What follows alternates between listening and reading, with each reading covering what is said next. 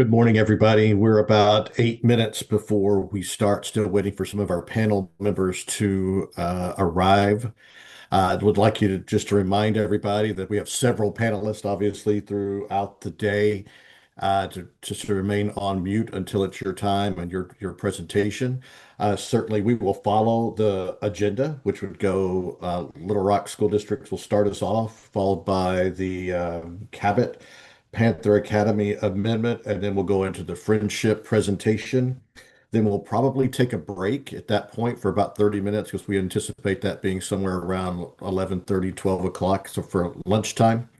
And then we'll finish up the afternoon, 30 minutes after the break, with our final three presentations, which will be Future School of Fort Smith, Garfield Academy, and then the Institute of Creative Arts. So that will be the agenda for today.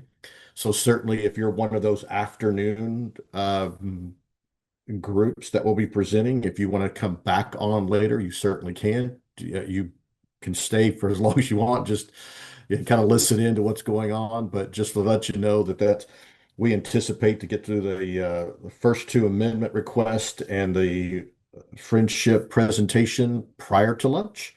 And then we will follow that by the three presentations after our break. So just want to let you know that that's kind of where we're at. We'll try to get started here in about 5 minutes. As soon as we get all of our panel members here, we'll do some final instructions and then we'll turn it over to the chair to get the meeting started.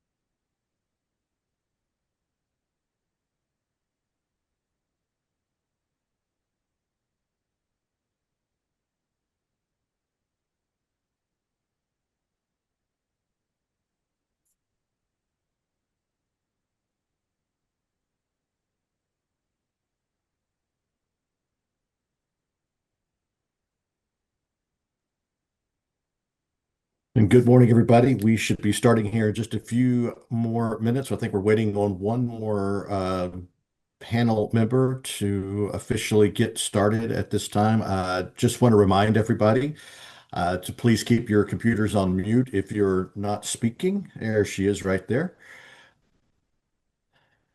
So just a few technical things to go over before we turn it over to the chair and officially start the meeting. Panelist for our charter authorizing panel, please. I just want to remind you all that we need to keep your cameras on for transparency purposes for this particular meeting. Certainly, if you need to step away or something, that's fine, but just make sure that your camera stays on throughout the meeting as long while we are in session. For everyone else, just remember, we'd also just remind you all that this is being recorded. Everything that's being said is recorded. And so if we could ask you just to be respectful of those who are presenting, to make sure that you keep your computers on mute, unless you are the one that is presenting.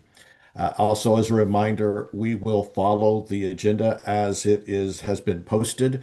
Therefore, we'll start off with Little Rock School District, Cabot Panther, and then go to Friendship. Probably take it after a little bit of extended break at that point, and then come back with our final three presentations. So if you're in that second half of the presentations and you want to log back in, to around noonish or sometime around that time. Certainly that would be appropriate, but you're more than welcome to hang in there and listen and follow along through the presentations throughout the morning. So I believe that we're all here. Madam Chair, I think I'll turn it over to you at this time.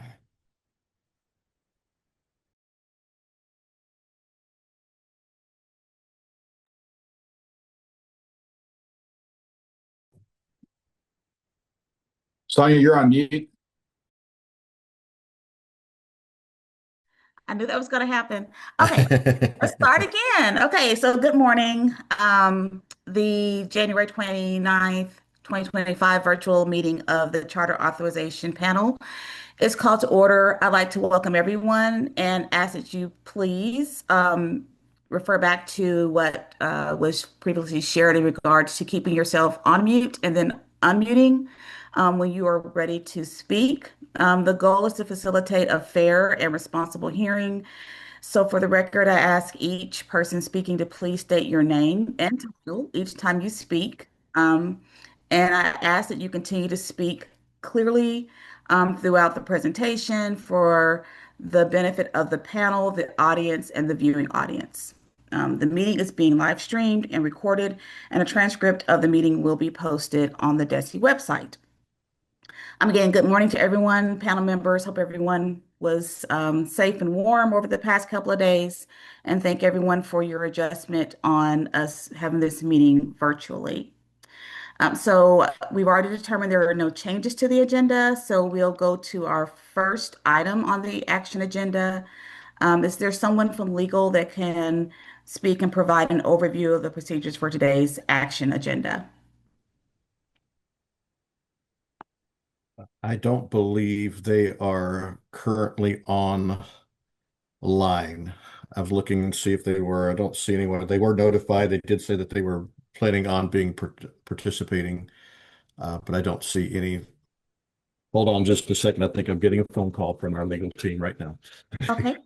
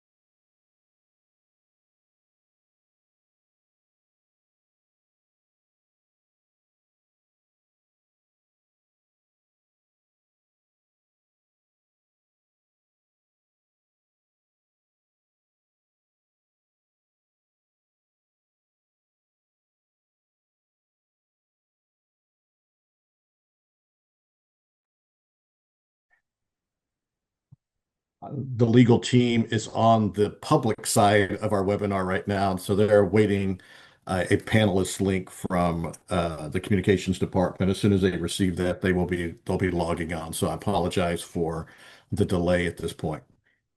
Okay, thanks. We'll just give me a few minutes then.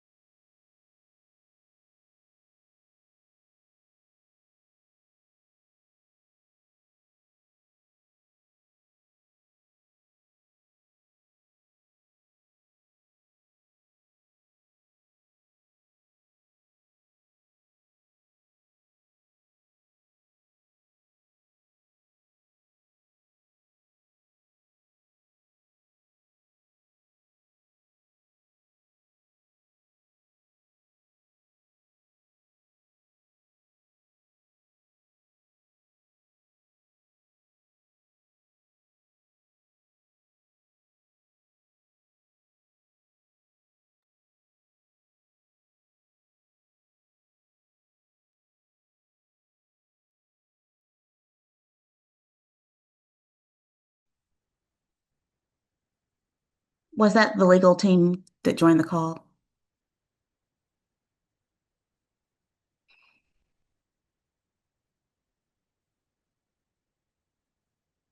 Wow. I don't believe so. I am in communication with the legal team now. Okay. I heard a ding, so I just wasn't Yeah, sure. no, I totally, Okay. uh, AD Communication has said that she's working with one of our legal team members right now. Okay. All right. Thanks.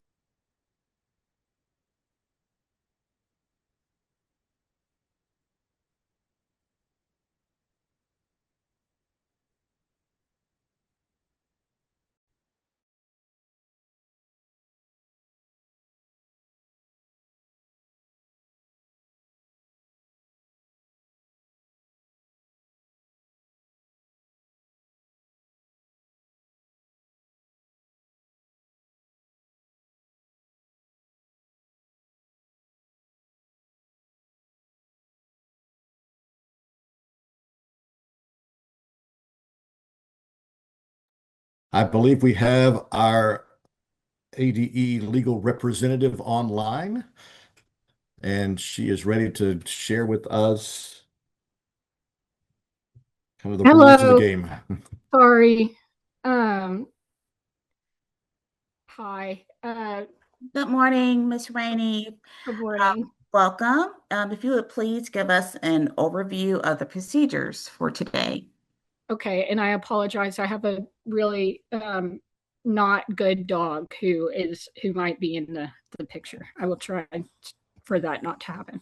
That's okay. Um, I had to put my not good dog in the room with a closed door just a few minutes ago, so you're fine. okay, so uh, panel decisions. Let's see. So panel decisions must be made by a majority vote of the quorum. The decision by the authorizer is final except where a party requests optional review by the State Board of Education. Each side will have, and I believe, 20 minutes to present. Let's see. Uh, and the chair may grant additional time if necessary. Um, and that's it. Thank, Thanks. thank you. Okay, so next on our agenda is first up, district conversion charter school application. And I believe Dr. Smith is going to give us an overview of this section before we get started.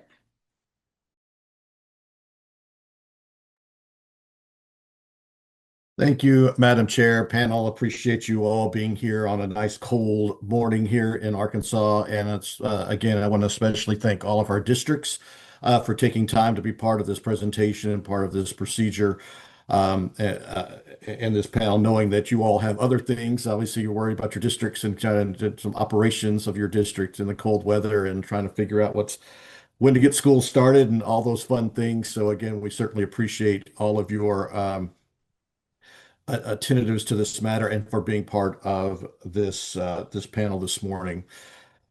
Back in December, the Little Rock School District came before this panel and presented a conversion charter application to um, create a conversion charter at Hall High School. They created a presentation. There were question and answers. Due to a medical emergency during towards the end of that presentation, we deferred the vote until the January meeting, which is where we are at right now. Since such time, there were some additional questions that the panel had for the district to can just kind of clear up some of the things and provide some more in-depth discussion and some in-depth presentation over the educational model that they would be presenting or that they are presenting as applicants. So at this time, I'd like to turn it over to the Little Rock School District leadership for their presentation and for further question and answer regarding their application for a conversion charter of Hall High School. Okay. Thank you, Dr. Smith. Before we get started, can I please ask everyone who will be speaking on behalf of the Little Rock School District to first make sure that your cameras are on? And then also, if you could please stand and raise your right hand.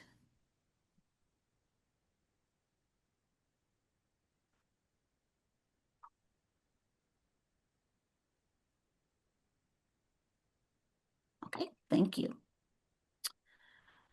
Okay. Do you swear that the testimony or statement you're about to give is the truth, the whole truth, and nothing but the truth? And if you could please unmute and so I can hear. I'm sorry. Yes. Okay, thank you. Okay. You may begin your presentation.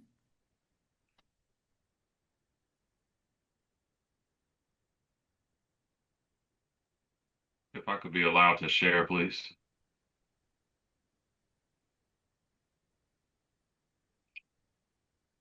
Okay.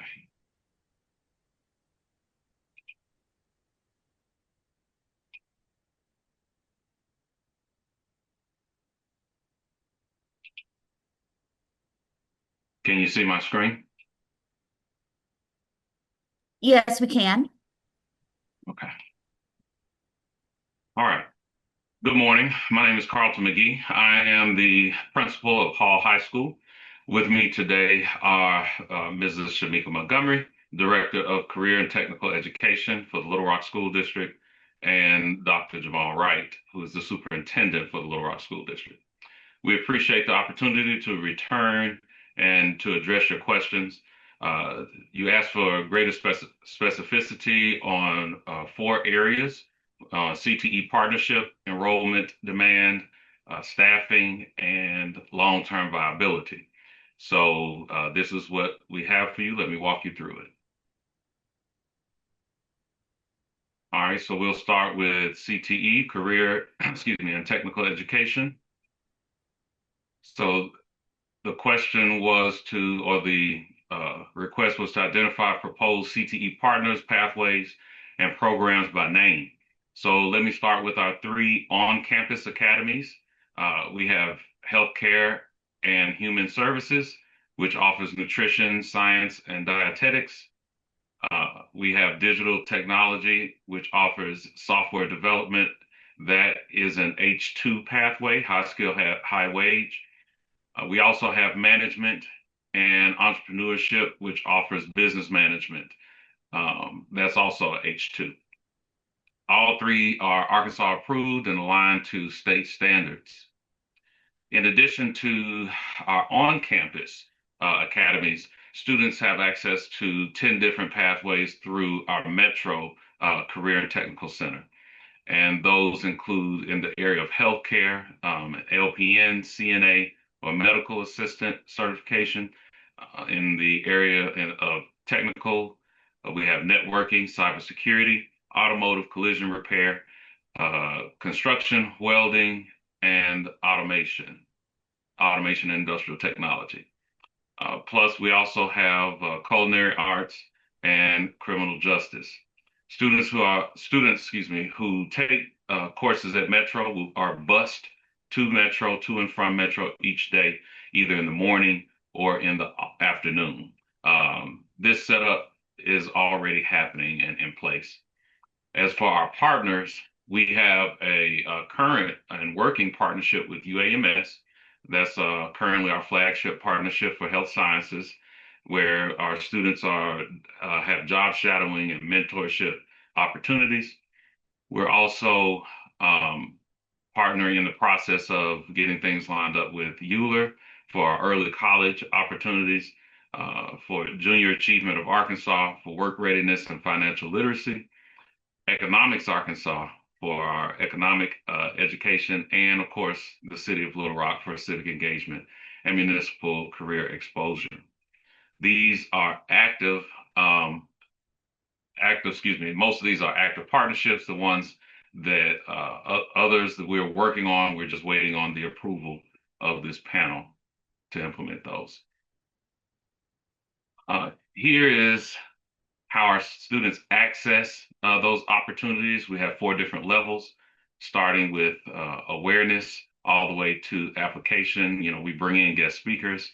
We take students on field trips to visit sites. They have hands-on laboratory instruction in the classroom, as well as project-based learning. And in terms of application, like I said before, we have job shadowing and internship opportunities for students. Our In terms of how this is facilitated, the question is explain how Hall students will access these internships, laboratories, and other industry-based learning experiences. We have an academy coach that the district employs in order to develop those business partnerships and coordinate engagement with those entities. One of those, like I said, is UAMS. And let me show you how or what this looks like in practice. The UAMS Academy of Health Sciences is something or a partnership that we have that's active right now. And we have what we call a white coat program. And this is the schedule of that program. They recently had the meeting where they talked about expectations and safety and things of that nature. And they're starting job shadow rotations next month, as a matter of fact. And so at the end of the program, students will receive, there's a ceremony and parents are invited, community members, and students receive a white coat for finishing the program. So we're very proud of that. The third question was request was to clarify CTE pathways, how CTE pathways will function without participation from the Ford NGL MFG framework. Our CTE pathways operate through a district-led model. Our programs align to Arkansas CTE standards and Perkins requirements and workforce demand. The district CTE department manages our partnerships, compliance, and implementation of our pathways. As you just saw, UAMS is our proof of concept. It's structured, it's sustainable, and it's already in place. So in terms of enrollment and demand, I'll walk you through our engagement timeline in terms of engaging students and families. Like I said before, we had student and staff meetings on the 18th. There was a parent meeting on the 23rd and a follow-up meeting on November the 18th, excuse me. And there was also some feedback during the November 20th school board meeting. And so some of the proof and the evidence from our students, some of the most often, when we talked to the students and got the feedback from the students, the most often things mentioned were about the flexible pacing. That was the number one thing. The quotes on the screen, as you can see, we can work at our own pace, working at my own pace, less stressful classes. These are the actual quotes and sentiments of the students. And the second highest one was the small environment, not crowded, Some of them feel like that the small environment is already the best part of Hall West.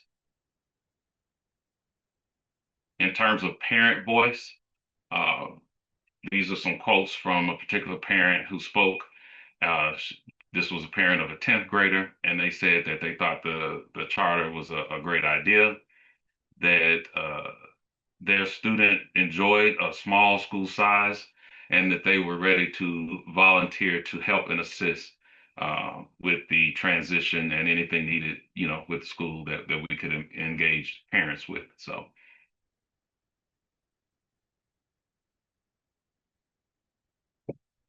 in terms of community drivers, this model responds directly to what the students and families asked for. Students said they wanted flexible pacing. We built in personalized pacing with the blended learning model. Students said that they wanted, students and parents said they wanted a small environment. We capped it at 200. Parents said that they liked the smaller school option, where we're the only small school option in Little Rock School District, and so we want to continue to provide that option to our parents. There were some other concerns about sports and school traditions, and we've addressed those. We are keeping some sports based on interest, and the school traditions are such as like prom and homecoming and things of that nature. We're still going to continue. So we've definitely responded. This model is definitely a response to community input. To explain how the model will best serve the broader needs and priorities of the district, I will let Dr. Wright speak to this for a moment. All right, good morning, everyone. I will speak to this quickly because I know we're probably running out of time. But this model that we are proposing, it supports our district's larger goal of improving options and services for a diverse group of learners with different paths in preparation to post-secondary success. And so this charter conversion application that we're submitting for our small personalized high school will be one program that will sit on a single campus alongside some of our other alternative learning education and innovation programs that we're building. So this small high school, charter high school, will be housed on the Hall campus along with our Hamilton Learning Academy, our Accelerated Learning Center, which focuses on our overage and undercredited students. And our virtual campus, which we already have, is also the teachers who work on our virtual campus in that particular program is also already a part of Hall. And so this small non-traditional high school that we're proposing for the charter conversion is not our virtual school. Our virtual school is a separate program, but it will be housed on the same campus. Housing all of these programs on the same campus provides greater equity and access for students. We're solving a lot of geographic, transportation, simplified enrollment processes with co-locating all of these programs on one campus. We provide seamless transitions for personalization across these particular programs. Of course, we are hoping that these will lead to improved outcomes in graduation, operational efficiency, and cost effectiveness because we'll have all of these co-located programs on one campus versus being housed on separate campuses. We're able to centralize staff and actually provide more staff and support to some of the programs who didn't have it before because they'll be able to share things like library media specialists, guidance counselors, other mental health support personnel that we have will all be co-located within this campus. Together, co-locating these complementary programs, it creates a streamlined student-centered ecosystem that better serves diverse learners, aligns directly with our priorities in equity, personalization, efficiency, and innovation, and increases our district's ability to reach and positively impact more students than we currently serve. Some students and families, as we've already heard, simply do not desire a large, comprehensive high school experience. And this model, along with all the other programs to be housed on this campus, provides our current and new families with options that simply do not exist within our school district already. Already, we have about 161 students, most of them who are currently students at Hall who have already chosen to select to attend this school next year should this panel approve our application. And so we already have a good response from our students and families who are interested within this particular model. Thank you, Dr. Wright. Um, all right. In terms of recruitment, our primary focus is the current Hall families, those who are currently enrolled at Hall, as well as eighth graders in Little Rock School District. Um, we do not recruit outside of the Little Rock School District. All of our recruitment is directed towards students who are currently in the district. The methods that we use are information sessions for eighth grade students. We have student ambassadors who share their experiences at Hall and the new model that we're proposing. We have radio ads, social media, parent meetings, and community events and things of that nature to get the word out. And of course, good old word of mouth is always appreciated. So in terms of staffing, I don't have a timer, but I'm sure we're almost there. This is the proposed instructional staffing. As you can see, we have teachers for all of the core subjects as well as the uh, the electives and whatnot. Our staffing changes, the model changes from between, if we have 50, if we have 100, or if we have 200. Of course, the final numbers are really determined by how many students sign up for a particular course and things of that nature. So we also have special education and community-based instruction, which is CDI. In terms of administrative and support staff, these are those numbers and the same. We have them for 50, 100, and 200. As Dr. Wright stated before, our social worker and our librarian will be shared with the other entities on campus. The request was to confirm that students enrolled at Hall will receive all core academic offerings and student supports comparable to those available at other LRSD high schools, and we have that.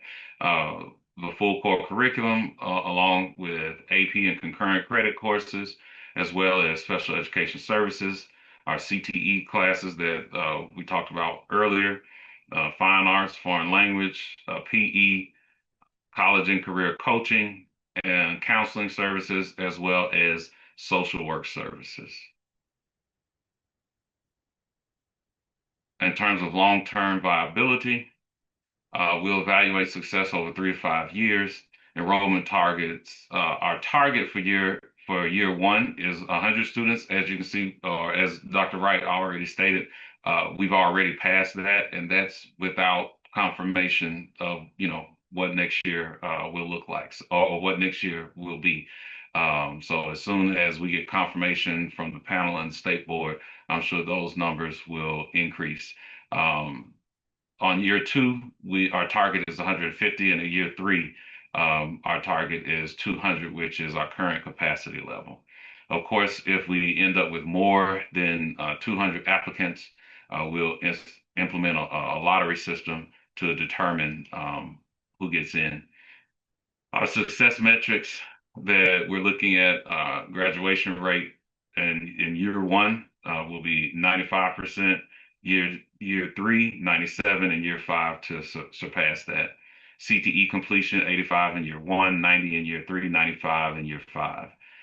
Growth, overall growth, we want to be in the 40th percentile in year one, 45th in year three, and okay, and 50th in year five. Bottom quartile will be 50, 55, and 60. In some of these, we're already surpassing that. For instance, we're in the 90, I think, third percentile for English in our bottom quartile for English growth. So we're very proud of that. All of our bottom quartile metrics currently are above the state average. So we have met some of these metrics already. What are criteria for continuing, expanding, or discontinuing? If we're on track, staff adjusts annually based on enrollment projections. That's that's how we work under normal circumstances.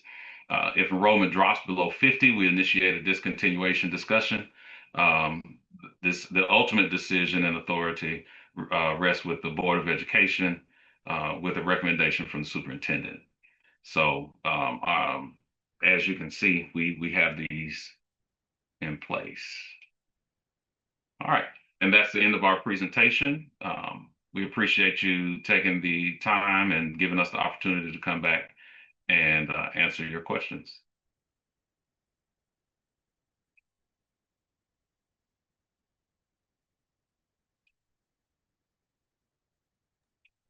You're muted, Am Sonia. I?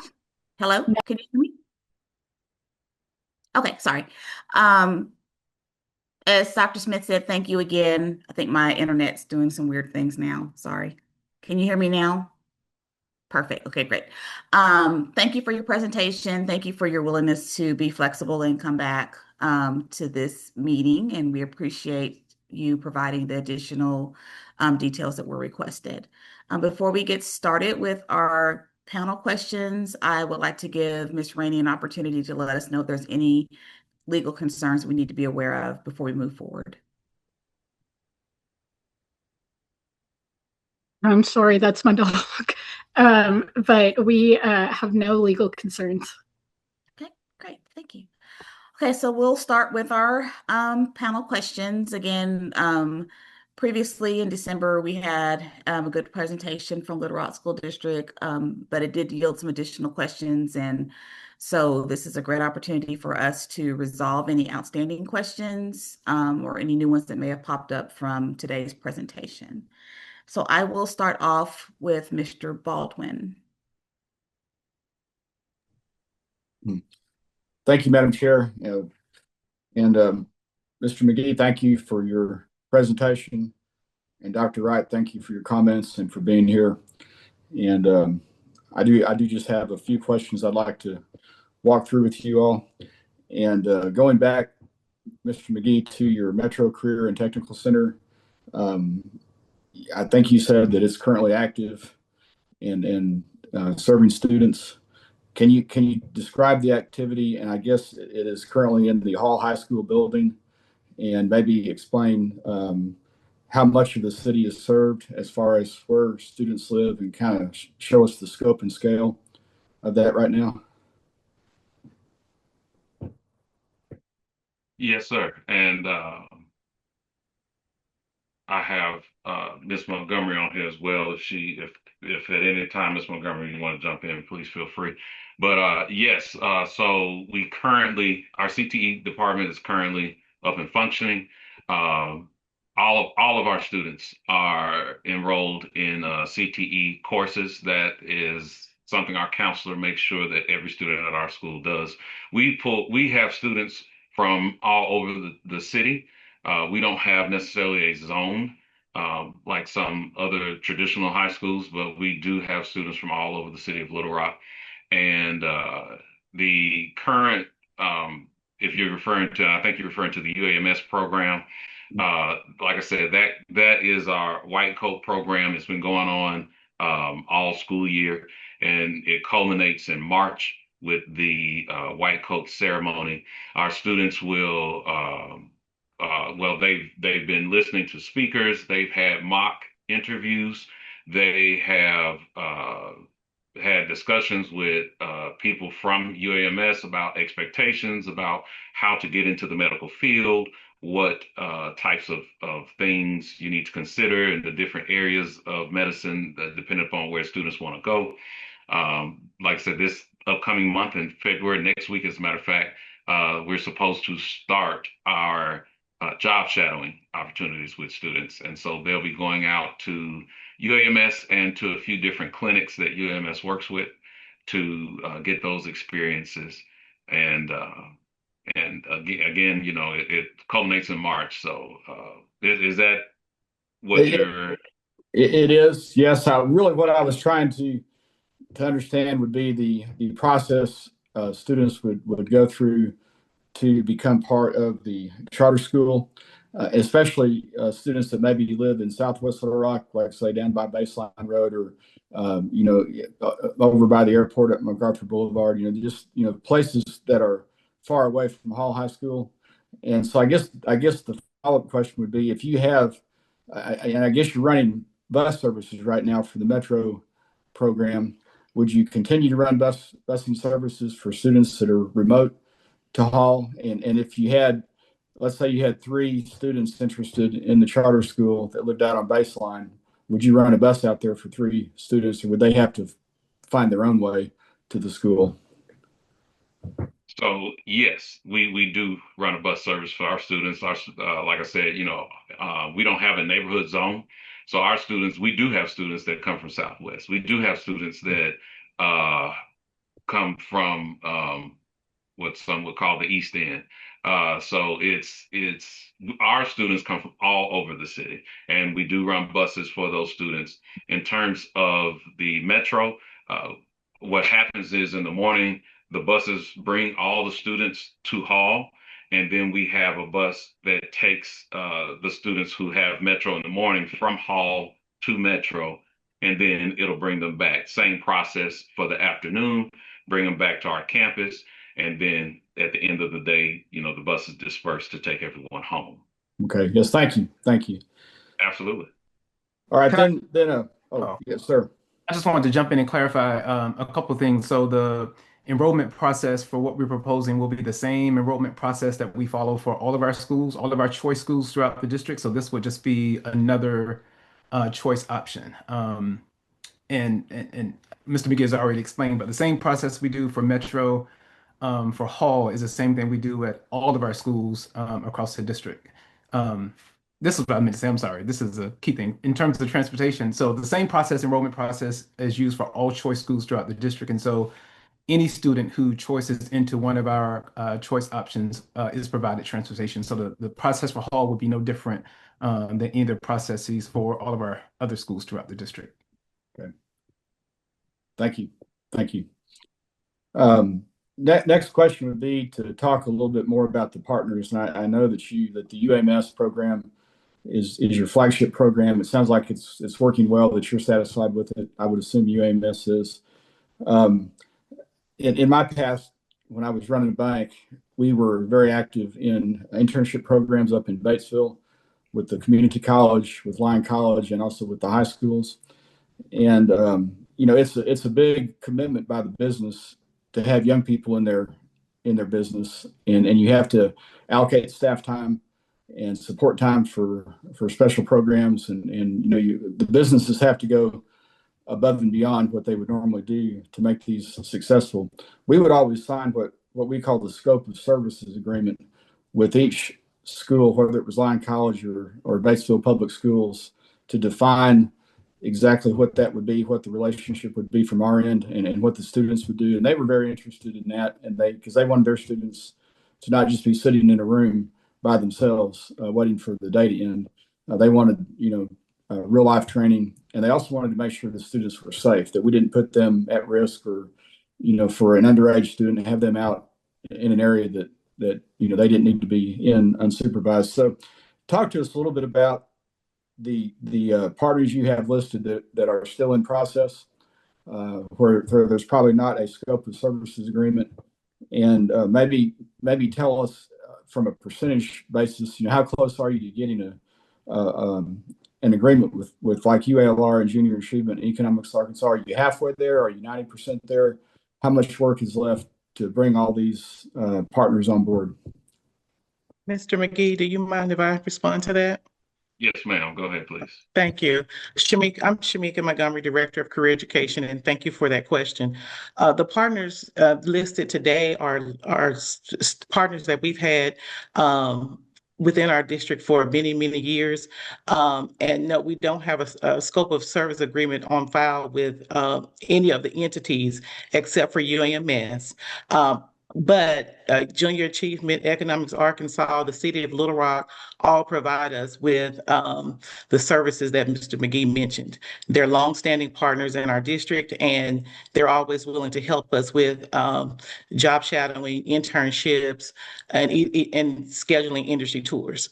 And as a matter of fact, Junior Achievement has a virtual career fair every year that all of our schools participate in. So those are longstanding partners, and we're working to develop workforce partners through our VIPS office, through our partners in education. So we're moving forward with developing greater partnerships with business and industry for all of our schools.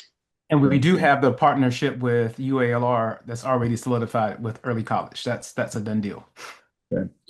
Well, I think I think it's a great idea to do this. I like the partnerships with businesses, with healthcare providers, really with any that are interested. We developed our partnership in Batesville with Southside School to the point where we put a bank branch inside of their school, and the branch was run by students, and the branch manager was a teacher, and they learned real life stuff that way. So I applaud what you all are considering here. Um, let me ask, it was interesting when you were talking, Mr. McGee, about the parent voice slide, and you had one parent, I guess it was the 10th grade student parent, that said that he thought the charter conversion was a great idea to keep the school open. That was an interesting comment to me. So let me ask you all, if this panel does not approve your request, what is the option that you have for Hall High School? Will it stay open, or is this parent worried about Hall being closed? Mr. McGee, I'll jump in and answer that particular question. And so the answer to that question is yes and no in terms of the traditional Hall High School as we know it today. If this charter authorizing, if our charter application for conversion charter isn't approved, then more than likely that particular program will go away. But however, we already have, like I said, our virtual campus, our virtual academy, which is a part of our district. Its LEA is the same number as Hall, and so that will remain in place. And I mentioned some of those other co-programs that we talked about that we are looking to co-locate on this particular campus, our ACC and our alternative learning education program. It could be that we might still be able to offer a much smaller version of what we're trying to do with the way that our virtual program and those other programs can work together. But that is something that we have not taken time to specifically plan because we're hoping for a positive outcome with our application here. Okay. Thank you for that answer. And I'm encouraged that you already have 161 students interested in attending the charter. I think that's a good number, especially since your baseline for that is 100. And my final question is the financial question.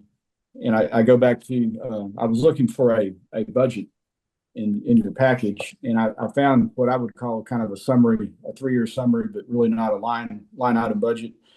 And so is there, have I just missed it, or is there a line item budget that would go, a very detailed budget for this? And what would be, and so the follow-up question then after that would be, what is the break-even number of students that you need to have to make the financial commitment at least a zero and not a loss to the school district? Yes, with the current proposal, with 200, we anticipate being in the black.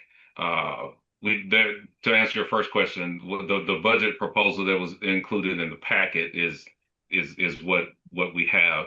I would also throw out that because we are a part of a district as opposed to a standalone charter, we have that backing, from the district in terms of finances and whatnot like that.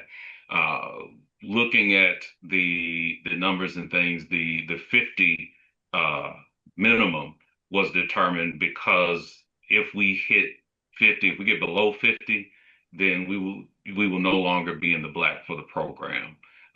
That's what we anticipate. Of course, anything can fluctuate, once you get down, into the actuals. But that's where we were with that.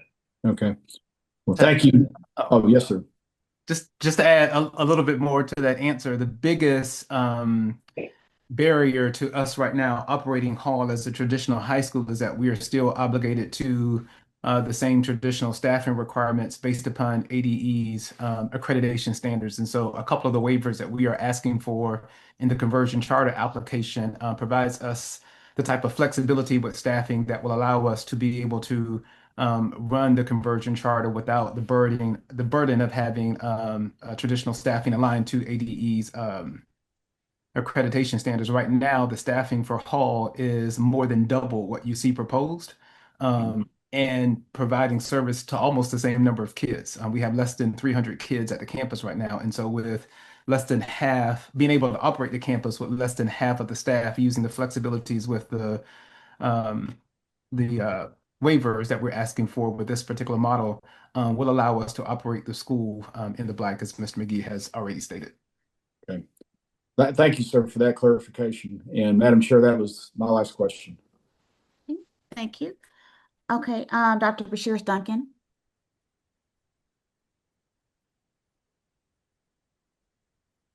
Thank you. And thank you for the presentation and for the flexibility and specificity to be back with us today. Appreciate being able to see the work-based sequence and the options for kiddos, as well as some feedback from family and community. With that said, I do not have any further questions. I feel like the presentation today really responded to the questions from last month. Thank you. Dr. Moore. Good morning. I echo appreciation for your flexibility and for coming back. And although I asked questions prior, your new presentation prompted a few more questions. So just want to ask a few things. One is the listing of the number of staff you anticipate. And I was curious, since on campus you have three different CTE pathways, you didn't list one CTE teacher. And I understand that you are requesting some waivers, but even with waivers, I can't imagine one person having knowledge enough of the three different areas. I'll look back, you have the nutrition science and dietetics, software development and management, and it'd be a unicorn who could teach, all three of those things, even if there was a waiver. So maybe Ms. Montgomery, could speak to what the plans are for the local CTE teacher of only one person teaching all three pathways. And if you need some help, Ms. Montgomery, you can throw a lifeline to me. Sorry, I was thinking that she was like your CTE person, so I put it that way. Anyone, any three of y'all. Well, I'm sure she'll have something to add, but we're using Edgenuity as the platform for all of the courses that we will be offering with the conversion charter. And so with Edgenuity comes CTE courses with its own set of self-paced modules for kids to complete, along with a certified teacher who isn't providing asynchronous instruction, but that teacher is available for weekly office hours for additional support. And so those students will have opportunity to take CTE courses using our Edgenuity platform, which comes with its own instructor like support for that particular course. And so some will be live, some will be on the Edgenuity platform. Okay, thank you for that. That triggers my memory of y'all sharing that prior. So thank you for that. Did you want to add anything to that, Ms. Montgomery, before I do my next question? Well, I'll just add that in addition to the teachers from the online platform, our partners will come in to support some hands-on activities, like the Arkansas Extension Services could come in to support those students in the nutrition and dietetics pathway, or people from UAMS from the dietetics division could come in and do a workshop on various things so that students can have some hands-on opportunities as well. All right, thank you.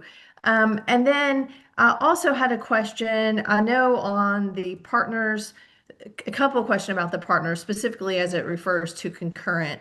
I know that with the announcement of the partnership with UALR and Little Rock School District, that it mentioned students not leaving their campus to do the early college work. Is the plan the same for this campus, that they wouldn't leave?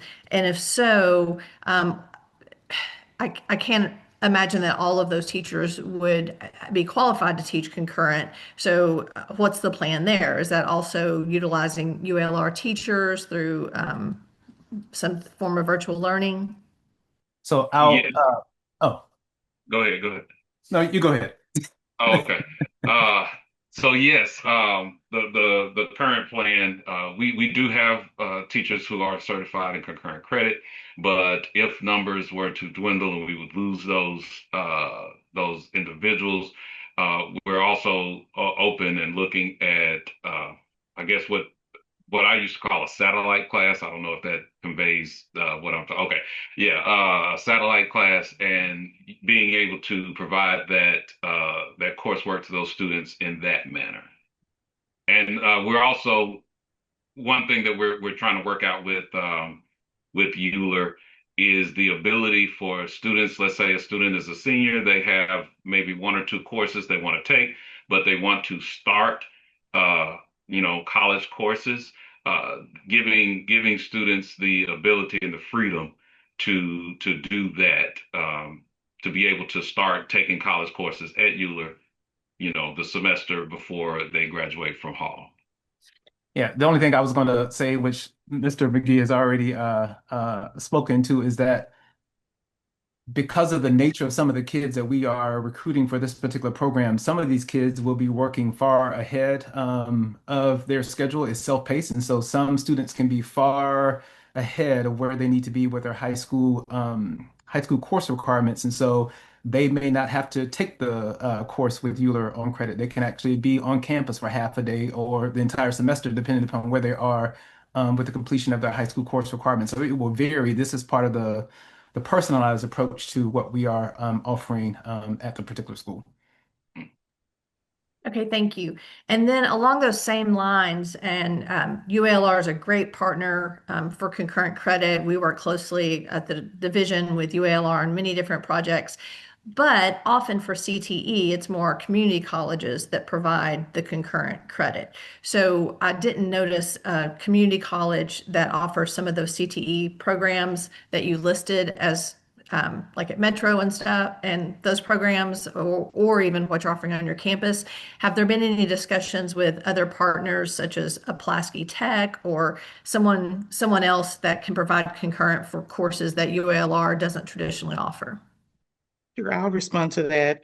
Through Metro Career Tech Center, we have concurrent partners with ASUBB, Baptist Health College of Little Rock, Pulaski Technical College. So many of the programs at Metro, or five of them to be exact, are in partnership with various universities so the students can receive concurrent credit. All right, thank you. And I think right now that's my only questions. Maybe at the end I might come back with another, but for now that's it. Return it back to you, Dr. Wright McMurray. Thank Okay, you all. thank you. Okay, Miss Stewart. Good morning. Thank you, Madam Chair. Good morning, everybody. I really appreciated the clarification, the additional presentation that you all provided. I just had just a few couple of quick questions. I really appreciate the fact that you are trying to fully utilize your facility. I think that that is refreshing, and the idea of shared services is terrific. And then, going along with that small campus field for this particular entity. One of the questions I had was in visualizing this, is there going to be interaction between campuses that you already have in place there and this campus, or how is that going to kind of work? I'll speak to a little bit of that, and I'm sure Mr. McGee has a lot to add. I'm sorry, Mr. McGee. I know I'm not the principal, but Go right ahead. it's hard for me to be quiet.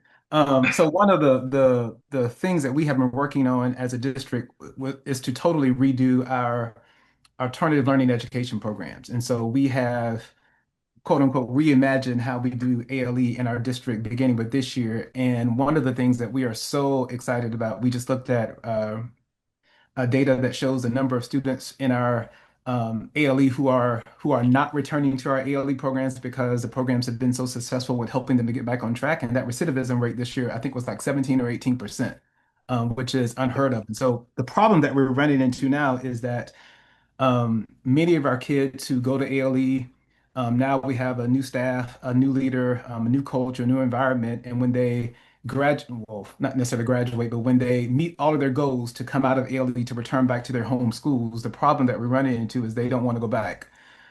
They prefer the smaller atmosphere with staff. They built relationships with the staff there. The staff have done an amazing job of really helping to get our students and families, our students back on track. And so, with that program being housed on the same campus as this conversion charter, one of the things that I am really visioning is that when a student exits our ALD program, if they don't want to go back to their large traditional high school, they can fit right in to the small high school that we will have on the campus. Same thing with our virtual academy. We may be offering some in-person courses or some not job shadowing. What do we call the project-based learning opportunities. So some of our virtual kids who don't have access to some hands-on things, and they're taking the same course that we're offering on the high school campus could come in and participate with some of those project-based learning experiences. And so there will be lots of opportunities for cross-pollination amongst programs, which is one of the reasons why we're co-locating all of these programs on one campus. Okay, great. Go ahead. I'm sorry. I was just going to say I'll add to that just by saying, yes, and currently some of our virtual students who they have some virtual classes, but they may have some in-person classes, do come and take those classes with Hall students. There are a few opportunities or some opportunities where we bring in guest speakers, and the ACC is currently on campus. And so some of those students have an opportunity to come in and sit in on those programs. We share a library space, we share a cafeteria space. So we're trying to utilize our space as efficiently as we can. So Great. Thank you all for that. That definitely helps me visualize that a little bit better. And kind of along those lines, you both talked about the virtual campus. Can you help clarify for me the difference? Because I know part of this is around teacher licensure waivers. Help clarify for me the difference between your virtual campus and then this campus with virtual learning. I know it's a blended model, but again, apparently I am a very visual learner. So I needed a visualization of your campus. If you can give me an idea of what that looks like compared to your fully virtual campus, and the use of your Ingenuity platform. yes, so in terms of visual, I think of it as kind of a Venn diagram. You have the virtual students, you have Hall students, and there's a slight overlap of some virtual students who, like I said before, have some on campus classes. We definitely want to continue to provide that option for parents. Everybody does not necessarily want a strict, fully up and down virtual experience, and so that's what we have, and that's what we want to continue to do. So while there are virtual students and they have their own expectations and check-ins and things of that nature, there's also the Hall students, and in some areas and for some students there is an overlap for those who choose that option. Am I answering your question? I can Yeah, add a little bit more to that if it'll help. please. So our virtual students attend and complete their coursework on their own time, their own schedule, 7 days a week, 24 hours a day. It doesn't matter.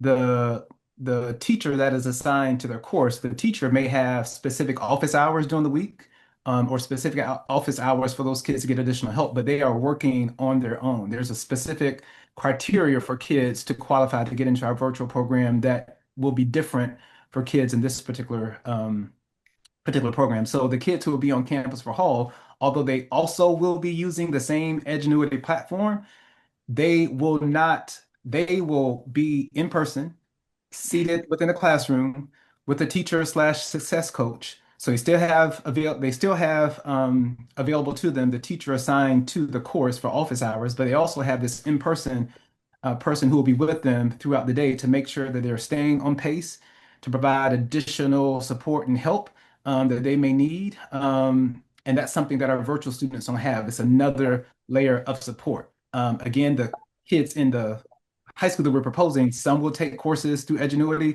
some will take courses in a traditional setting with the teachers that we have on campus, where our virtual kids will.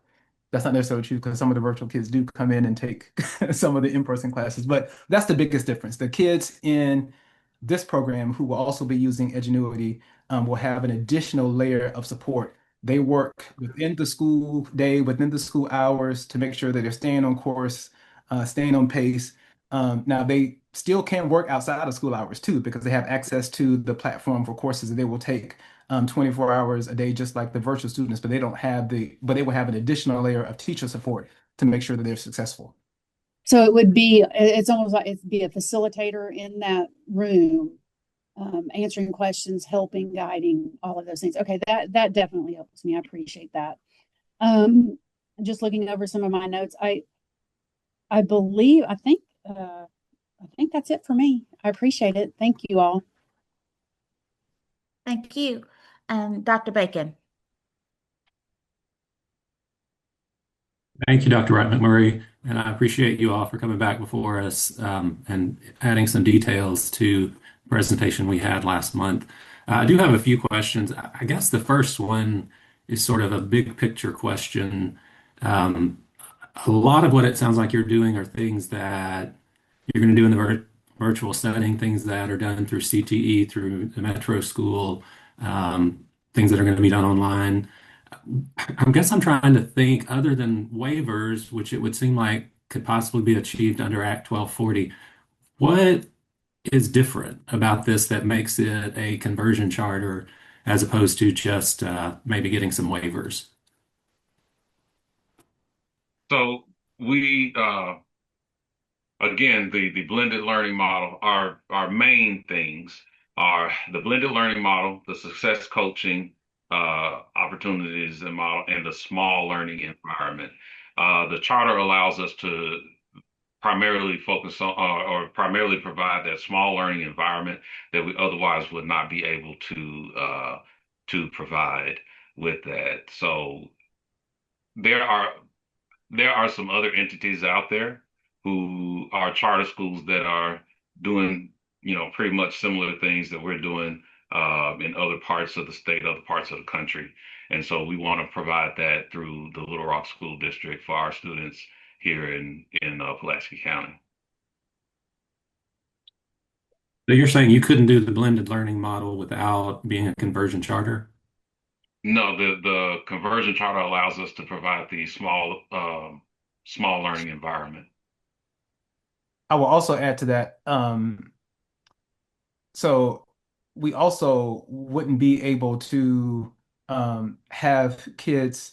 There's some accreditation standards that require kids to have a certain number of hours before they receive course credit. This will allow our students to be able to, those who are able to work ahead, to not necessarily be bound by time requirements for courses, and so they could work ahead. And so, but again, that may be a waiver that we're asking to be a part of the charter as well. But the biggest thing is the things, in addition to the things that Mr. McGee has already said, the ability to have different staffing, which we wouldn't be able to have with a traditional high school and without the waiver. And so that's the one of the biggest reasons why we're seeking this. When we were trying to do this without the conversion charter, the guidance that we receive is that the conversion charter will give us the best route to address all of the staffing limitations that the traditional accreditation standards by the state held us to. And so we attempted to do this without the conversion charter at first, but when we began having conversations with folks, this is the guidance that they gave us in terms of the best route to get where we were trying to get to without having the constraints of traditional staffing. That was guidance you got from DESE. Yes. Okay. Yeah, because I mean, maybe I'm just looking at it differently, but to me, it feels like just about everything on here could be accomplished through 1240 waivers, because I know a lot of these charter schools in Pulaski County that have students that probably are from your district have a lot of these waivers that you would need. So I don't know. It just seemed like an interesting thought. I'm not sure that a conversion charter would necessarily have to be in place for you to accomplish what you're trying to accomplish. Dr. Bacon, I did ask, I sent a note to Daryl to see if he could pop in and just provide some clarity on the guidance that was provided to the district in regards to this. And so, Perfect. okay. Would you like me to address that? Yes, please. I Yeah, think that would be helpful. absolutely. Dr. Bacon, I think to your point that there potentially the 1240 waivers could do a lot or most of what is being asked of the Little Rock School District at this point, as far as what they're trying to create. However, after really looking at their proposal, the most expedient way as well as the cleanest way was to go through the conversion charter route. And so it just makes it a lot cleaner.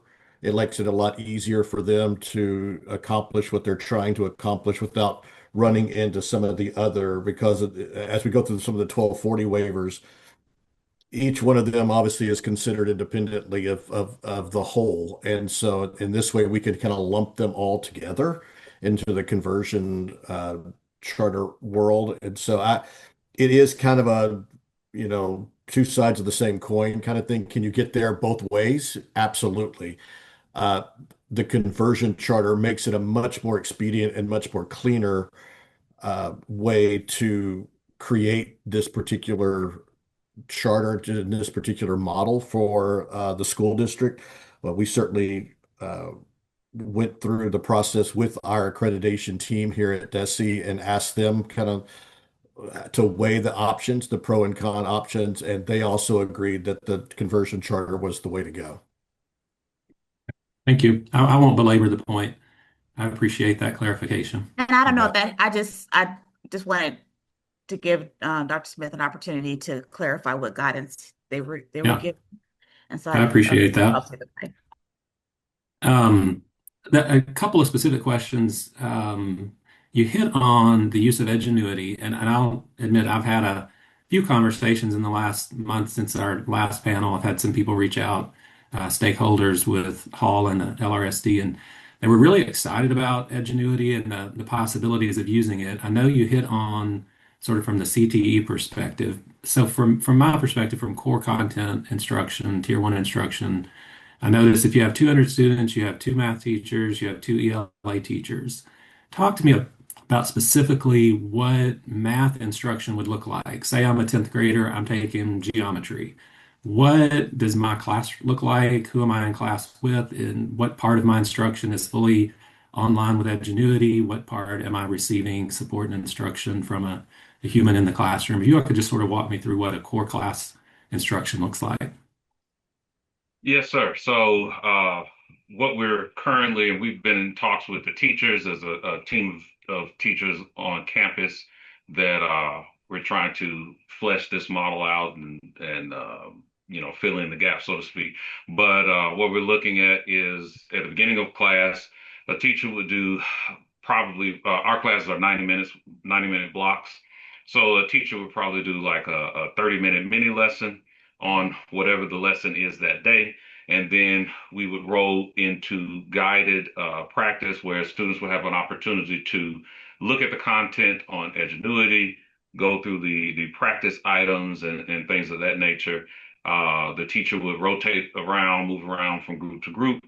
Uh, Depending on where they are in the lesson, this may be an opportunity for the teacher to look at the quote unquote dashboard and see, okay, what groups do I need to focus on in, various aspects of the lesson. So if we're talking about math, and I was not a math teacher, but if we're talking about, math, then this group of students may be having difficulty for this reason. This group of students over here may be having difficulty for a different reason. And so now the platform allows me as the teacher to provide tier two intervention for our students and kind of intervene where the gaps are to get them on board. The end of the class would probably may be an opportunity for to start or continue the project-based learning. It may be an opportunity for individual practice, and it could be an assessment. So that's kind of what we're looking at now, where teachers would still, this is not going to be kids get on the computers and just work and that's it. Teachers will absolutely still have an opportunity to teach and provide instruction and move around and provide intervention or acceleration for students where needed. So that math classroom is probably going to have students in Algebra 1, geometry, Algebra 2, Oh, okay. beyond, or no? No, sir. No, no. Each class, to my knowledge, you can't stack classes. Okay. So, Algebra 1 would just be Algebra 1, geometry would just be your geometry, calculus or pre-cal would just be pre-cal, so on and so Okay. forth. Okay. So they'll be in separate classes or sections, so that one of those math teachers probably is going to have five different subjects of math that they're working with, five different courses of math that they're working with. Um, no, no. Two math teachers would be, well, I get it, yeah, two math teachers would have Algebra 1, Algebra 2, geometry, pre-cal, stats, and I'm forgetting something. But there are So only maybe like, I'm sorry. maybe each one has three different Yes, math yes, I think each one class would have lines. three, someone might have four, but yeah, that's three or four is going to be the average. And from an ELA perspective, they'll be in separate sort of English 1, English 2, English 3, English 4, like that spread out. Or Yes, sir. okay. The last thing that was brought up from some parents and community people was just a question about the inclusion of, and I know Dr. Wright has hit on it some already, the inclusion of the alternative environment with the ACC, with the hall setting and all of the pieces there. And just some parents a little reticent about having an alternative setting there with the traditional student in the hall school. What would, and I know Ms. Stewart asked about it, but I'm thinking very specifically just because I know that building, where would these different groups be? Like, how are you going to use the 100s, the 200s, all the way up to the 800s? I mean, where are your students? Where are the ACC students? Where are the alternative learning students? I know the 600s we had talked about last month are mostly office space. Sort of walk me through some specifics of the delineation between these different school settings. So what we're looking at is the 800 building. I don't know if the 800s were there when you. Okay, so Hmm. the 800s would probably be the alternative environment. The 200s may be the ACC, and the 100, the 1, 4, and the 500s would be the hall entity. And so we've kind of walked the school and looked at the different areas and spaces, and we've kind of mapped out where people are going to be, uh, what times is the cafeteria going to be used, different things of that nature. What time is the gym going to be used? That kind of stuff. So yes. And so you feel like for the space that would be available once you've removed these different, for the other programs and the office space, you would have sufficient space for what you need to accomplish for up to 200 students. I do believe so, yes. Okay, because you've walked it and you've got that laid out. You all have a plan for that. So, yeah, I Mhm. mean, 200 is going to be your max, though. I'm assuming it's not like you're going to be coming back asking for 400 or 500.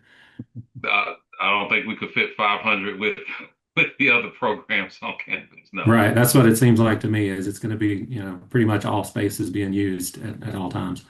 Mhm. Okay. Thank you.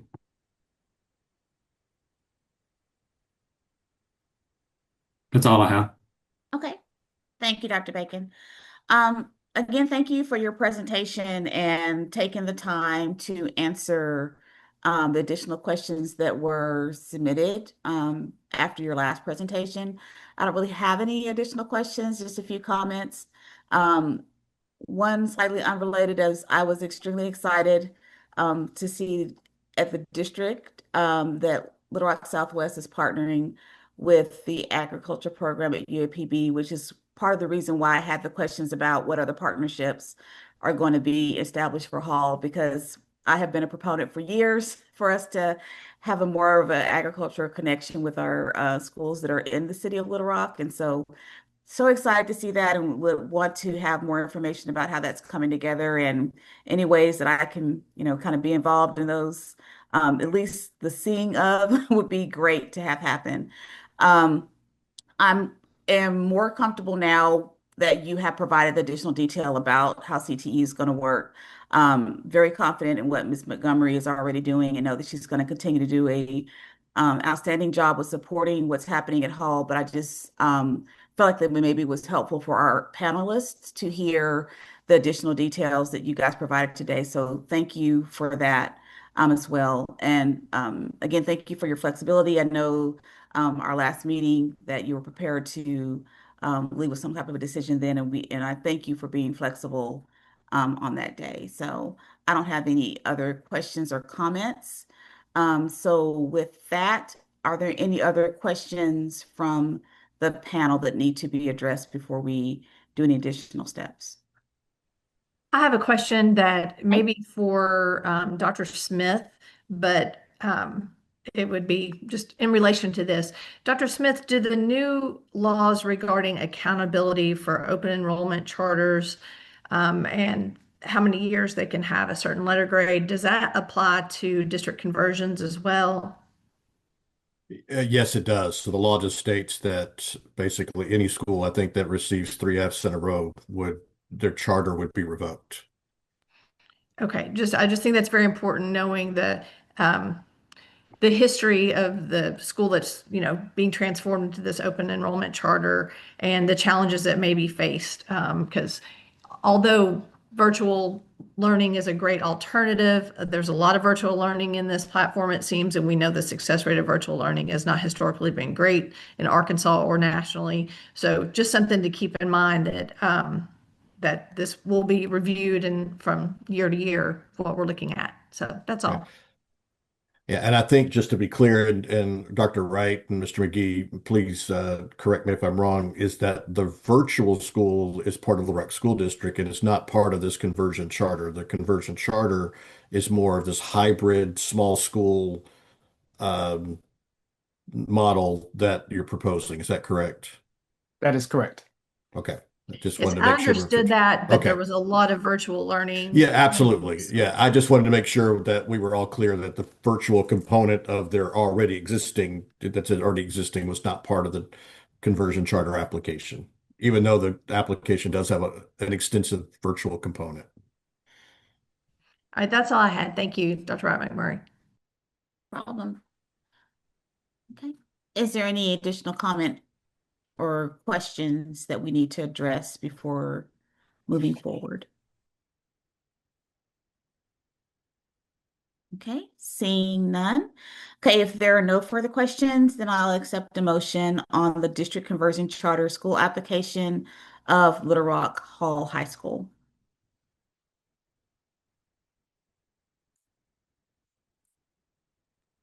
I move that we approve the district conversion charter request for Hall High School. I second.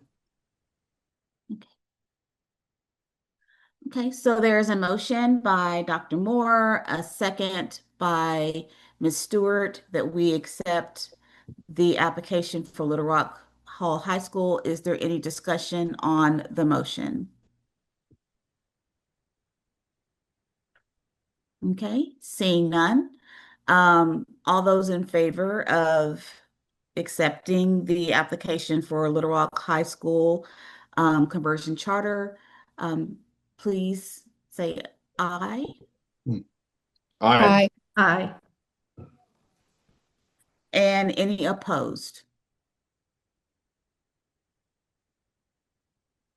Okay. Any abstentions? Okay. The ayes have it, motion carries. Congratulations, your charter application has been approved to move forward to the state board. Thank you so much. Thank you all. Thank you. And thank you again for coming back. We greatly appreciate it. And we look forward to hearing feedback and updates on once implementation is taking place. Okay, so next on our agenda, we have um, the Cabot Panther Academy District Conversion Charter School Amendment Request.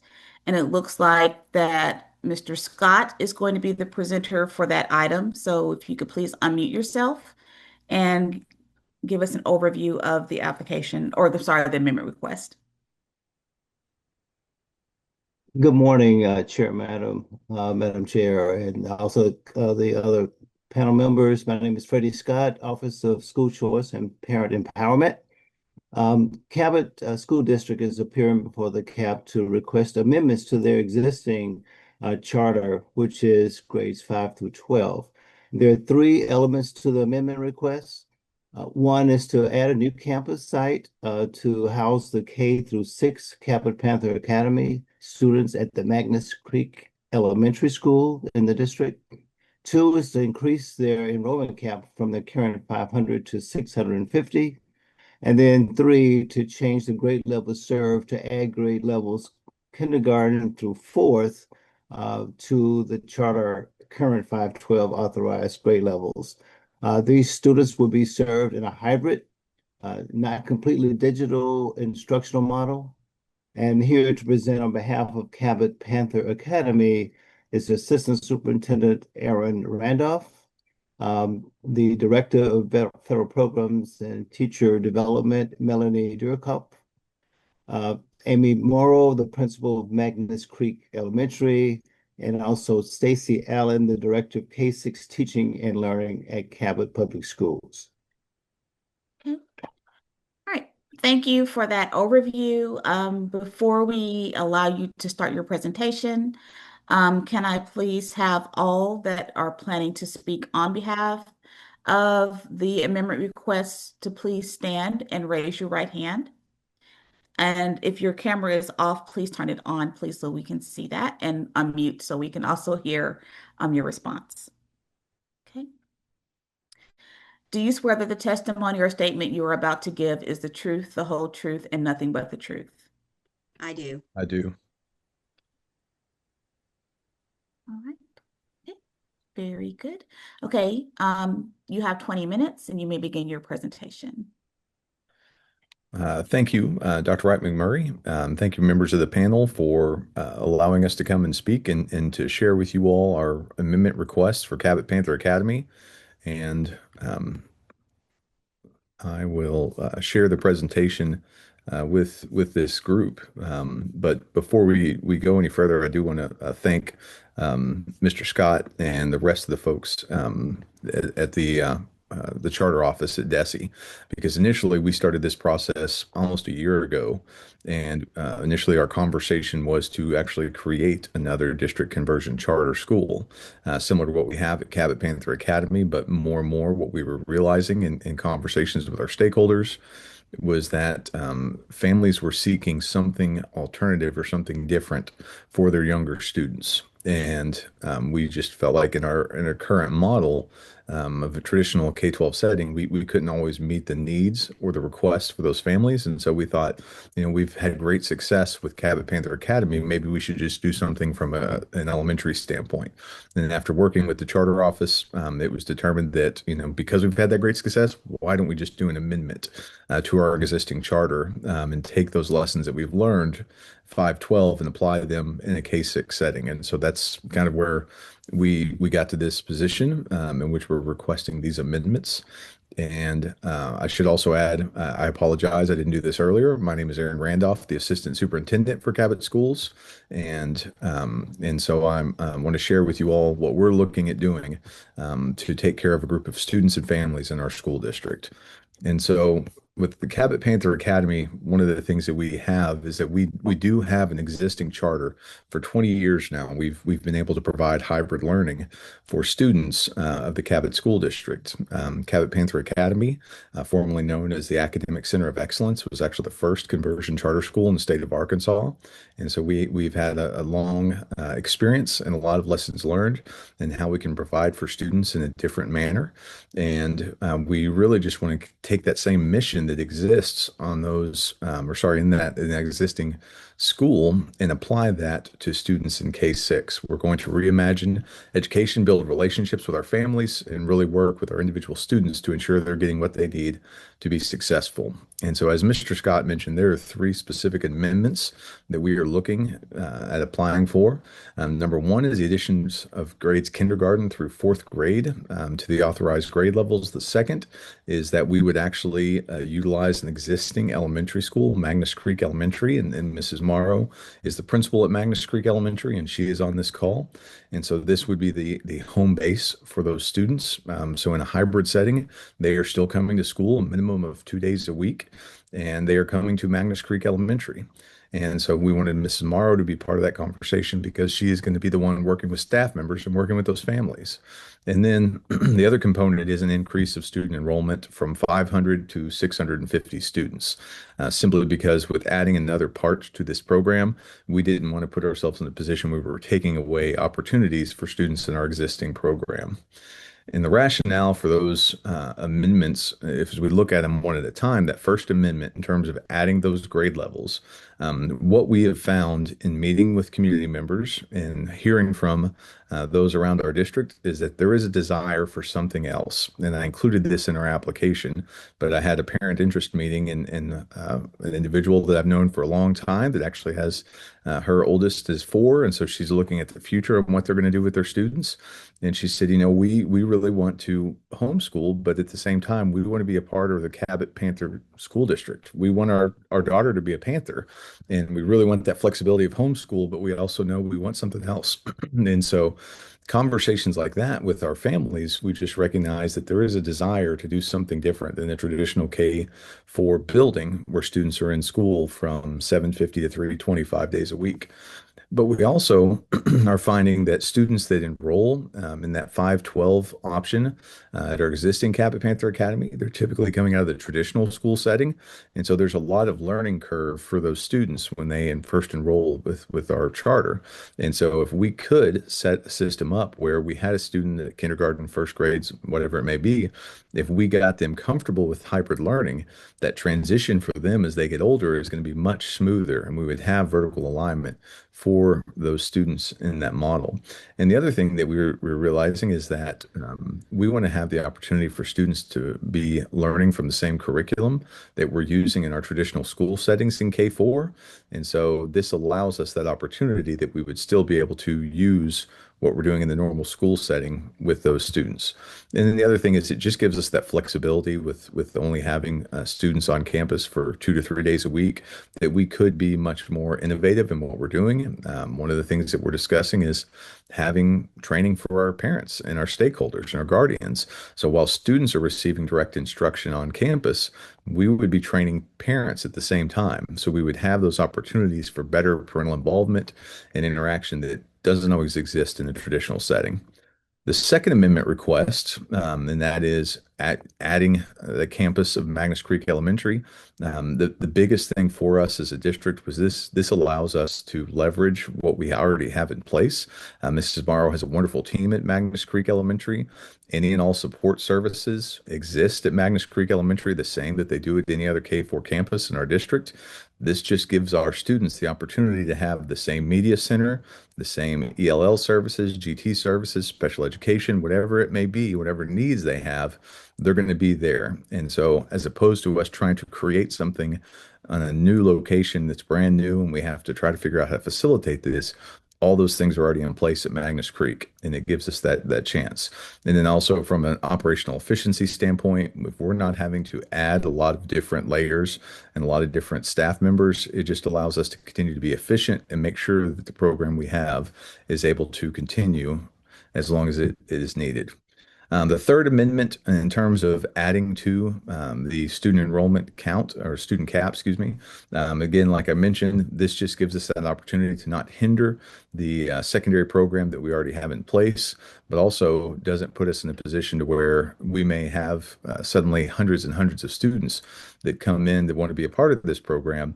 We have that cap that it's not overwhelming for us to get this program up and running in the next year. And I did want to share with you all, because I know some of the questions that may come in, some of the draft schedules that we've developed for our students.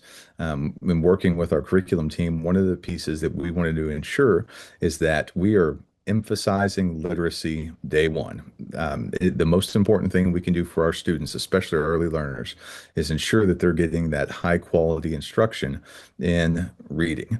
And so there's two different, as you said, that this draft schedule one has day one is going to be an emphasis on ELA. And so you can see there that 430 minutes of direct instruction.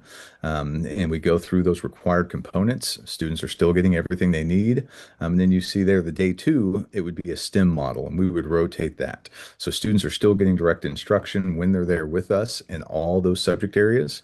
Then the request would be, or what we would work with our families on, is that the support would still be going on at home. Parents are going to be assisting us, and guardians are going to be assisting us in instruction. This is not a computer-based program. We will use Google Classroom. We will use the technology that's available to us, but it's much more important to us that those students are receiving those instructions, or excuse me, receiving those support services from their families too. We want parents to assist us in this process. And then we also had the another draft student schedule. Excuse me. It should be student schedules two. I apologize. That this would be just an all-in-one. If we tried to make everything flow into one day, that it would be a repeat day one, day two. It would look just like this. And so this one reduces those times and just condenses everything into a much tighter schedule. I also wanted to share with the panel, these are screenshots from our current application process. We would continue the same model that we have, the same process, is that students and families would apply to be a part of this conversion charter school. There's an interview that would go into this, and we would want to make sure that students and families that were participating in this were getting the appropriate education and had the appropriate services and support they needed to be successful in this program. And so these are just some of the questions that we ask as we go through this with our students right now. 512, we would carry on the same practice with our early education students. And then, as I mentioned, when we talk about services provided, we want to ensure that everything we are doing to our on-site students, everything we're providing to them, these students are going to get that same opportunity, that we are not going to discount or preclude them from participating in any of the same required programs or additional programs that we provide to all of our other students. As we move forward with the panel and the State Board of Education's approval, one of the things that we want to know is, are we being successful with this model? And so we are going to look at our overall student enrollment in kindergarten through six, because again, we have found and have heard from our community that this is a request, this is a desire to have something additional, another model. And so we're going to look at and what impact this might have on our K-6 enrollment. We're also going to look at the academic growth of our students in the hybrid setting. Are they demonstrating growth as individuals in reading, in math, in science? And that will be part of our annual evaluation process for the school. We also are going to utilize beginning of year and end of year culture surveys. We want to know from a social and emotional standpoint, how are our students doing? Are they being successful? How do they feel about this? And how do families feel about this? So these are the three components that we will include in our evaluation, along with those pieces that are already existing for all of our schools. And that is the end of my presentation. And I would love to hear from you all. Dr. Durkup, Ms. Allen, Mrs. Morrow here as well. And we are happy to answer any questions you all may have. Again, at the end of the day, what we want to do is to provide another opportunity for students and families that has been requested of us. Okay, thank you for your presentation. Before we get started with panel questions, Ms. Rainey, are there any legal concerns that we need to be aware of? We do not have any legal concerns. All right, thank you. Okay. So starting with panel members, let's start with Dr. Bacon. I appreciate the information. Really, I guess what I'd like to know is sort of an overview of the success of the current secondary Panther Academy, academic growth, performance, and then sort of expectations for what you think you'll see if you were expanding this down to the elementary level.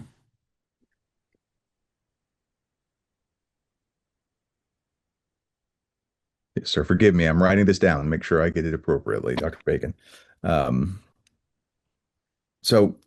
in terms of success, the number one thing for our current Cabot Panther Academy is we are getting students to graduate.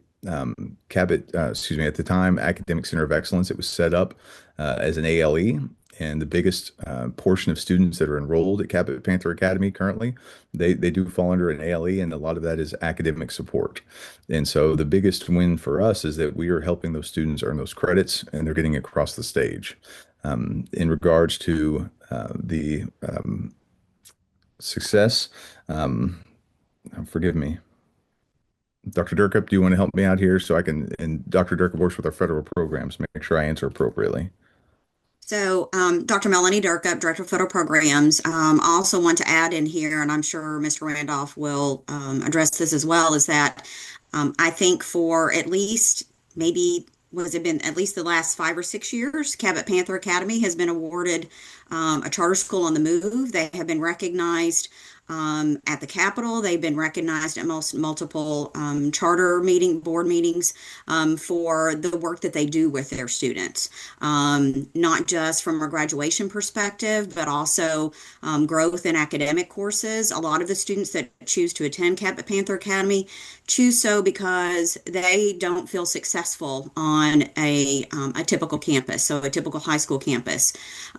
With the added flexibility of scheduling at our current Panther Academy, with the one-on-one attention that they're getting from the students there, they have seen academic growth. I cannot speak to specifics in that. I'm not the principal out there, but from a federal perspective and working with Carrie Lair, the current principal, Kelly Howard, the assistant principal out there, and just my work with teachers out there, and from a federal perspective, our Panther Academy, they have visitors from all over the state that want to come and see our model because of the success of our students.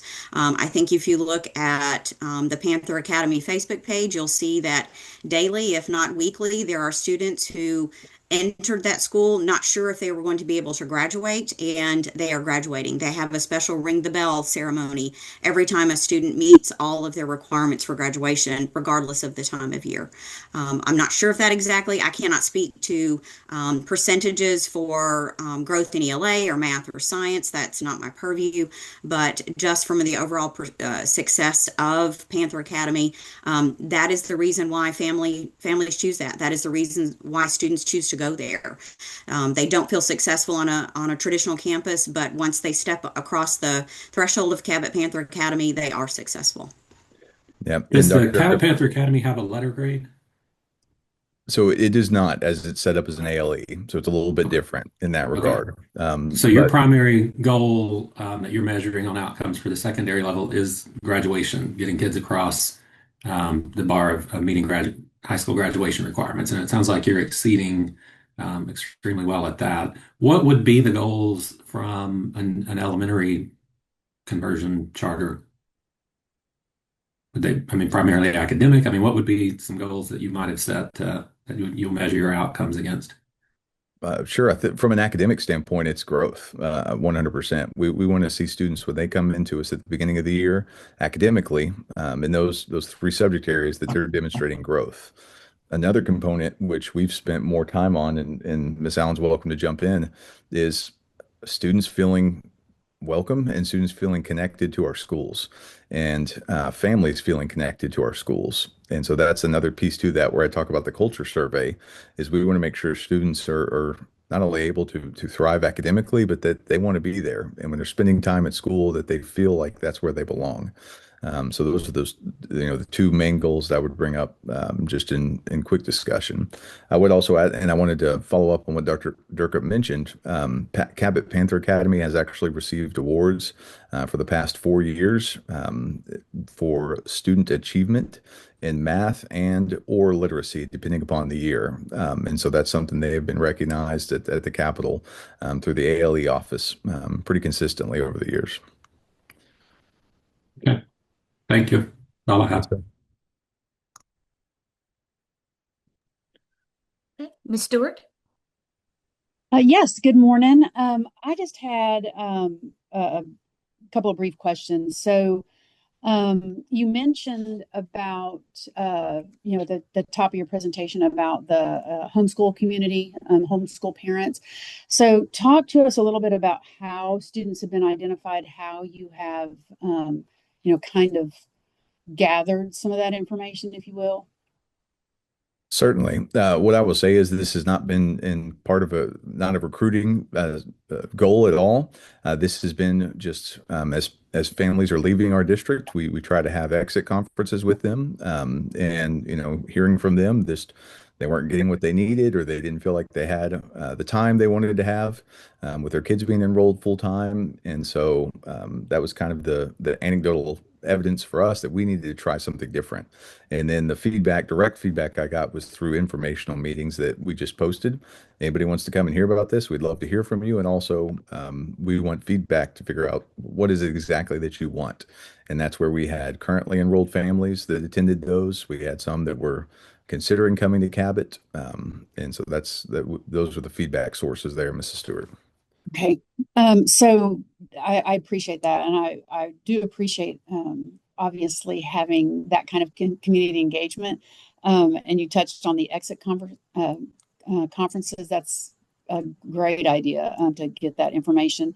So that kind of made me think of something else as you were talking about that. From your numbers perspective, out of the gate, can you remind me how many you're anticipating for this for the new grade range K through 4? So I would hate to give you a concrete number. What I will say is that we had, I think I'm going off the top, over 80 families expressed interest in Okay. this model. And so it's one of those until we felt like we had approval from this group along with the State Board of Ed, we didn't want to get too firm into trying to firm families' Yep. commitment, I would say. Yeah, no, that certainly makes sense. And then I think based on that, when you're looking at the flexibility in housing it in a current elementary school, how are you looking at staff for that? With the alternate schedules Mhm. and variety of options that you're offering, the flexibility for families. Well, so Mrs. Morrow at Magnus Creek, their school has four main wings. And so some of the pieces that we were looking at, again, depending upon student enrollment, was being able to utilize part of a wing, of a full wing, depending upon enrollment, again. Mhm. And then from a staffing standpoint, the ideal would be just like we have in our regular setting, that we have a kindergarten teacher, a first grade teacher, a second grade teacher, and so on. But we also are going to be as efficient as we can. And it may come that we have to have a kindergarten, first grade class where we have students that are in there. And I don't know about everybody on this group, but that existed for many years. When I was growing up, we had those two-year grade levels. So that is something we're considering if it comes to that. But the ideal would be a one staff member per grade level. And then again, the versus, and Little Rock being before us in terms of certification, having someone with a K4 license or a K6 license, it allows us a little bit more flexibility within that versus a secondary class. Okay, you just answered my next question. So about regarding licensure. So I appreciate that. Absolutely. I I think that's it for me right now. Thank you. Thank you, Ms. Stewart. And I just wanted you to be aware that Dr. McDonald has dropped some information in the chat in regards to Panther Academy, if you want to just review that as well, either for additional questions or to clarify any questions you've already asked. Okay. Thank you, Dr. McDonald, for that. Okay. So next, Dr. Moore. Good morning. Thanks for the presentation and information. Just a couple clarifying points. So I know your presentation listed Magnus Creek's LEA, but to be clear, you're wanting to add this under the LEA of CPA, the That is correct. Yes. 4304703. Okay. Yes. And currently, both ACE and ALE at Cabot are under that LEA. That is correct. All right. And to further confirm, because your previous time when you came back, and I know things have changed, it was looking at CLA. How many letters can I use here? Sorry. Cabot Learning Academy Yes. was what you were looking at being part of this. But now that is totally off the table. That is not that population of students. Correct. This is a completely different request. Yes, ma'am. And that the Cabot Learning Academy, nothing's changing in that situation as to what it currently is, just to make those Y- confirmations. Yes, ma'am. Yeah, Okay. this has nothing to do with Cabot Learning Academy, which is another branch of our ALE that serves students that have some specific needs. This is not an ALE, nor would we go through that process for this part of the charter. Okay. And then I was like looking at some things on my school info during some of your talking because I was trying to clarify those LEA type things. So I really apologize if you said this and I missed it. And I hate to ask you to repeat, but for this, this would allow more acceleration opportunities for students. Students may be able to work ahead if they so choose, and they're not bound to necessarily stay at the same grade level. Is that correct? That is correct. I think we would work within our acceleration policy that we have. But again, if you have, back to Mrs. Stewart's question, if you have a K1 setting, that just allows a natural, or a 1-2 setting, it just allows a natural acceleration opportunity for our students. Okay. All right. Thank you so much. Mhm. Okay, Dr. Bashir Duncan. Yes, thank you. Thank you for your presentation. I'm curious about, you spoke a little bit to the demand and the need for K4 families and learners, and you also spoke to the learning curve for students in 512. So I'm wondering, what are some things that you've been learning about proactively preparing families and students for this experience, especially given the K4 configuration, and those students will be much younger and have less experience? Could you just speak to that a bit?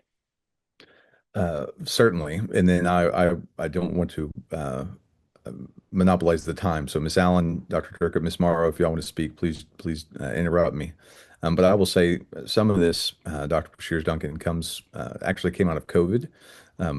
We I think, along with many others, participated in digital learning and virtual learning, K-12. And what we learned throughout that year was virtual learning is incredibly difficult for a traditional school or traditional setting to be successful with it. And we really felt like that we struggled specifically in that K4 realm. It was so difficult for us to work with students and families at that age, along with having students on site.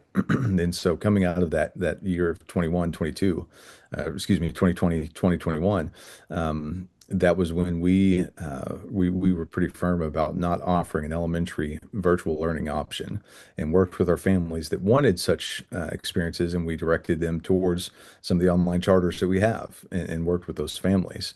And through that process, it was very important for us to know that, and again, I'm going to reference Arkansas Connections Academy, that they do a wonderful job of working with families on what it means to be a virtual learner and what it means to have a house that's a virtual learning house. And so for us, in the same way that we see this with our middle school, junior high students, it's going to be imperative that we are bringing those families in at open house, at orientation, to talk about, this is what it's going to look like when students are with us, but when you're at home, this is what it's going to look like there. And so that's going to be part of our onboarding process. And then as they get older, for our students currently in Cabot Panther Academy, it's a similar conversation to, you can't just come to school 2 days a week and then have the rest of the week off. Like that's not what this is built to do. And so I think, or I believe, setting the foundation for these students in K4, that transition will be much smoother for them as they move into the model, if they continue to do so. Miss Allen, Miss Morrow. I would just ditto all of that. K4, teaching K4, especially when you're thinking about early literacy skills and early numeracy skills, is quite a challenge to do in a virtual setting. And so being able to have this opportunity to really partner with parents and for us to help take some of that lift off of parents that are wanting to do these things at home. We can help teach them at the school setting and then hopefully allow them some additional training to then see that further instruction at home. Bottom line, so we can ensure that all of our students are successful.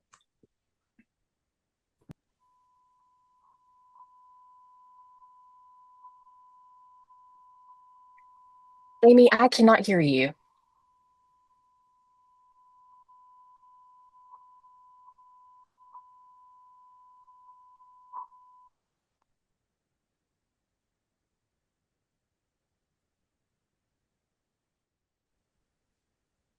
Dr. Morrow, do you want to try speaking again? Can you hear me? Okay. Yes, it's soft. It's kind of low, but we can hear you, yes. Okay. I was just going to say that Magnus Creek is like the perfect place to launch this because it is the smallest elementary school in Cabot. It's also, I like to call it the slice of heaven off of Highway 5 because it is kind of on the outskirts of town. So it's it's not intimidating. And so this is just an opportunity for us to be able to find ways to get more students and families involved because the trends show that students that come in from homeschooling opportunities are not getting the same opportunities from a teacher that is licensed and getting the rigor of an education. So this is a great place and setting to be able to, I mean, in some instances, get kids to be involved, possibly even full time, and not in this alternative setting.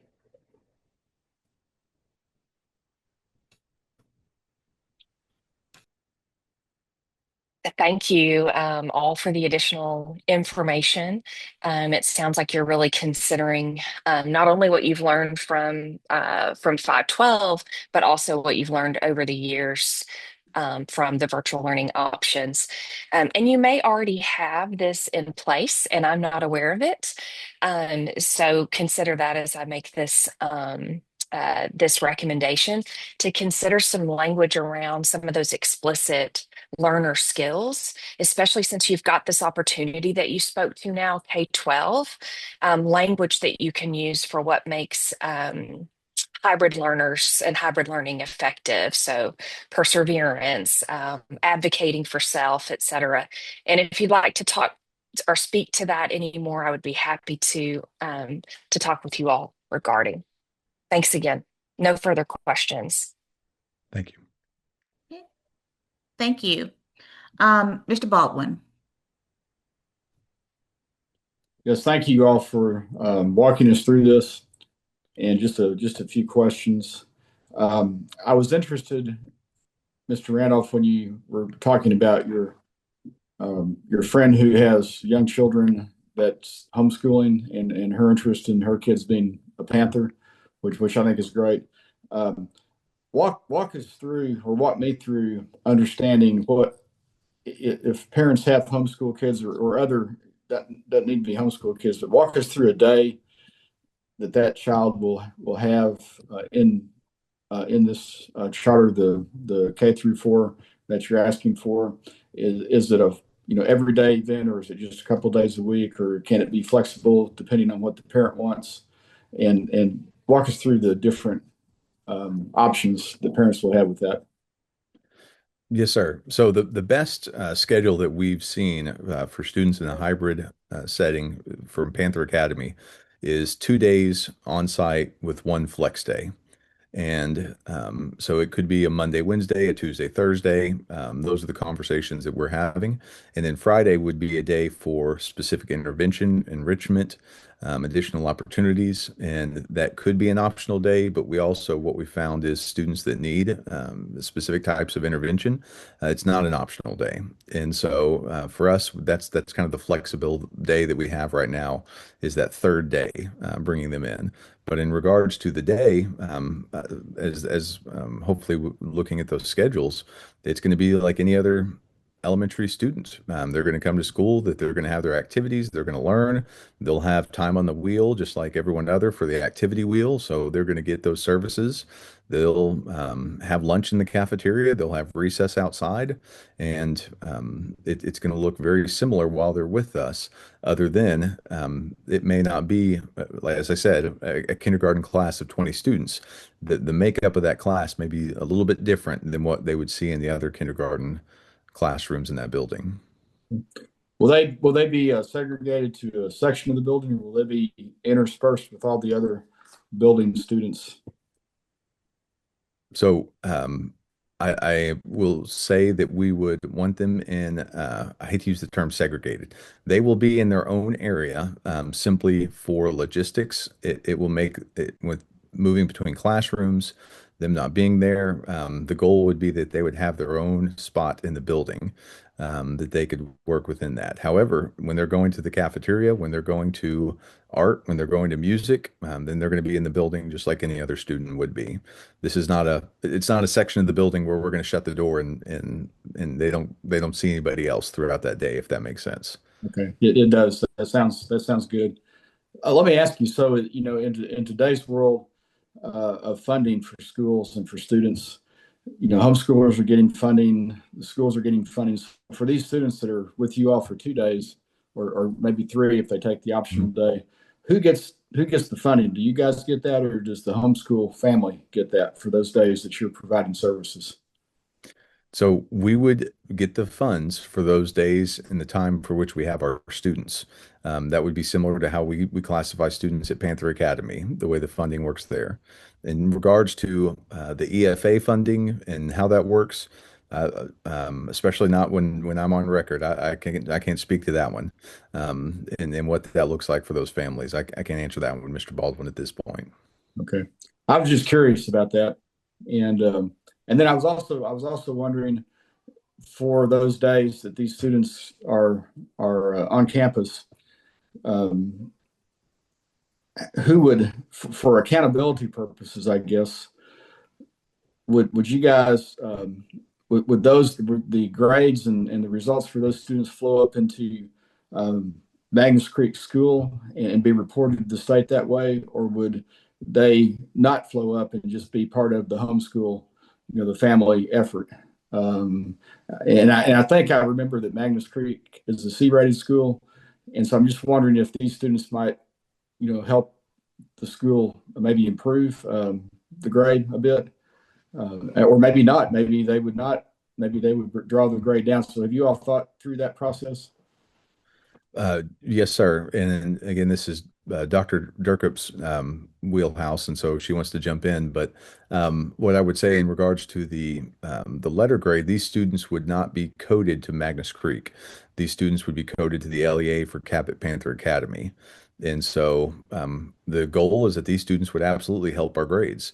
And I would also say with Cabot Panther Academy is that my understanding is that in regards to a letter grade, if we have enough involvement of students that are not classified as ALE, then it starts to shift where there may be a letter grade for part of it. And again, I'm getting a little bit out of my area of expertise there, but these students would 100% go to Cabot Panther Academy's accountability standards. Okay. I appreciate that clarification. And then my final question, let's assume that this becomes a very popular program and you have a lot of families in Cabot and in the surrounding area wanting to do this. How many students could you take into the Magnus Creek building before you have to stop taking students? I know you're asking for, it looks like 150, an increase of 150 authorized students, but is there any capacity beyond that for you?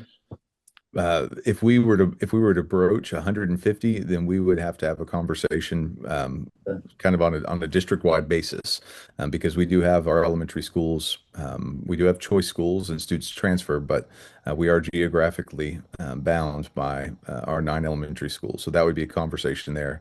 That 100 to 150 mark, that is something that could be handled at Magnus Creek with our current student enrollment, and that would not negatively impact the function of that building. Okay. Thank you very much. That was my last question, Madam Chair. Okay, thank you. I will say a majority of my questions have already been answered by other panel members. One of my major questions was there any connection between your previous request that you guys came before us before with this one? And you've provided clarity that it is not. So I do not have any additional questions.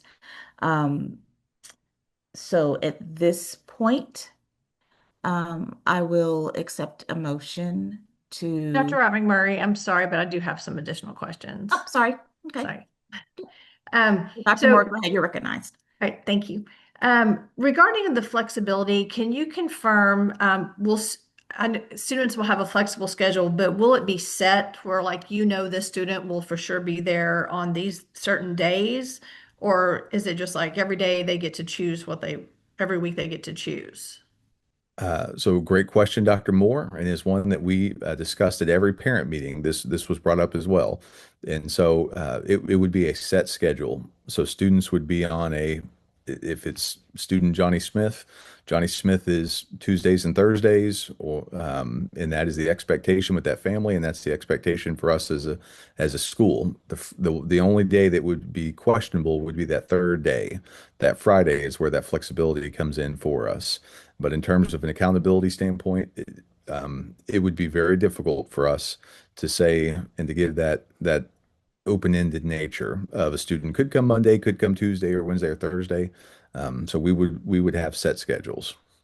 Okay, that's what I was thinking. It'd be really hard for planning lunches and also trying to understand, how they would make sure they were getting the wheel appropriately of what extra classes they're getting. So I was trying to understand that. And then once again, if you spoke to this, I'm sorry if I missed it. Transportation. What's transportation look like for this campus? I mean, I know No. what it looks like for Magnus, but like for these students in particular. So no, and that it hasn't been addressed. But in our discussions, we would not provide transportation, at least initially, for this program. And in part, it goes back to some of the lessons we've learned about when we're with Panther Academy.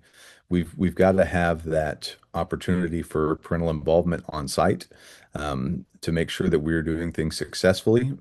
If this is able to expand in the future, we can certainly have those discussions as a district, but initially, it would not be transportation would not be provided. And then also from a logistics standpoint, as Mrs. Morrow said, Magnus Creek is located on the far northwest boundary of our school district. And so it would create a lot of logistical issues for us to try to get students from one end of the school district to the other in a timely manner. All right, thank you so much. Mhm. So that does bring a follow-up question for me. So in regards to transportation, if you are not going to do that, that's been communicated to parents, I would assume. Yes, And ma'am. what has been their feedback on the absence of transportation for their students? I think both sides, Dr. Wright McMurray, is that there are some that have said, we wish we had transportation, but then they've also said, but we understand you want to have that parental involvement. You want parents being able to come to school and being active. And for us, at least in our area, we don't have any method of transporting adults unless they're district employees. And so it would make it very difficult for us to ensure that we're getting that engagement that we need for this to be successful. Okay. All right. Are there any additional questions from any panel member or anything else needs to be clarified from the applicant? Yes, sorry. I had one additional question that came to mind, and it was kind of in regards to staffing. I know you all have spoken to this a little bit, but in particular with special education students, what is that going to look like? Certainly. And so that would be very similar to any other program that we offer, is that would be an IEP team conversation, because we would need to make sure that we are providing the services needed for students. If a student, whatever the student needs in terms of staffing, we're going to provide it through FAPE. But that doesn't necessarily mean that the hybrid setting is going to meet the particular needs of that student. And so that would come down to that IEP team to make make that recommendation determination. Okay, because I noticed in your application that, you spoke to the dyslexia screener and all of those provided services. Just wanted to make sure that, there would be adequate staffing if because you don't, this is a big unknown basically at this point. But you've got a plan in place, it sounds like. Yes, ma'am. And we will have absolutely. We're going to have sped staff attached, and we're going to make sure those students are getting what they need. But I'm always hesitant to guarantee any program for a particular student, just because there's a lot of things that come into that IEP conversation. Yep. Okay. Thank you. Mhm. Okay. So one more question, sorry. So just for my clarification, again, the expected grade band that you're anticipating. This would be K. So at Magnus Creek would be a K6 Okay. was the grade band, but we're requesting the addition of K4 because currently the charter is authorized 5/12 through June of 27, I think is the end of the charter approval next summer. Okay. And so I will be back in about a year, regardless of whatever the conversation is here. Okay. All right. Thanks. Okay. So are there any other questions or any other points of clarification needed from our panel? Similar to the last presentation, this is more of a Dr. Smith thing, but I am interested in knowing, since they are not part of a letter grade open enrollment charter because of the ALE status, what the accountability will look like. Because we certainly don't want this large group of K6 students having just like zero accountability. So can you speak to that, Dr. Smith? Absolutely, Daryl Smith, Office of School Choice. So while there is not a letter grade assigned to this particular LEA, we still see the records of every student and the testing of every student. So as was referred to, I think Dr. McDonald put in the chat, you can still see how every student tested at the Cabot Panther Academy. So we can see that what their achievement scores were, what the growth scores were of each student, and what the growth scores of their bottom 25 were. So there still is accountability to testing and for what students are learning and to the outcomes of the students that are currently enrolled at the Cabot Panther Academy. And that would extend now, if approved, to the K4 addition to this LEA.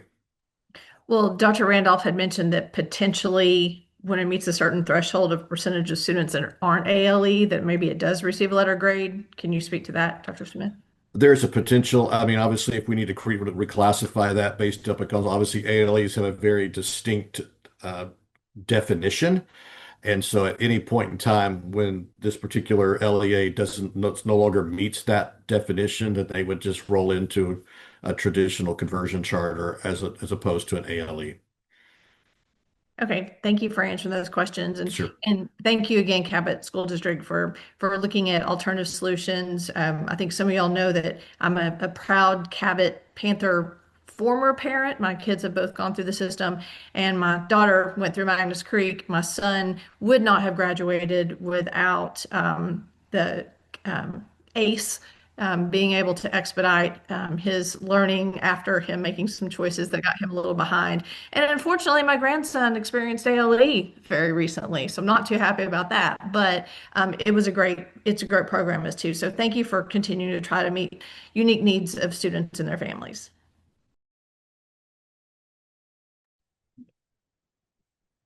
Thank you. Okay. And I did want to just kind of also, I'm sorry, I'm getting, we get our updates on our ADE computers that keeps popping up in my corner. I have to keep remembering to lock that off. So I did know you guys do have a JAG program that's associated with your ALE, and just encourage you to continue to lean into the work there to see positive outcomes for your students in that space. And then also just want to make you aware that there are several models that are available for, especially your ALE students, can start as early as sixth grade, which then helps them to start to begin doing work in that space a little bit earlier. And then we've been able to see a lot more positive results on the back end when students start earlier in the JAG program. So Okay. So again, I will offer, are there any other questions or comments that need to be addressed by the applicant before we move forward? If there is, that's fine. I just want to make sure I don't kind of get ahead of what you guys want to do. Okay. So seeing none. Okay, so at this point, I will accept a motion on the district conversion charter school amendment request of Cabot Panther Academy. I motion to approve the charter amendment request regarding the new campus site, the enrollment cap, and the change in grade levels. I second. Okay, I'm sorry, who seconded? Was that Dr. Moore? Tina. Okay. Okay, so you've heard the motion made by Dr. Bashir Duncan and seconded by Dr. Moore that we accept the amendment request submitted by Cabot Panther Academy. All those in, oh, sorry, is there any discussion on the motion? Okay, seeing none. Okay, all in favor say aye. Aye. Aye. Any opposed, like sign or nay? Any abstentions? Okay, seeing none, motion carries. Congratulations. Thank you so much for coming in today. Okay, all right. So before we move forward, I would like to probably give us about a 10-minute break, and then to come back and get started with Friendship Academy. So that will bring us back. Sorry, I'm trying to look. So let's plan to be back at 11:20, and we'll get started with Friendship at that point.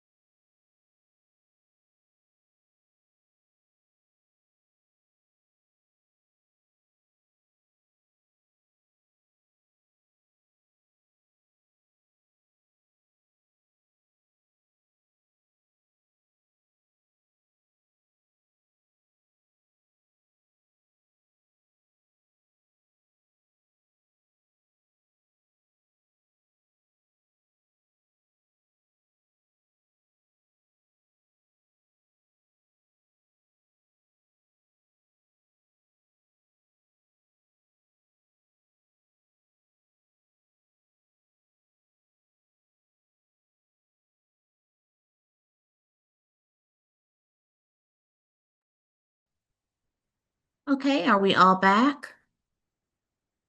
Or at least need to see enough panel members are back so we can get started. Let's see. 2, 4, 5.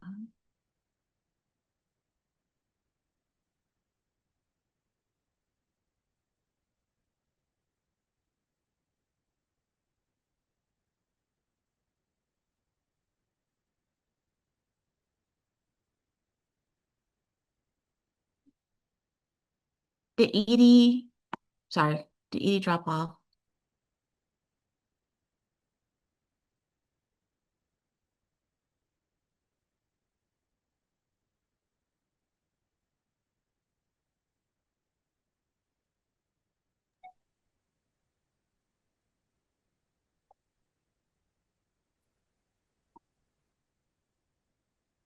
There she is. Okay. All right. We're all back. Perfect. Okay. So we're back from our break. So next on our action agenda, action item number 3, review of district strategic plans for charter school districts that received an F letter grade. And it looks like that Dr. Smith is going to come forward and give us an overview of how this session will go. Thank you, Madam Chair. Daryl Smith, Office of School Choice. As you all know, the state released its first round of district accountability ratings in November. In that release, several charter districts received an overall F rating. These ratings were deeply concerning, not simply as a letter grade on a page, but because they reflect student outcomes that fall short of what Arkansas children deserve. Our students only get 1 year in each grade, and they need high quality teaching in strong schools now and not sometime in the distant future. When we first brought this issue to you in December, the Charter Office's initial recommendation was to move directly to probationary hearings for each of these F-rated districts. Since then, we've had the opportunity to meet with these district leaders, review the work that's already been underway, and consider the timing of when these ratings were issued relative to the district's capacity to design and begin implementing meaningful improvement plans. Based on that additional work and in recognition of both the urgency and the reality on the ground, we're bringing you a revised, more sequenced recommendation today. Our goal is to support serious, immediate improvement while still honoring a clear and transparent accountability process. So today we're asking the panel to, number one, review the plans and actions that are already in place for each of these F-rated districts, approve DESE's recommendation to accept the district's formal statement of assurance, committing to implement and strengthen those improvement efforts, and to acknowledge that following your acceptance of each district's assurance that the charter office will issue a notice of concern to each of these districts. That notice of concern will do two things. First, it will make clear that an F rating at the district level is not acceptable and that improvement is required, not optional.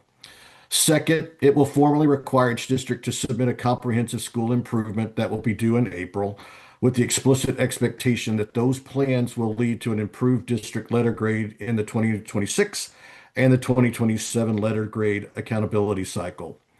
This is not the end of the process, it's the beginning of a more structured oversight period. Following the submission and approval of these improvement plans, the Charter Office will conduct sustained improvement monitoring throughout the remainder of this year, as well as the 26-27 school year, to ensure that the promised changes are actually producing better outcomes for students across these districts.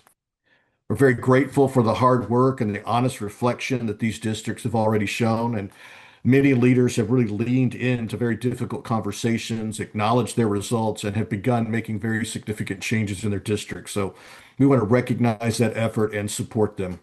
At the same time, we cannot lose sight of the urgency. Every semester that passes without real improvement is a semester of lost opportunity for children. So our recommendation today is designed to balance support and accountability, to give districts a clear path forward with time-bound expectations and monitoring, while keeping the focus where it belongs, on student learning, growth, and long-term success. With that context, we'd like to invite 4 school districts to report on their progress toward improvement, and that you all would accept the district's formal statement of assurance for school improvement. First up on the agenda, as you will see, will be the Friendship Aspire Network, followed by Future School of Fort Smith, the Garfield Scholars Academy, and finally the Institute of Fine Arts. And with that, Madam Chair, I will turn it back to you. Okay, thank you for that overview and explanation. And so we will get started with Friendship Aspire Academies of Arkansas. Before we get started, can I please have everyone that's going to be speaking on behalf of the charter to please stand? Raise your right hand. Please turn on your cameras if they're not on, and then also unmute so we can also hear your confirmation. Okay. Do you swear that the testimony or statement you are about to give is the truth, the whole truth, and nothing but the truth? I do. I do. Okay. I do. Thank you. Okay. Unlike our other presenters, we are going to allow you to have 30 minutes to present your presentation because we know that you are speaking on behalf of multiple, and so you'll have 30 minutes to present. Just want to let you know that on the front end. All right. Okay, you Sure, maybe. thank you. We'll share my screen. Just give me a second. Do you all see that? Cool. So thank you, Madam Chair, and Charter Authorizing CAP members for providing us the opportunity and space to share candidly what went wrong, what we have learned, and most importantly, what we are doing now to ensure improved outcomes for our students. We value this opportunity for transparency and reflection, and we approach it with humility, urgency, and a clear commitment to corrective action. So just quickly, our mission at Friendship Aspire Academy Arkansas is to provide a world-class education that motivates students to achieve high academic standards, enjoy learning, and develop as ethical, literate, and well-rounded and self-sufficient citizens. We seek to fulfill the mission for providing students a high-quality liberal arts and STEM education focused on preparing students with the academic and life skills needed to be successful in college and beyond. Today, so our team members are Mr. Jeff Pulliam, who is our FEF board, Mr. Joe Harris, our CEO, myself, the superintendent, Ms. Tony Dickerson, Director of Academics, Ms. Ashley Williams, Principal at Downtown, Dr. Mims, Principal at Hazel Street, Mr. Kendrick, Principal at North Little Rock, and Mr. Johnny Lane, Principal at Garland, who will be speaking as well today. So as a district, I want to start by saying we take full accountability for our current designation, right? An F rating is serious and we do not minimize its significance. Ultimately, the district is responsible for students' performance, instructional system, leadership stability, and outcomes. And we acknowledge that our students deserve stronger and more consistent results than those reflected in our current status, okay? At the same time, it is important to provide context to fully understand how this designation was reached. Both Hazel Street campus and the Pine Bluff campus, as you see now, have never received an F level grade in its history. Historically, these schools earn letter grades ranging from B to C, and the most recent proficiency data, which is the next slide, shows performance near or at state average, particularly in mathematics. However, both schools were denied a hold harmless waiver that we were advised were considered based on prior year's letter grade. The denial of these waivers directly impacted the district's overall accountability calculation and resulted in the district's current F designation. While this context mattered, we are clear and intentional in stating that we are not using it as an excuse. Regardless of waivers or historical trends, we're in this situation and we fully accept responsibility for addressing it. Our focus is not disputing the outcome, but on correcting it swiftly, sustainably, and with the students at the center of every decision that we make. So with the root causes, so why this happened? Following a comprehensive internal revenue, student performance data, instructional practice, leadership structures, and operational system, we identified several interconnected root causes that developed over time and collectively contribute to current outcomes. These systematic challenges affected instruction quality and consistency across campus. But please also note that these root causes do not apply to every single one of our campus. First one was staff instability and limited instructional experience. That was a significant root cause. with staffing stability, particularly the high concentration of novice teachers combined with challenges related to teacher placement and leadership transition. While novice teachers brought commitment and effort, many lacked the instructional experience needed to consistently deliver rigorous standard-aligned instruction, especially in foundational literacy mathematics. In some cases, teachers were placed in roles that did not fully align with their strengths or preparation, which further impacted instruction quality. Also, leadership transition across campus also disrupted consistency and expectation, coaching, and accountability. Another one was inconsistent Tier 1 instruction. The district determined that Tier 1 instruction was not consistent and rigorous or aligned to grade level standards. In some classrooms, instruction emphasized remediation during core instruction time rather than delivering grade level content with appropriate scaffold. This limited students' exposure to the depth and complexity of the standards and contributed to the accumulation of learning gaps over time.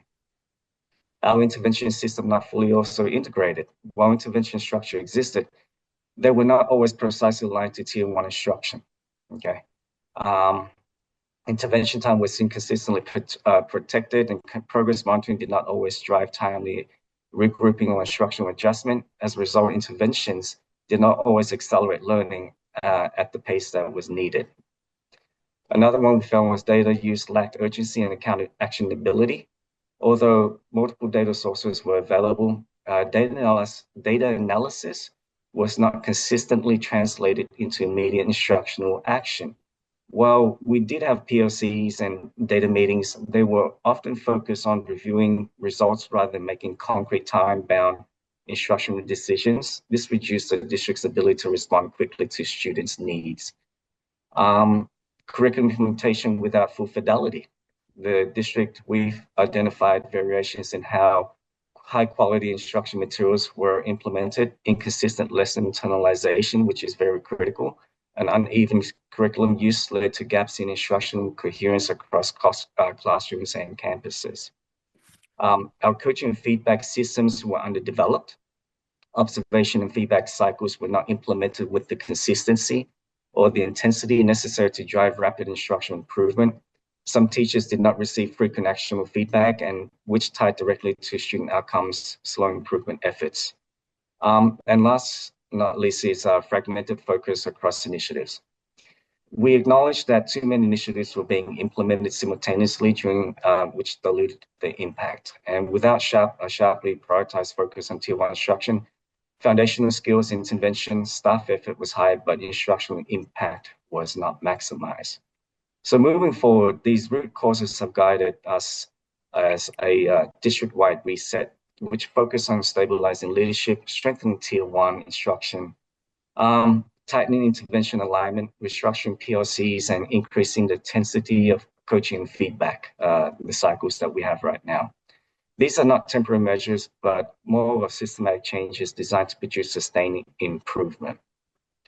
And I want to end before I let my principals talk is we fully understand the gravity of our current designation. We also believe that with the corrective actions now in place and with continued accountability, we will move decisively out of the F status and towards outcomes our students deserve. And up next is Ms. Toni Dickinson. She'll talk about our instructional focus for the year. Good morning. Based on the identified root causes that Dr. Tran just shared, we have prioritized our instructional focus on 4 key levers that we believe will move us quickly into achievement status. We've shifted our focus from lesson internalization using our HQIM to more of a standards internalization focus. This way, teachers can get a deeper understanding of the grade level standards that they are teaching and not just based on the instructional lesson in front of them. We have reorganized and revamped our ICU team. They now have designated campuses where they're able to provide intensive coaching, feedback, and support in an effort to make sure that each teacher is getting that necessary support in the moment. We also have been intentionally aligning our coaching rubrics to make sure that they are test aligned, so at all times we are hitting the key elements that we want our teachers and leaders to be focused on to become better in their craft. We've also made intentional shifts in our PLC in our PLC cycle to make sure that we're including those data meetings quickly and as soon as big assessments are happening. This way we can respond to our student performance data in real time and make necessary shifts so that they are immediate and not lagging.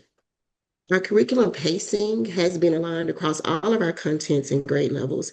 This allows for more consistent support from our instructional team, and it allows an opportunity for teachers to collaborate across campuses.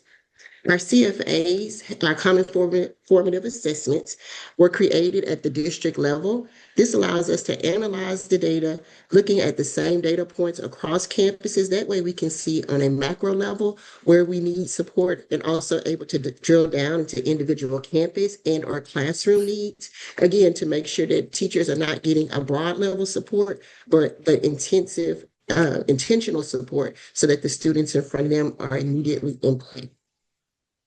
Overall, we believe that achievement depends on two core things: strong tier one instruction coupled with targeted data-driven intervention that closes skill gaps and increases proficiency. Our tier one instructional model is based on the gradual release model. This gives a heavy emphasis on student practice, and it also allows for in-the-moment assessment and feedback. So again, we're not lagging in supporting students. We're able to hit those things immediately so that learning can be maximized. This year, we rolled out what we call the Big Deal Intervention Plan. This is a plan across schools where this is a all hands on deck initiative so that we can ensure that not only are we doing tier one instruction, we're intervening in the moment, but we've also prioritized an additional block of time to ensure that we're doing a couple of things. We can close those skill gaps that our students have come to us with, at the same time, reiterating that targeted tier one instruction that they are getting in their classrooms on a daily basis. This intentional separate block protects our tier one instructional time, but it's also dedicated, it's data driven, and it gives time for additional those tier two and tier three supports to make sure that our students are successful, we are addressing any unfinished learning, and that we can also accelerate student progress and achievement. With that, I'm going to turn it over to our campus principals. They will be able to speak to specific actions at their respective campuses that align to our district initiatives. Ms. Ashley Williams at our Pine Bluff downtown campus is first. Good morning. I am Principal Ashley Williams of our Friendship Aspire downtown campus, and I will be presenting our corrective actions in response to identify root causes. Corrective action number one focuses on strengthening tier two interventions. To ensure effective tier two implementations, teachers are collecting real-time data during tier one instruction to identify scholars who demonstrate skill-based misconceptions. Those scholars are then grouped and provided targeted small group instruction to address and remediate those misconceptions. The network recently adopted already, and we have conducted an analysis of each scholar based on their data, based on grade level and by specific skill need. During our daily 60-minute intervention block, all scholars engage in 20 minutes of independent work using their already MyPath. Based on the data and the instructional need, teachers may then assign an additional 20 minutes of targeted already instruction or utilize learning centers to pull scholars for direct intervention. A parent letter was recently distributed to our parents to outline how they could help at home. We have asked parents to encourage scholars to complete 20 minutes of reading and 20 minutes of math during on their already for daily skill development. Corrective action number two focuses on staff improvement. We were intentional in hiring experienced third grade teachers to strengthen instructional outcomes at that grade level, being that our school letter grade is based solely on third grade. However, there's been some transition with our math teacher resigning while out on maternity leave, resulting in a novice teacher being placed in that role. To mitigate instructional impact and ensure fidelity with instructional practice, our math instructional coach is co-teaching with her and providing ongoing support to build her skill capacity. Recently, our school also was assigned a state literacy coach through Core Learning. Dr. Hamilton has prioritized first and third grade based on data trends, but observes all ELA teachers and provides actionable standard aligned feedback to improve school-wide growth. Our last thing is our instructional strength. It's not a correctional action, but I would like to highlight on our instructional strengths. Tier 1 instruction is consistently delivered with fidelity through high quality instructional materials. We have weekly lesson internalizations that are conducted to ensure aligned planning, and instructional teams meet weekly to analyze data and make instructional adjustments. We have placed a strong emphasis on building foundational skills in grades K2 to reduce the learning gaps and support long-term academic success. On the next slide, we have our recent iReady data for K3. This is our current landscape K3. As you can see, we have a significant yellow group. That's why we distribute those parent letters to get parents to help at home so that we can have some skills improvement with iReady. And we hope that our hope is to get all of those yellow scholars over to the green. And our next slide is our current TFA, our current landscape for third grade data. As you can see on the first blue row, it's our interim assessment 1, and then the second is the state. So in math, we are there just right above the state average. In reading, we are 32%. In science, we have to do a little work, but we hope to see some growth using iReady and with focusing on tier 2 interventions. Thank you.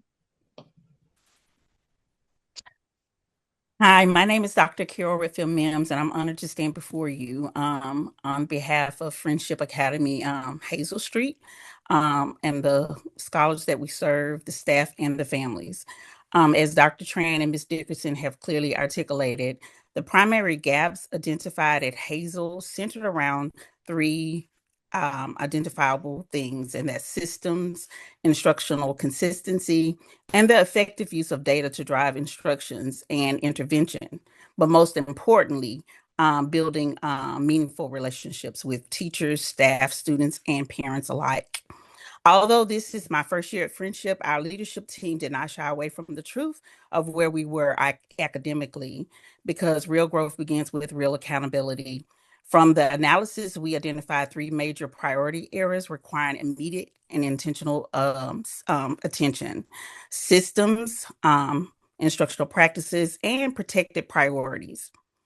The first corrective measure was systems, data systems. We ensured that data is timely, accurate, and accessible to teachers and leaders so we can make informed instructional decisions.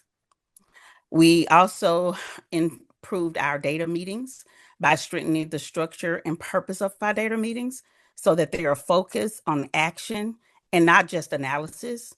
Once a week, we analyze students' work samples, whether it's an exit ticket, the CFA biweekly data, or our interim data. And also weekly, we do instructional support where we are doing lesson internalizations. The third system that we are improving is the intervention system. We ensure that all interventions are not just random, they're or optional, but they're intentional and scheduled and aligned to the student's need based on the most recent data that we've reviewed.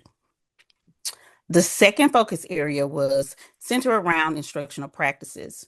The first one that we took a look at strengthening was high quality instructional materials, ensuring that teachers are not only using the HQIMs, but they're using them with fidelity and purposes. And again, that's a part of our weekly flex planning where they are getting lesson internalization. So they're matching up those lessons with the state standards. Lesson internalization, again, that's weekly that we do to support teachers so they can deeply understand the standards. And the lesson is designed and it's intended on learning outcomes before the instructions even begin. So they're anticipating students where they may struggle so we can put those interventions in place beforehand. Small group instructions were also a priority for us.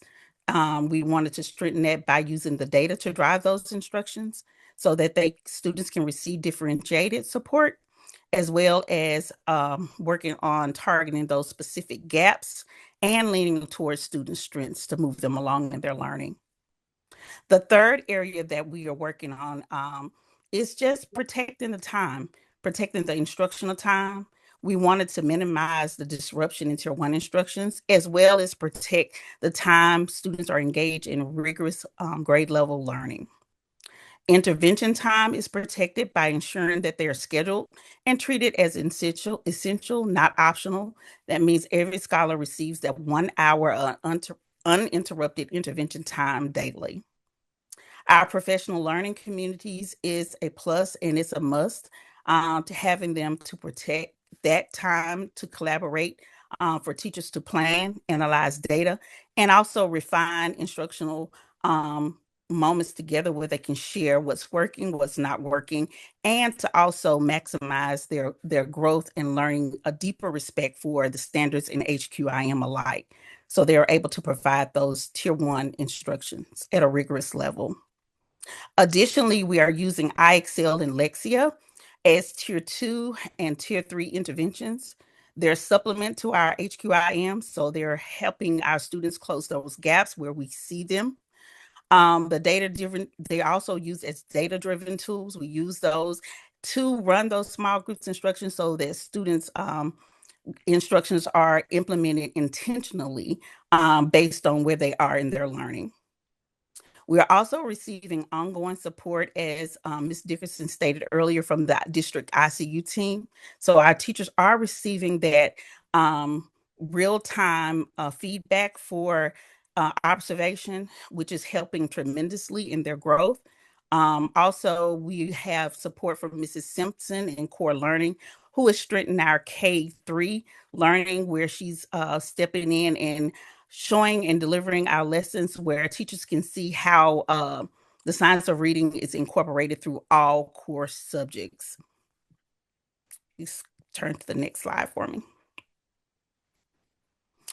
Here is our current landscape.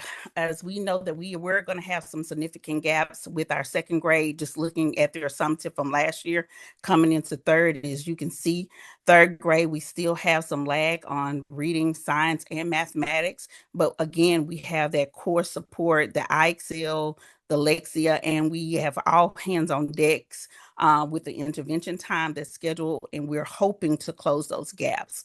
There are some slight growth areas in all three subjects in fourth and fifth, and we're looking to continue that just by keeping the consistency of the programs that we're strengthening in and following through and meeting with our team leads every 4 weeks to see where we can strengthen and where we can change to make it more optional and optimal for our students' growth. So we're keeping a structured review on learning here by looking at our CFAs and monitoring our interim data.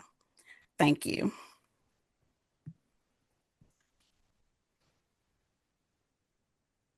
Good morning. My name is William Kendrick, and I'm honored to represent Friendship Aspire Academy North Little Rock.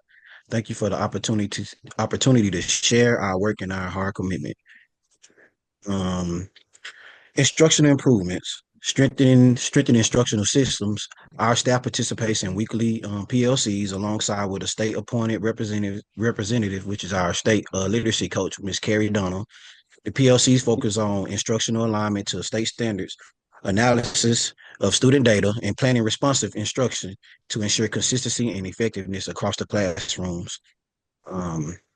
Structured daily interventions. We have implemented a twice daily intervention model designed to provide targeted academic support.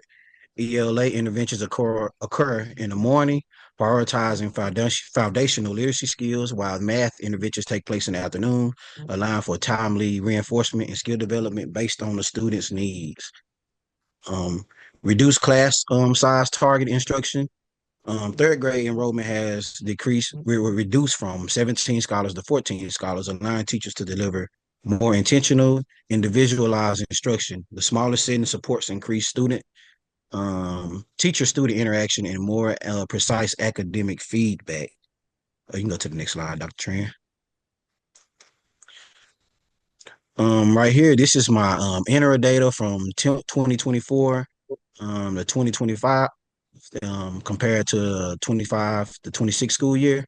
As you can see, in 24 in ELA, 24-25 school year in ELA, we have 76% scored in level one, 24% scored in the level two. Whereas of 25-26 school year, we have 50% scored in level one, 29% scored in level two, and 21% scored in level three. In math, we had 38% in 24-25 school year, we had 38% scored in level one, 63% scored in level two. In 25-26 school year, we had 35.7 scored in level one, 35.7 scored in level two, and 28.6 scored in level three. Per the data scores in math and ELA, they are already a lot better. We now have scholars scoring in level three and a lower percent score in the level one. Good morning, panel. My name is Johnny Lane. I'm the principal of our Little Rock campus. Upon the closing of our 24-25 school year, we wanted to shift our focus to allow our campus to have greater success, starting with our personnel, supporting our personnel with development and aligning our instructional focus to allow our team to yield greater success. Starting with our personnel, we realigned our personnel to have more experience in our lower performing and high needs grades and subjects. We appointed lead teachers to support our novice teachers in addition to our state support for novice teachers. And then we restructured our leadership team to allow for greater equitable support throughout our entire campus. Going into the school year, we added professional development days to support teachers in that development, especially our novice teachers. We implemented flex planning days to support collaboration throughout our campuses and throughout our school. We also initiated and kind of restructured our data analysis and data response meetings to support us in our data-driven instructional processes.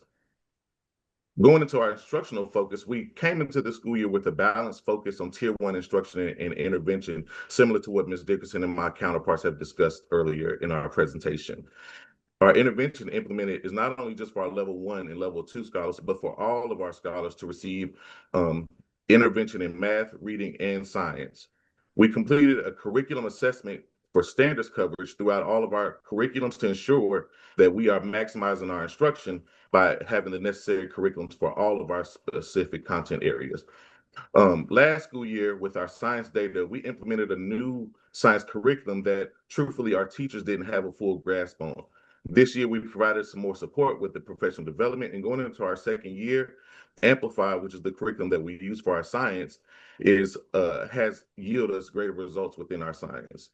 And going into the school year, we had, as you know, we had NWEA and a number of different platforms that we use for testing and data tracking and progress monitoring. We removed a lot of those different platforms that we use and regulate our district common formative assessment schedule to ensure that our common formative assessments are aligned to Atlas and allowing us to track our progress. Next slide, Dr. Tran. Now, I spoke earlier about professional development, observation and feedback, and an intentional focus on supporting teachers. Ms. Dickerson also spoke about different observation cycles conducted with our instructional support team at the district level and our campus level. We have noticed since October, and we've seen through our intentional efforts that our instructional focus has seen a direct positive impacts on teacher instructional performance, especially in the specific areas that we focus on, including structures for learning, aligning content, direct instruction, student practice, and assessment and differentiation. And these are the same key levers that is used for our state literacy coach as well. And we've seen a direct impact on our student performance with our common formative assessments. We're seeing a gradual increase with every common informative assessment. And then one of the biggest things that we've seen that right now with our interim one data, we have outscored our 24-25 interim one data across the board in all subjects and grade levels. With the 25-26 interim data, we are either for reading, we are right at the state average or above for third, fourth, and fifth grade. For math, for third, fourth, and fifth grade. And in third grade, we are right at the state average for interim one assessment. In fourth and fifth grade, we are aiming and still working to improve that for reading. So with that being said, that concludes our presentation, and I'm going to yield the floor back to Dr. Tran and our leadership team to yield any questions from the board.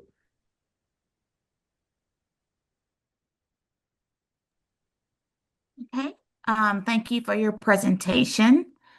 And at this time, it looks like we will just go straight into questions from our panel members. So I will start off with Dr. Bashir Duncan. Thank you. Thank you for your presentation. And I also really appreciated getting to hear from each of the schools and what you've been in action on over the past school year. So I have a question that's a bit broad, and I'm curious. Several of the schools mentioned in either the root cause analysis or in their presentation uh, implementing coaching and a coaching model to support teachers in the classroom. I'm curious what feedback you're hearing from teachers regarding the coaching that you've provided so far this school year, and how that model is supporting them and their instruction. Sure. Thanks for that question. I'll go ahead and let the principals talk because each individual school is different. Dr. Mims, you want to start? I will. As I mentioned earlier, relationships was one of my key levers in the school year. Building those relationships allow for feedback, authentic feedback to take place. And because of that, our teachers are grasping the feedback, and they're working with it, and they're working through it. They're asking questions, they're modeling, they're asking for that support. So we've seen extensive amount of growth, but appreciation in the coaching model at our school. We're following the test rubric, as Ms. Dickerson has mentioned, and we're looking at those again at those levels that are actually moving them towards to that solid tier one instructions that we're looking for. And so again, the relationship has been a key part in moving the coaching and feedback cycle along. It's actually a beautiful thing to see when teachers take place in it. It's building the capacity of the teachers instructionally, but also agency. So it's giving them a part in it as well.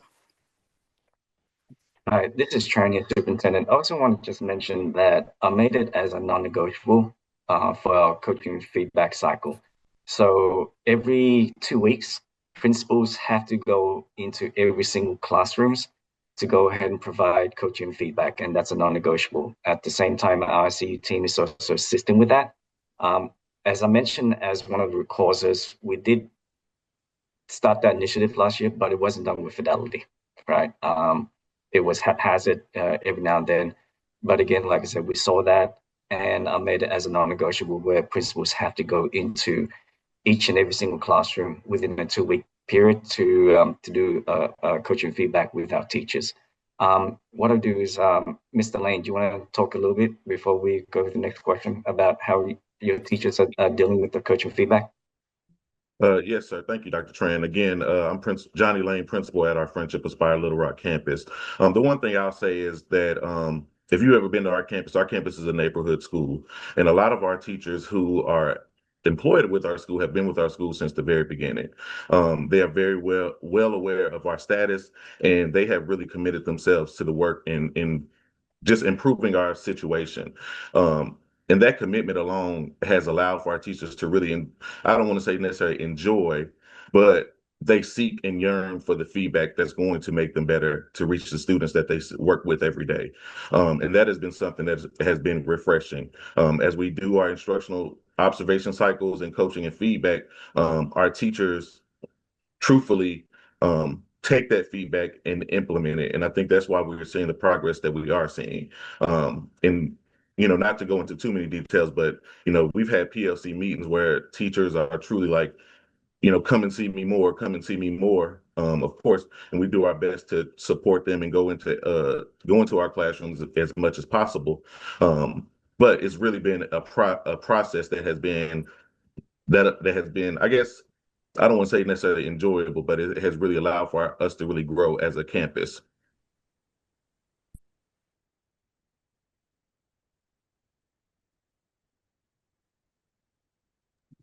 Dr. Crystal, do you want to hear from the other campuses as well? Yes, thank you. So, Mr. Kendrick. Mr. Kendrick, I'm a principal of North Little Rock School. So at my campus, a lot of the teachers are returning teachers, and believe it or not, the ICU team. So some of those members are actually used to be a part of the North Little Rock campus, which already has that. So they already have that relationship established. So they are they so they had a relationship established, and so the teachers are actually like very familiar with the ICU team, and like they're there every day. The ICU team is actually being housed on my campus, so they are there a lot, and the teachers are actually like wanting the feedback that they are receiving from the ICU team. Ms. Williams. Principal Ashley Williams with our downtown campus. Um, Teachers, like Mr. Kendrick, a lot of my teachers, all of my staff is returning. I only have new staff on my third grade, so they welcome the coaching and feedback because we're all about getting better downtown. And I will add, we just completed a regional listening tour in our schools with our CEO, with several members of our district office, and we didn't sense a sense of fear when you walked into teachers' classrooms. You can tell that this is a collaborative environment. Teachers are used to people in and out of their classrooms all the time, and they do welcome the feedback. They actually yearn for the feedback, whether positive or negative, because they're eager to grow and get better.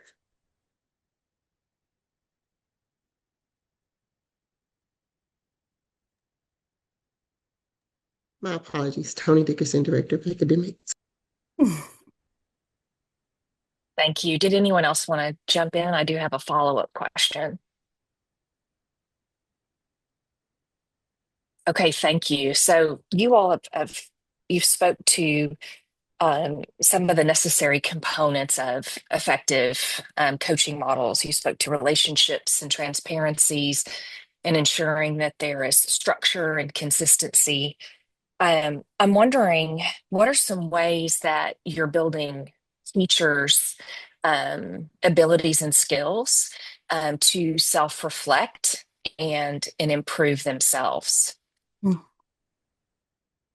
So we have PD sessions that we actually allow teachers to look at what they're good at, what they're not. But at the same time, during our PLCs that we have with our team, that's where the self-reflecting comes in as well, because they look at the data, they look at, okay, what's happening here? Am I doing it well? If not doing it well with this standard, what do I need to do to go back, right? That reteach. So we do have that again.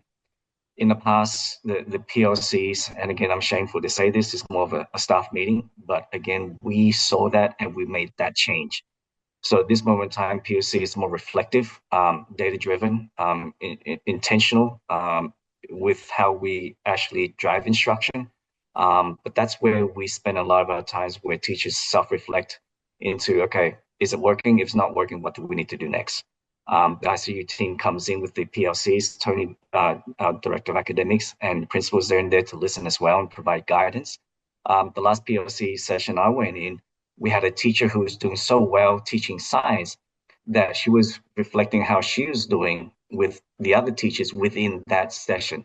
And so it was a very collaborative session where, okay, we got someone that's great, providing, support to those that say, hey, I need that little bit more support. Because again, we want them to feel that they have a voice, right? If they don't have a voice, it's just like how we want our students to have a voice. We want our teachers to have a voice to ensure that, hey, we can come together and fix what needs to be fixed and move on and ensure that our kids are learning.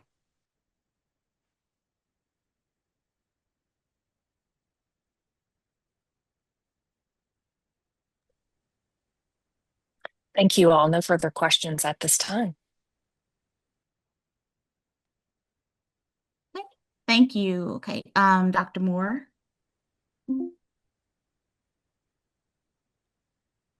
Thank you for your presentation. I appreciate you providing updates. Um, I do struggle with, and I just want to know your thoughts on, I can potentially understand some challenges that in the areas where the local school districts also have Fs, but I'm really struggling to understand why we're seeing such poor performance when you're pulling from some schools that had higher grades in the regular school system. Because typically the charters, we have a high expectation to see an improvement over what's being offered if the charter wasn't there. Can you speak to that in the North Little Rock area? Were there other elementary schools that were performing at a much higher rate? So over at the North Little Rock campus, that was the former Lighthouse School. And so that was a school that was found that we took over. That was 2 years ago. And so again, it's a K to 3. It's not, we actually condensed it from K to 5 to K to 3. So we have, and our school serves a lot of, and I know you hear this a lot from a lot of schools, but our population is socioeconomically impacted a lot. We have kids coming to school with a lot of, how should I say, a lot of mental health issues that we try to work with, and that's not an excuse. But at the end of the day, we have different populations that we serve from, and again, that was taken from a school that was failing, and we're trying to make better. Granted, it's that school has always been an F, and we're trying to move it out of an F. But that's just the history of the North Little Rock campus. Thank you for that clarification. And once again, thank you for identifying root causes and interventions that should remedy this. At the same time, one reason that we were approved friendship to begin with is because of a history in charters. So I'm not sure why such research-based strategies weren't applied more intentionally in the first place. But I'm hopeful that this will make a difference moving forward. Thank you.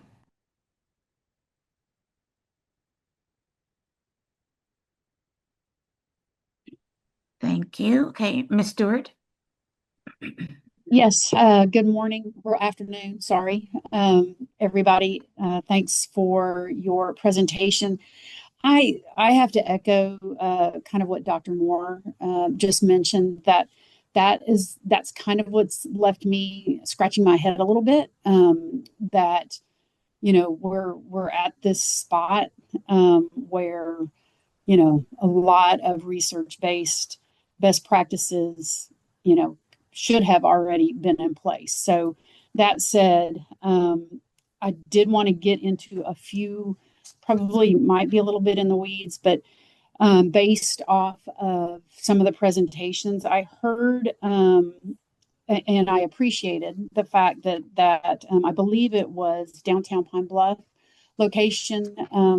Ms. Williams, you mentioned the parent involvement piece and helping parents with especially that reading at home and the importance of that.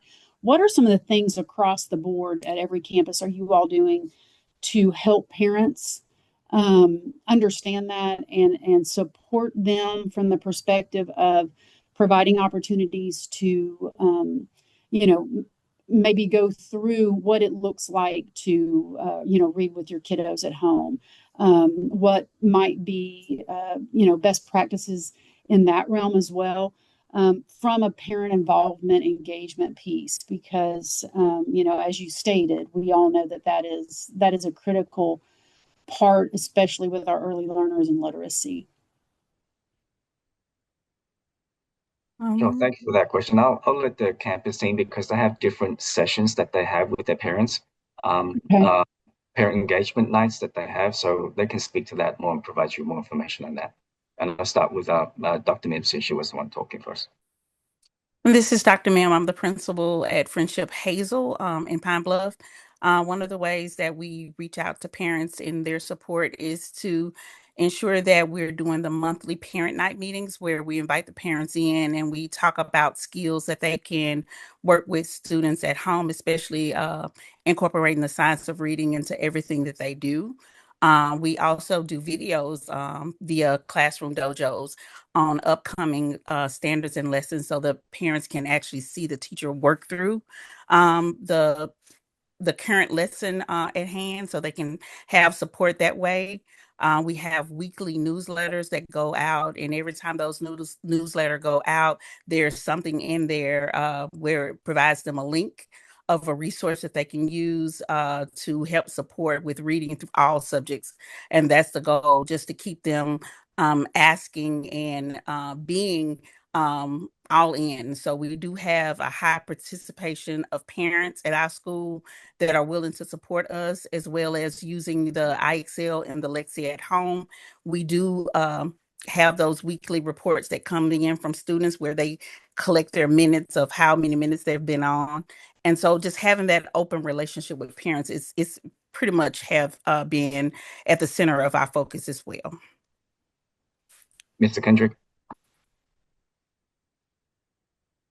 Mr. Kendrick, North Little Rock campus. Like I said, we are a smaller campus, but we do have kind of the same thing. I think district wide that we do have the monthly parent nights, where the parents are allowed to come in and the teachers are there, so they are allowed to have that one-on-one time with the teachers. They're allowed to discuss where their students are, discuss what's going on in the school, what's going on in the classrooms, and all the things of that nature.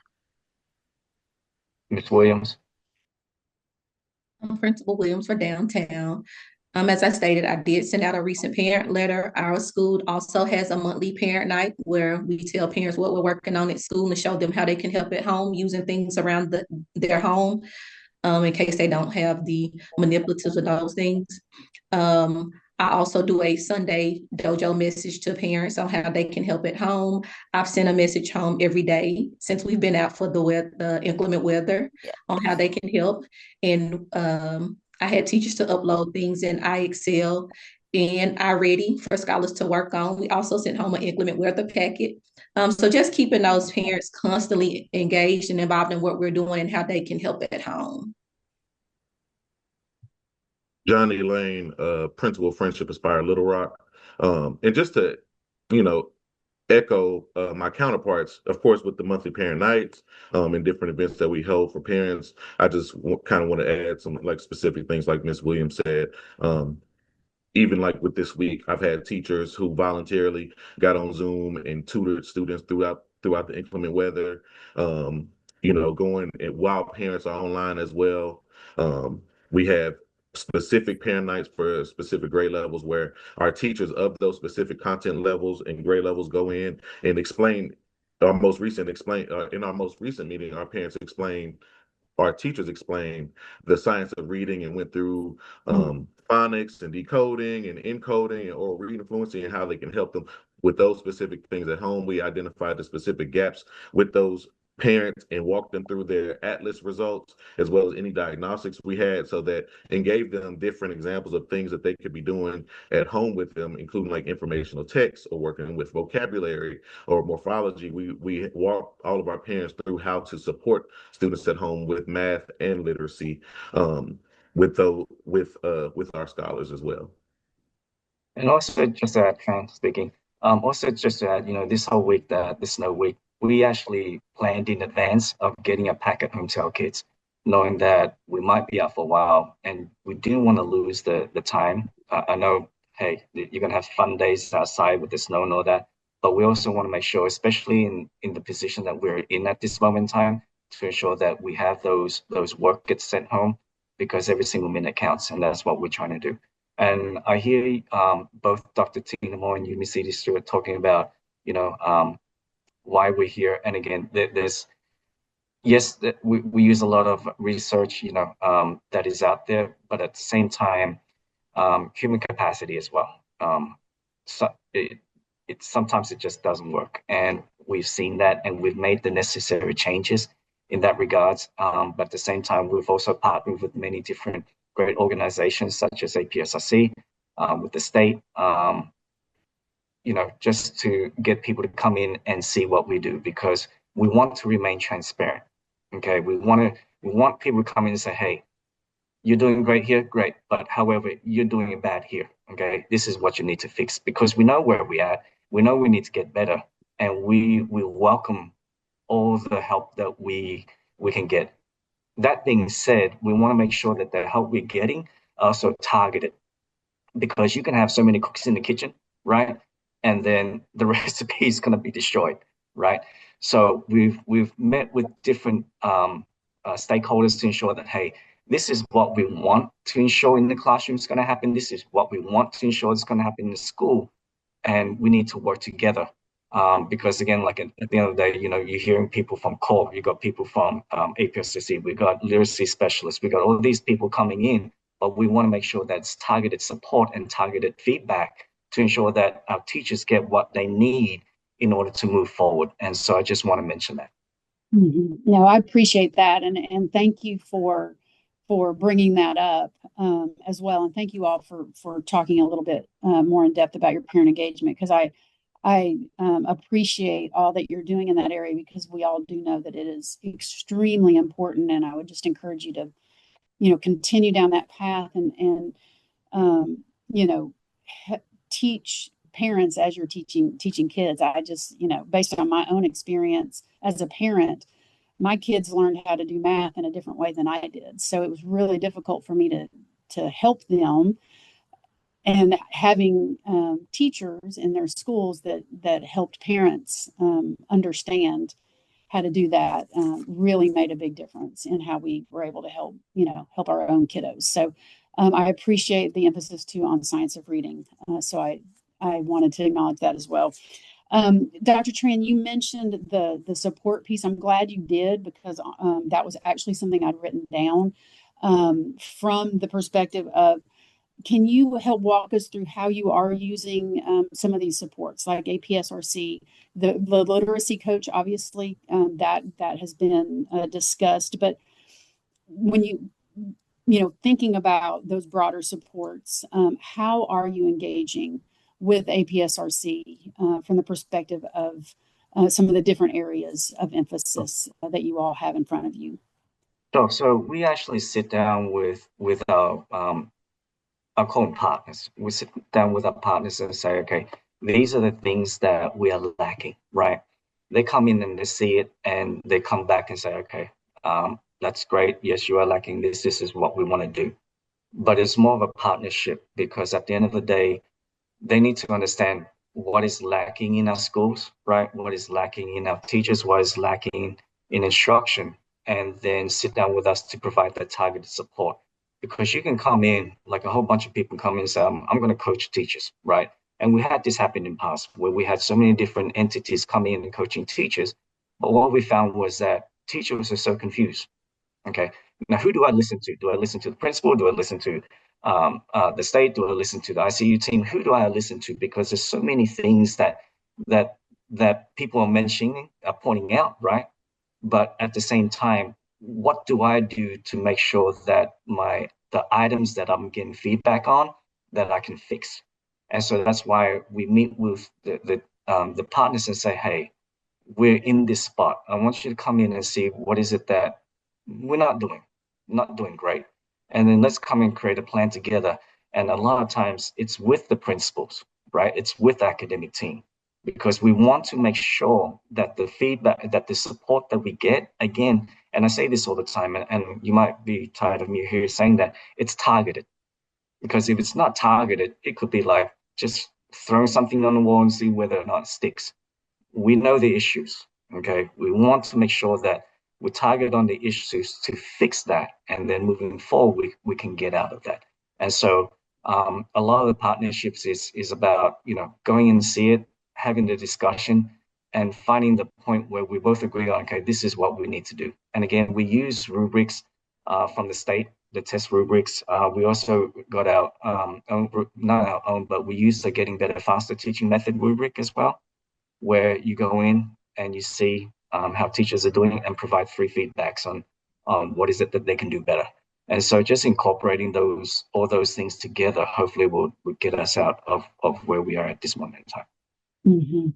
And so I appreciate that. With thinking through your novice teachers versus your veteran teachers, I noticed several of you all talked about you've got returning teachers, which is fantastic.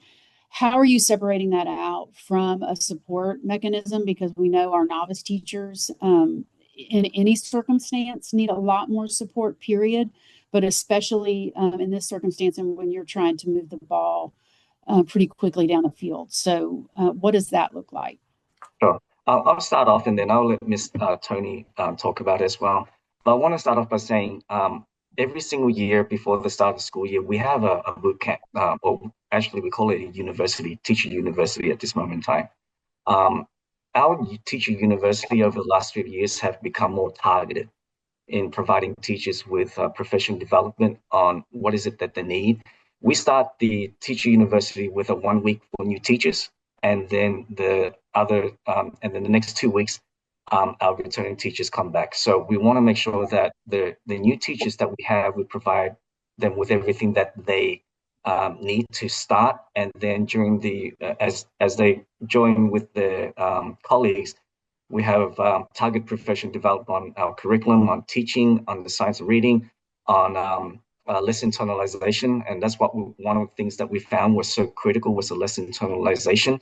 Understanding what is what is what is that lesson about, right? You can go in and you just teach, but if you don't understand what that lesson is, and that's what we found. Some just didn't quite get it. And so having that reset in making sure that our teachers understand what the lesson, what the output is, actually helped us change a little bit. And that's why you see some of the changes in the growth at this moment in time, because we found that that was one of the things that we were lacking. But yeah, and so again, like I said, we have that 2 week book, the 3 week, 1 week for new and then 2 weeks for the returning teachers, for a total of 3, where we provide a lot of support. On top of that, the ICU team as well provides that support. And I'll turn it over to Ms. Tony Dickinson so she can talk about the ICU team and how they're supporting you teachers as well. Tony Dickinson, Director of Academics. In conjunction to what Dr. Train said, yes, we did separate our teacher university. Our new teachers got specific pedagogy as well as content support, and then we brought them into with the broader team, with our returning teachers. But specifically on a more consistent basis, what we've done on the academic team is create a tiered system, and we've placed teachers within those tiers. We also grab feedback from leaders on how teachers are performing because they are with those teachers on a daily basis. Two things. Principals are able to complete a request form and say, hey, Ms. Dickerson is really struggling on this thing. From my observations, can you guys come in and support her with this? So very targeted. The second thing is that we then work with teachers to offer up kind of a scale system. The ICU team will work with teachers on co-planning. They will come in and co-teach and model for a teacher. They will give feedback and then go through that cycle with them as often as needed. We also made an intentional effort to try to utilize and maximize our lead teachers who have shown us that they do have the components of being great teachers. We put them in front of the new teachers because we believe you learning from your peers is sometimes more powerful than someone standing up that may have been out of the classroom for a couple of years now. So make an intentional effort to use our teachers who are in the front line every day to support their peers has also proved to be super powerful, and we look forward to continuing that as we build out what our PDs look like going forward. And I just want to echo what Ms. Dickinson, speaking, what Ms. Dickinson was saying. In the last PD, before we returned from, after we returned from the winter break, we had our teachers actually present during the PDs. And what we heard from other teachers was they loved it, they liked it, they learned more because they were getting the professional development from their peers. So they understood, so the peers giving that professional development, they understood what is it that is needed. And so I just want to echo that out as we look forward to the next year, how we develop our teacher university in making it more peer orientated so that way they get it more. It's not like from people up above where say, oh, they've never been there, they don't understand. This is your teacher next door that has been teaching with you, that is coming to you with these strategies to ensure that you get better in your classroom. And and our teachers have been very supportive of that. So when you're thinking about that, how are you triaging what that PD is going to look like, or what what the focus is going to be? Because I feel like right now y'all probably are hopefully already planning for that next PD. Correct. And so we look at we get the teachers' feedback, because we want to ensure that what we're providing is what is wanted, right? And I'll start by saying this. In years past, our teacher university was there, right? But what we found from a lot of feedback, from a lot of surveys, that what we were presenting wasn't really what was needed. And so we changed that to what our teachers wanted. And so again, Ms. Dickinson just talked about how we just went around different schools in looking internally how we were doing. And so we're taking that information as a team, and then working with our leaders and working with central office and working with everybody and saying, okay, this is what we saw during our visits, right? This is what the principals felt as well. Now, how do we together come together and say, this is what we need to do for the next session? So to your point, Ms. Stewart, we're actually at this moment in time planning for our summer boot camp that is coming up in August as well. And again, we want to make sure that everything that we're presenting and everything that we're providing to our teachers are what they wanted. Okay, so it's not this, there isn't any more fluff. It's more targeted to what is it they want, but at the same time, it's targeted to what is lacking in the classroom when we do these visits, when we see them. So, Okay, I think that's what you hit on for me. That's what I needed to hear. It needs to be what kind of where your indicators are showing red, so to speak. And I appreciate that you're using some of those observations as well, because it that is going to be really impactful in moving the needle on some of these things. And if it is more kind of like what you just said, fluff, or I mean, I'd have to say even what maybe teachers want, it may not be what is actually needed for that PD piece. I have taken a lot of time, and Madam Chairman, I have one more question. Is that okay?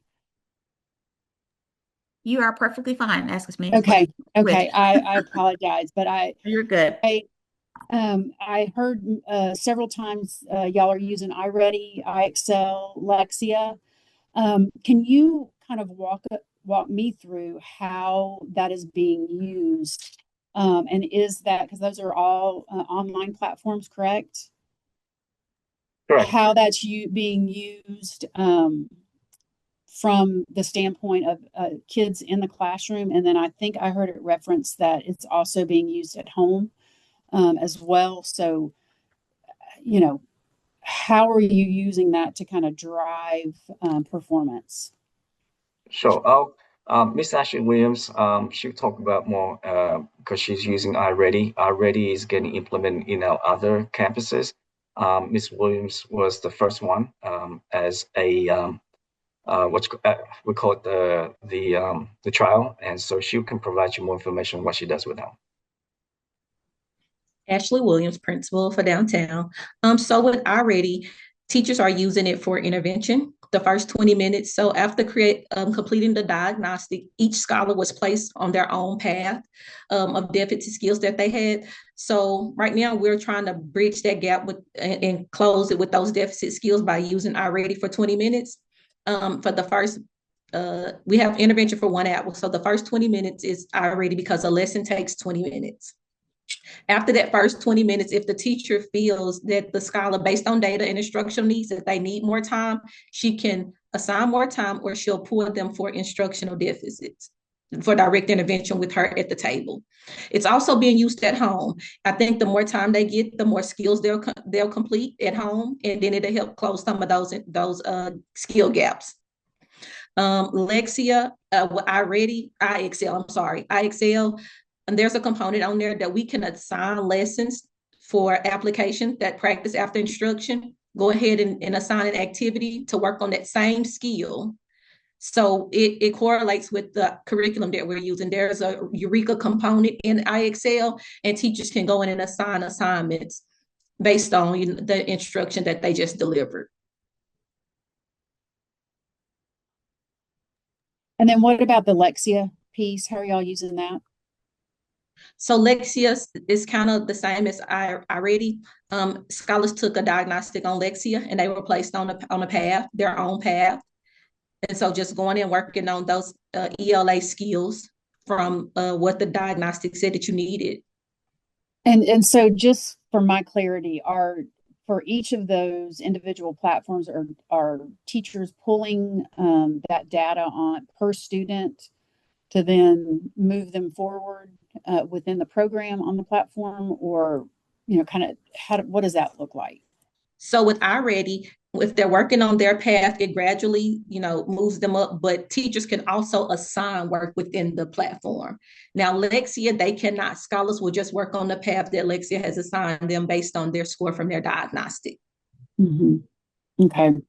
The only reason I was wondering about that, because I know, are you all using Lexia at all for ESL?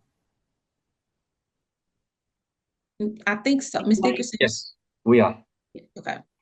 Just that Miss Ashley Williams' school doesn't have any ESL kids. And so she, yes, but we do use Lexia for our ESL kids as well. Okay. Okay.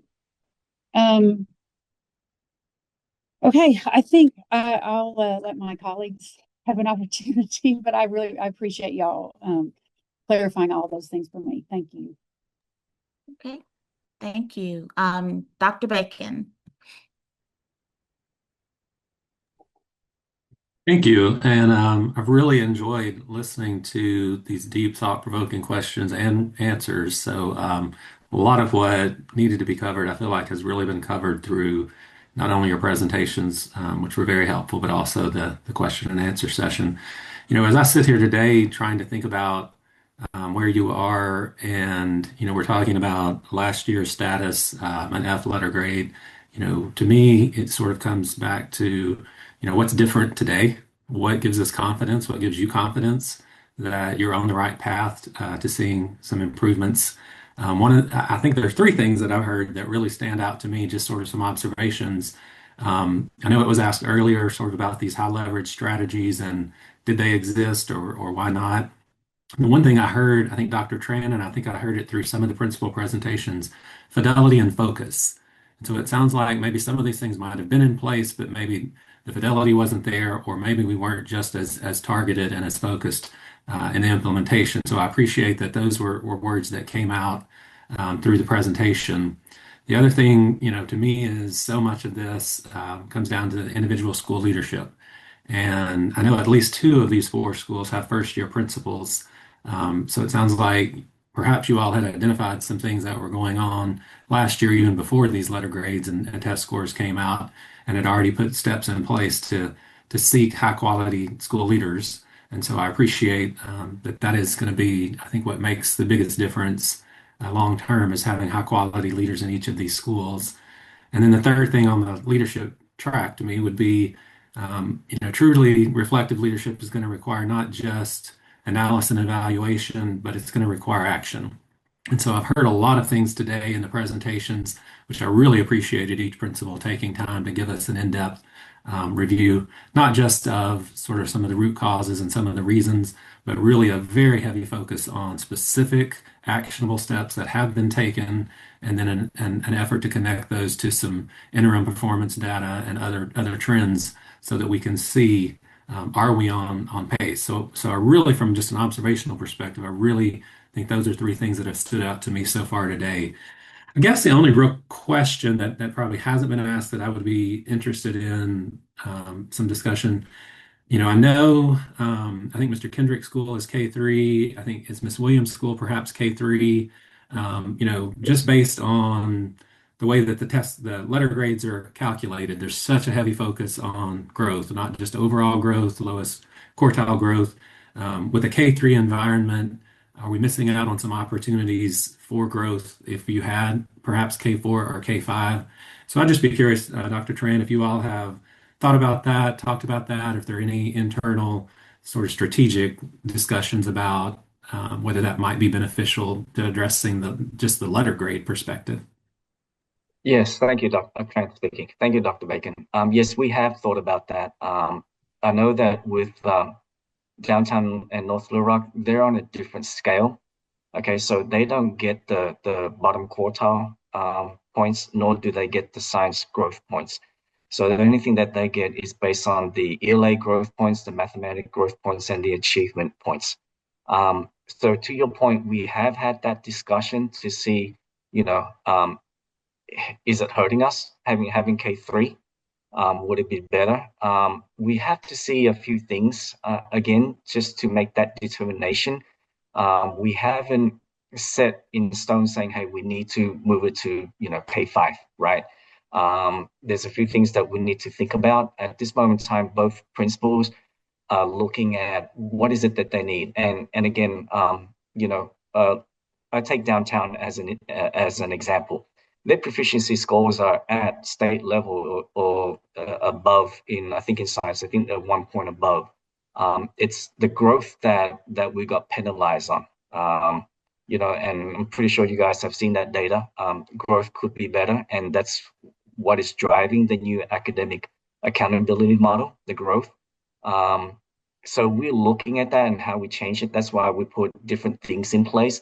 And you've heard us talk about less internalization. You talked as, we just purchased iReady. iReady gives us an indication of how the students are growing, because us trying to get growth from Atlas is like getting blood from a stone. It's so hard to get growth data from that. And so we're looking at different ways to ensure, are we moving in the right direction? But back to your point, we are thinking about it. We haven't made a decision on that. It just depends upon also space, because, for example, our downtown campus, that school does not have space to go to K5.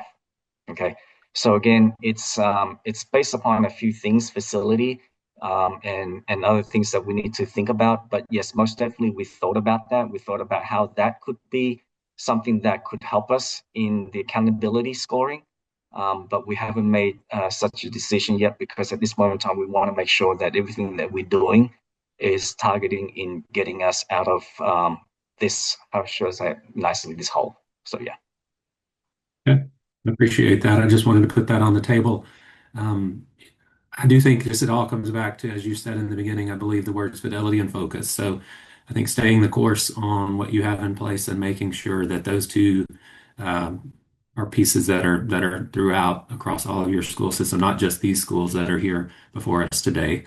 So I thank you all for the details. And as I said, I really feel like we've had some great question and answer from the panel, and you guys have provided a lot of feedback. So I don't think I have other issues that I need to bring up right now. Right. Thank you. Mr. Baldwin. Yes, thank you, Dr. Tran and team. I'm not an educator, and I can't even begin to ask questions about where you guys are. But I have been involved in a lot of turnarounds, businesses and nonprofit organizations, and there's some similarities, I think. So I'm not going to ask any questions, but I'm going to give you some thoughts that maybe I hope are helpful. I think my first thought, and Dr. Tran, you said this, and I totally agree, it's targeted and focused. And the challenge when you get in trouble like this is you can grab for a lot of things, and probably each school needs something a little bit different. But I would try to limit what you grab for to three to five things. The things that will keep the schools open. I think it's fair to say that you're in a fight for your survival. I wouldn't want to sugarcoat that. If we didn't have the notice of concern, we'd be talking about putting you on probation today, and then the step after that is revoking the charter. And I think you should be fully conscious of that progressive action step that has been initiated today. But I would also say I acknowledge that your grades have been higher. In fact, at almost all your schools, your grades were higher the last reporting period. And I know at Hazel Street, you were a B last year, and now you're an F. So I think I don't know what changed this year, but I think I would acknowledge that you guys have done better in the past. So eyes wide open, strong strength, good leadership from you all. We talk about the new teachers that you have. I would phrase them as inexperienced. Maybe I'd phrase them a little bit different. So you might think about, do you have too many inexperienced teachers, too many non-certified teachers? I don't know the answer. You don't need to respond to that, but just think about that. Come up with 3 to 5 metrics of success, tripwires, so that if one goes from red to yellow, you can celebrate. But if you have one that goes from yellow to red, you can focus on that. And then I think I would really encourage you guys. And I know you said you were working with APSRC and DESE. And I don't know that you need anyone else other than that, because I think you can't have too many cooks in the kitchen. But when I look at your growth and achievement scores compared to state averages, you're not even close in a lot of these. I mean, you're far, far away. And so it's a daunting challenge that you have ahead of you. I hope you succeed. I hope that the next time we see you, it's to explain your success, and I pray that that's true. But it's not going to happen without you all hitting this head on. And so that's just my words of thought. I'm not even going to say wisdom, but I think you can make it. I do believe in you, but I don't think it's going to be easy. And I think you may have to really step back and reconsider. And maybe one of those things, Dr. Tran, to reconsider is the size of fellowship. I mean, do you need to be as big as you are, or should you be smaller? So, Madam Chair, that's all I had. Okay, thank you. And I will just basically echo many of the comments that have already been stated by the panel. I was looking at my list of questions that I had prior to your presentation, and then as you presented, and majority of them have been addressed.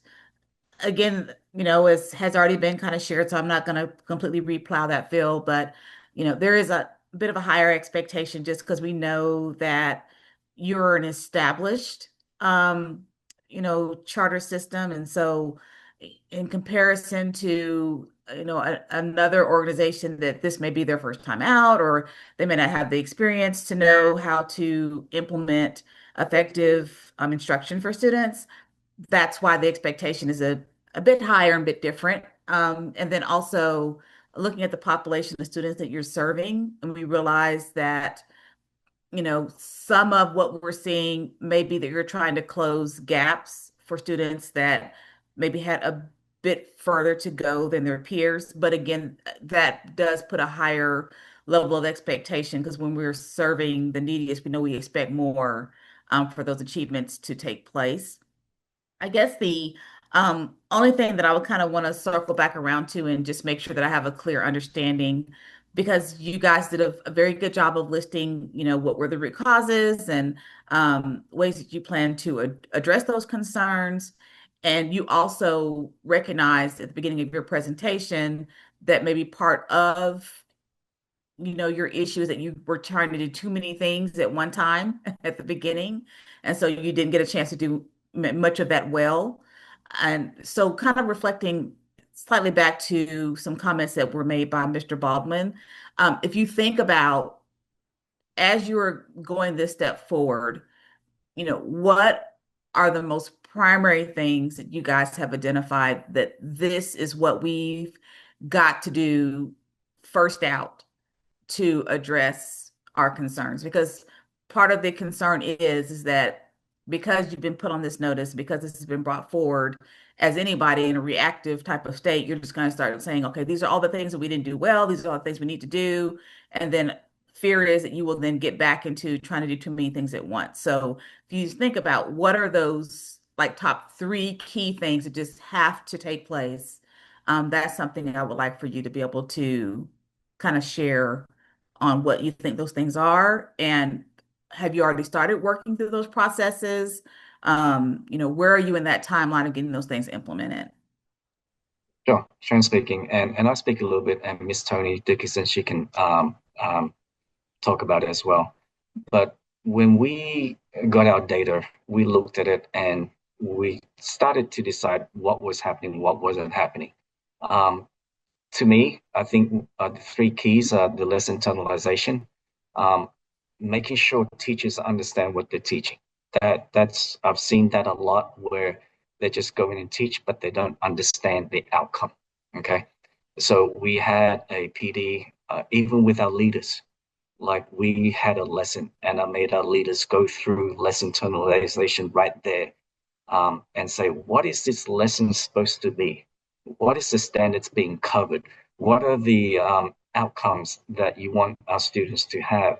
So making sure that our leaders understand so that they can make sure that their teachers understand, and making sure that it's a flow. And our ICU team has been very critical in helping our teachers understand lesson internalization as well. Another thing that I also found was that our pacing. We were giving CFAs that were not aligned with the pacing. And so as a network, we went back and we redid the pacing to align with the CFAs to ensure that what is being tested is actually truly what they're learning. Okay.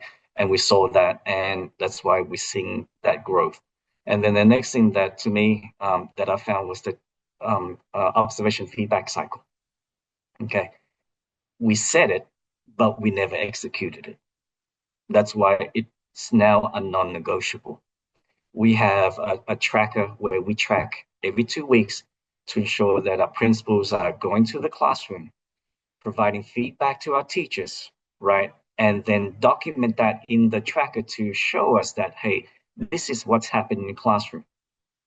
Now, I understand, everything, and understand the uh, what we're up against. But I think with our history and everything that we've done so far, we can get there because, as you can see, especially, and again, our downtown and our Hazel Street campus historically has never been an F, ever. Okay. And so we're working to fix that. That's why we have different leaders now. We're more intentional, we're more targeted in what we're doing. Especially with everything that is going on. But that to me is what I've seen that's happening, that it's getting better. But I'll leave it to Miss Tony Dickinson because she's our academic director and she's also in the schools a lot, and she can tell you as well from what her viewpoint. Tony Dickerson, Director of Academics. I'll take us back to where we started on our four key levers. So I heard from Dr. Bacon, we heard from Mr. Baldwin, like being focused. And our focus areas are those four key levers: standards internalization, making sure teachers know what they teach, observing and coaching. So we are seeing that in action and giving that immediate feedback when we one positive when we see it, making sure we're encouraging teachers, but when we don't see it, we're taking action as coaches, as leaders, immediately, not waiting a week for a data meeting. It's in the moment feedback, and that's something our teachers have gotten used to. It's like if it's wrong, hey, Ms. Dickerson, can I jump in right quick? So giving that in the moment feedback so that teachers immediately can correct. Also focusing on our PLCs and data meetings. Again, those are opportunities for us to address holistically. This is what we see. This is what we need to do. And again, be reflective on data. And then our pacing and CFA assessments. Like Dr. Tran mentioned, we wanted to make sure they were streamlined, that they were easy to implement so that teachers know exactly. We took a lot of the guesswork out for teachers so that it says specifically, today is January 29th. This is your standard. This is what you're teaching. We've given them misconceptions, like really giving, like, I don't want to say spoon feeding, but to your point, we have a lot of inexperienced teachers. And what we found last year is that we allowed a lot of autonomy and trying to figure out, and that was one of our crutches. So this year we took an intentional effort to say, hey, we're going to take the guesswork out. For those who know, we give them the freedom to adjust and make changes. But for those that don't know, we want to give it to you so that you're not struggling on what I should be doing and focusing on more so how I should be doing it. I think in conclusion, something that stuck out to me throughout this call, and Dr. Bacon, you referenced it, was the fidelity, focus, and some action. So to say like, what will we stand on going forward today? Teaching with fidelity, making sure that we stay focused on the outcomes that we have aligned and said this is what we're going to do, and then taking that immediate action, whether that is intervening, whether that is reteach. I like to say all the time, the job of a teacher is to teach, assess, and reteach. And that's what we're going to do and continue to do throughout this year to make sure that we reach our intended outcome.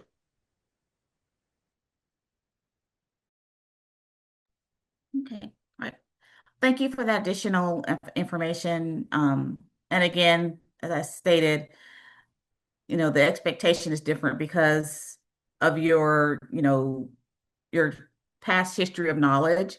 Um, but I do feel that that is going to be an asset for you.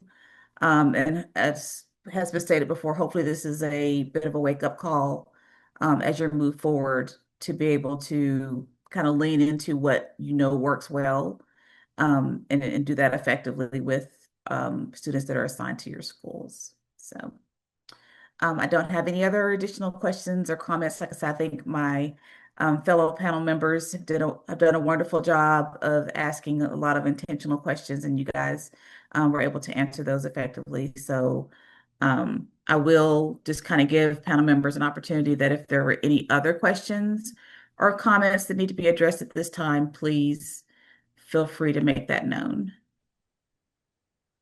Dr. Wright McMurray, I noted that Mr. Harris from the Friendship Charter Management Group is on the Zoom with us. I'd be curious to hear from him any supports, things that from that perspective that the national CMO is bringing to assist in this effort. Sure. Thank you. This is Joe Harris. Much like you guys, I too, we've been scratching our heads at how we got here. I think at the outcome of this exercise, or I don't want to say exercise, but this situation is going to give us a lot of usable information that not just for the school, but as the operator, we'll be able to use to ensure that we're not here again. Here is a cautionary tale of what happens when you make a priority of hiring novice teachers and not following through and providing them with the additional supports. That's part of our mission and has been part of our mission since day one. There have been years we've done exceptional things to support novice teachers. And when you look at our partners like UAPB and Philander Smith and the University of Arkansas, where we are hiring some of their recent graduates, we have learned a lot about what supports they need. But what we also learned is if you take your eye on providing support to them with fidelity in a long-term way, this kind of what happens. And I don't want to put all of this on the teachers. In fact, teachers are angels, so I won't put much on this. It all falls on us as school leaders and as operators on how we turn this around. The supports that we're going to provide are already what you're seeing, which is to beef up and strengthen the partnerships that we have in the area of coaching. We're also going to be looking at how we can provide side-by-side tutoring through strategic partnerships with universities and corporate partners. And the operator is really going to be leading that initiative. What we're seeing at a national level is I don't want to say these things happen, but they happen when you take your eye off of what's important. And that happens sometimes. We scratched our head because I think everyone here realizes that this was a puzzle because the schools that are presented to you before have been some of the top recognized schools in the county, in their school district, and in the state. We understand how this happened, and what we're doing now is putting in place uh, strategies to ensure that it doesn't happen again. But this is serious for us. And as the operator and where I sit within the organizational structure, it is very concerning and alarming. And we've taken this very, very serious. Part of our strategy today was to show to this panel that this isn't just a top-down effort. It really is a all-inclusive that includes teachers, includes principals, it includes a network-wide strategy. And it is because of that, I have a level of confidence that it's going to be turned around. Um, so, we're doing what we need to do. We're putting resources, not just Arkansas resources, but at a national level. We're looking at how we can tap into best practices for other schools across the country that have found themselves in this position. And so we're doing the work. It's already underway. We're not waiting. And so, we're already seeing the changes and fruits that are necessary to turn this around. With our weekly intervals, we're seeing now the having our pulse on what's happening in the schools more frequently. We're doing weekly interventions and assessments. So we know at any time how our schools are performing and not waiting until those milestones of middle of the year, end of the year to assess. So all of these things are happening and we're confident that it's going to turn around.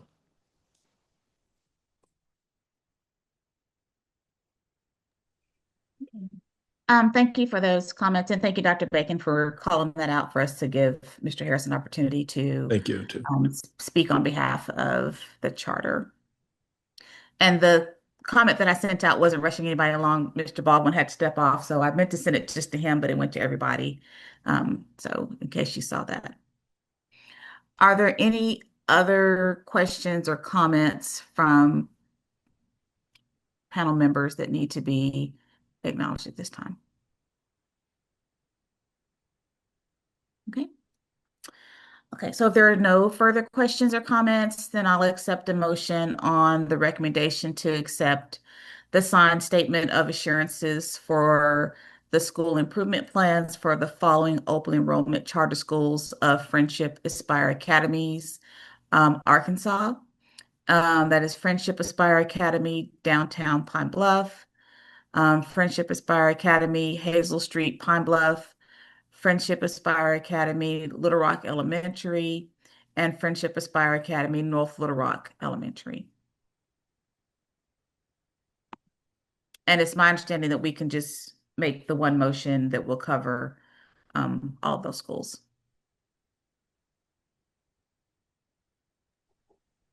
I'd just say so moved rather than trying to go through all those details. Okay. So. I second. Okay. So we have a motion by Dr. Bacon and a second by Ms. Stewart that we accept the plan submitted by Friendship Academy, inclusive of the schools that are listed within that plan. Is there any discussion or comment on the motion? Okay, seeing none. All those in favor, please say aye.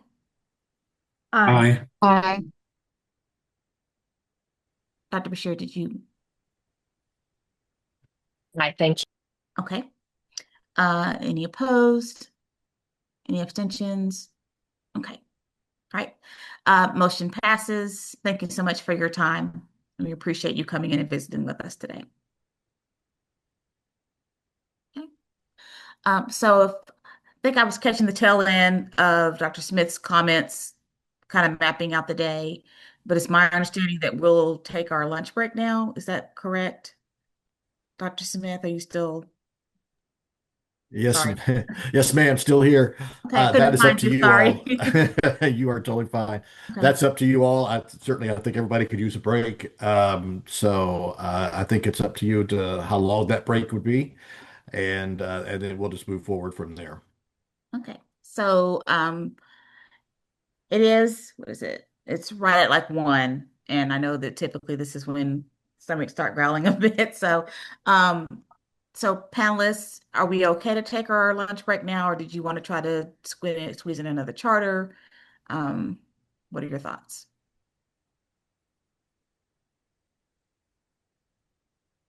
Happy to take a short lunch break at this time. Okay. Okay. So will 30 minutes be enough time? Or do you want to take shorter or? 30 is more than enough to me. So Yeah, whatever that's the group more wants. than enough. Yeah. Okay. So let's plan to come back at 1:30. And then we will start with, I believe it's Future School. I think it is. Yep, Future School Yes. at 1:30. Thank Thank you. you. Thank you. Thanks. Mhm.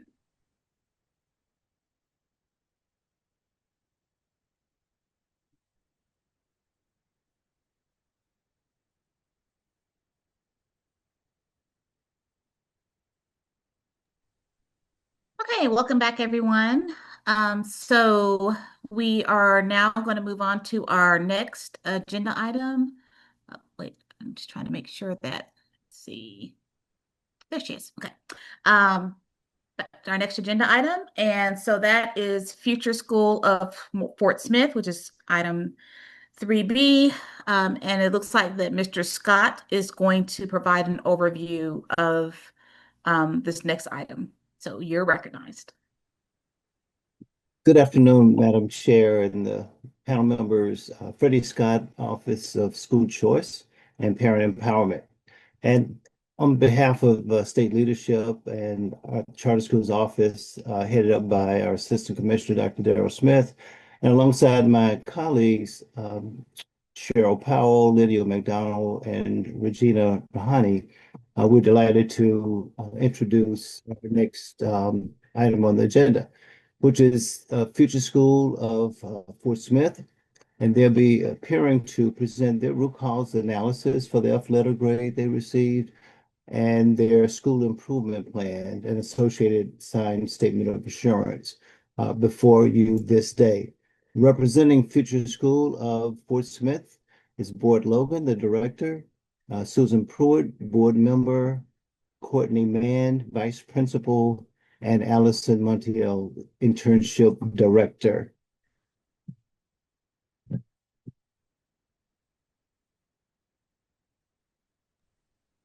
Thank you, Mr. Scott, for that introduction and brief overview. So before we start with the presentation, if I could have everyone that is associated with or plans to speak on behalf of Future School of Fort Smith, please stand and raise your right hand, and please turn your camera on and unmute yourself so we can hear your response. Okay. Okay. All those giving testimony today on behalf of the Future School of Fort Smith, do you swear that you are providing testimony or statement that is the truth, the whole truth, and nothing but the truth? I do. I do. Okay. Okay. Was that everybody? I'm sorry. We should have one more. Okay. I believe you're. Courtney's not able to join us today. She had her daughter's having a surgery that she had to go and be at, so she's not here today. Okay. Right. Thank you. Okay. So thank you for that. And as a reminder, you have 20 minutes for your presentation, and then after that, we will begin to ask questions. And give me just a second to get my timer going. And just making sure you are seeing the slideshow. I am sharing it. Yes, sir. We do Okay, see awesome. one Thank you. slide. Yep. And you may begin. Okay. Good afternoon. My name is Boyd Logan. I have the privilege of being one of the founders of Future School of Fort Smith, as well as the current director slash superintendent. I'm here with our current board member, former board president, and a person who's been with us pretty much since before we opened the school, and that's Susan Pruitt. She actually worked with us somewhat special ed compliance. She has a background in special ed when we first opened school. So she's been around since the beginning. And then also Allison Montiel, who is an alumnus of Impact Arkansas, has served in various roles at school over the years. She is currently our director of internships and experiential learning, doing a lot of work with CTE. And then she's also our school nurse. Yes, we wear a lot of hats at the school. Um, and she's with us as well. And then, as I mentioned, Courtney Mann is not able to join us today, but she serves as our assistant principal. I'm going to be handling the presentation for the most part, and they're mainly going to be here to lend their perspectives and their expertise. If you have any questions for them after the formal presentation is concluded, I'll probably leave some things out as well, so they'll chip in if I leave anything out. Thanks for being here today. I know the weather is an idea, and thanks to the Charter Office for allowing us to do the virtual presentation in consideration of winter conditions. And without further ado, I'll get into it. So Future School was founded in 2016 by myself and Trish Flanagan. We set out to provide an educational model for students who are looking for um, a non-traditional educational model based on real-world learning and internships. Our hallmarks were a robust advisory program for students to provide college and career counseling, as well as social emotional learning, as well as real-world internships for our students to develop professional networks, build workplace skills, and explore career opportunities. The first year when we opened saw us earn a B on our school report card.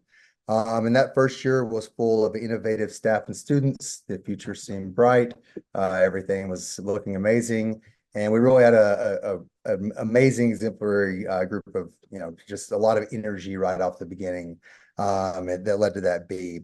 And since then, our letter grade has pretty much consistently been in the D range since then. And that's due to a variety of factors, which I'll get into our current letter grade momentarily as I analyze that. But we mainly became a school that was known for working with students who are struggling with traditional educational systems. Our internship program, our small size, and our accepting environment made us a haven for many students who are at risk and disengaged from their education. And when we started the school, certainly set out to reach disengaged learners. We saw that there were a lot of kids out there that just weren't connected to their education, didn't see a reason for why they were doing the things that they were doing. And so that was really, we embraced that mission, and we've always intended to be, that to be part of what we do is to take these students who maybe are struggling and to help them, to find a purpose for their education. And so that's really, we've embraced that, but it hadn't been without its challenges, which have increased, it feels like, in recent years, and that's led us to our current status of an F. And let me talk a little bit about that F. In the 2025 school year, we did receive an F rating. This has been disheartening and humbling, to say the least. We feel like we've been doing a decent job with our kids as far as academically.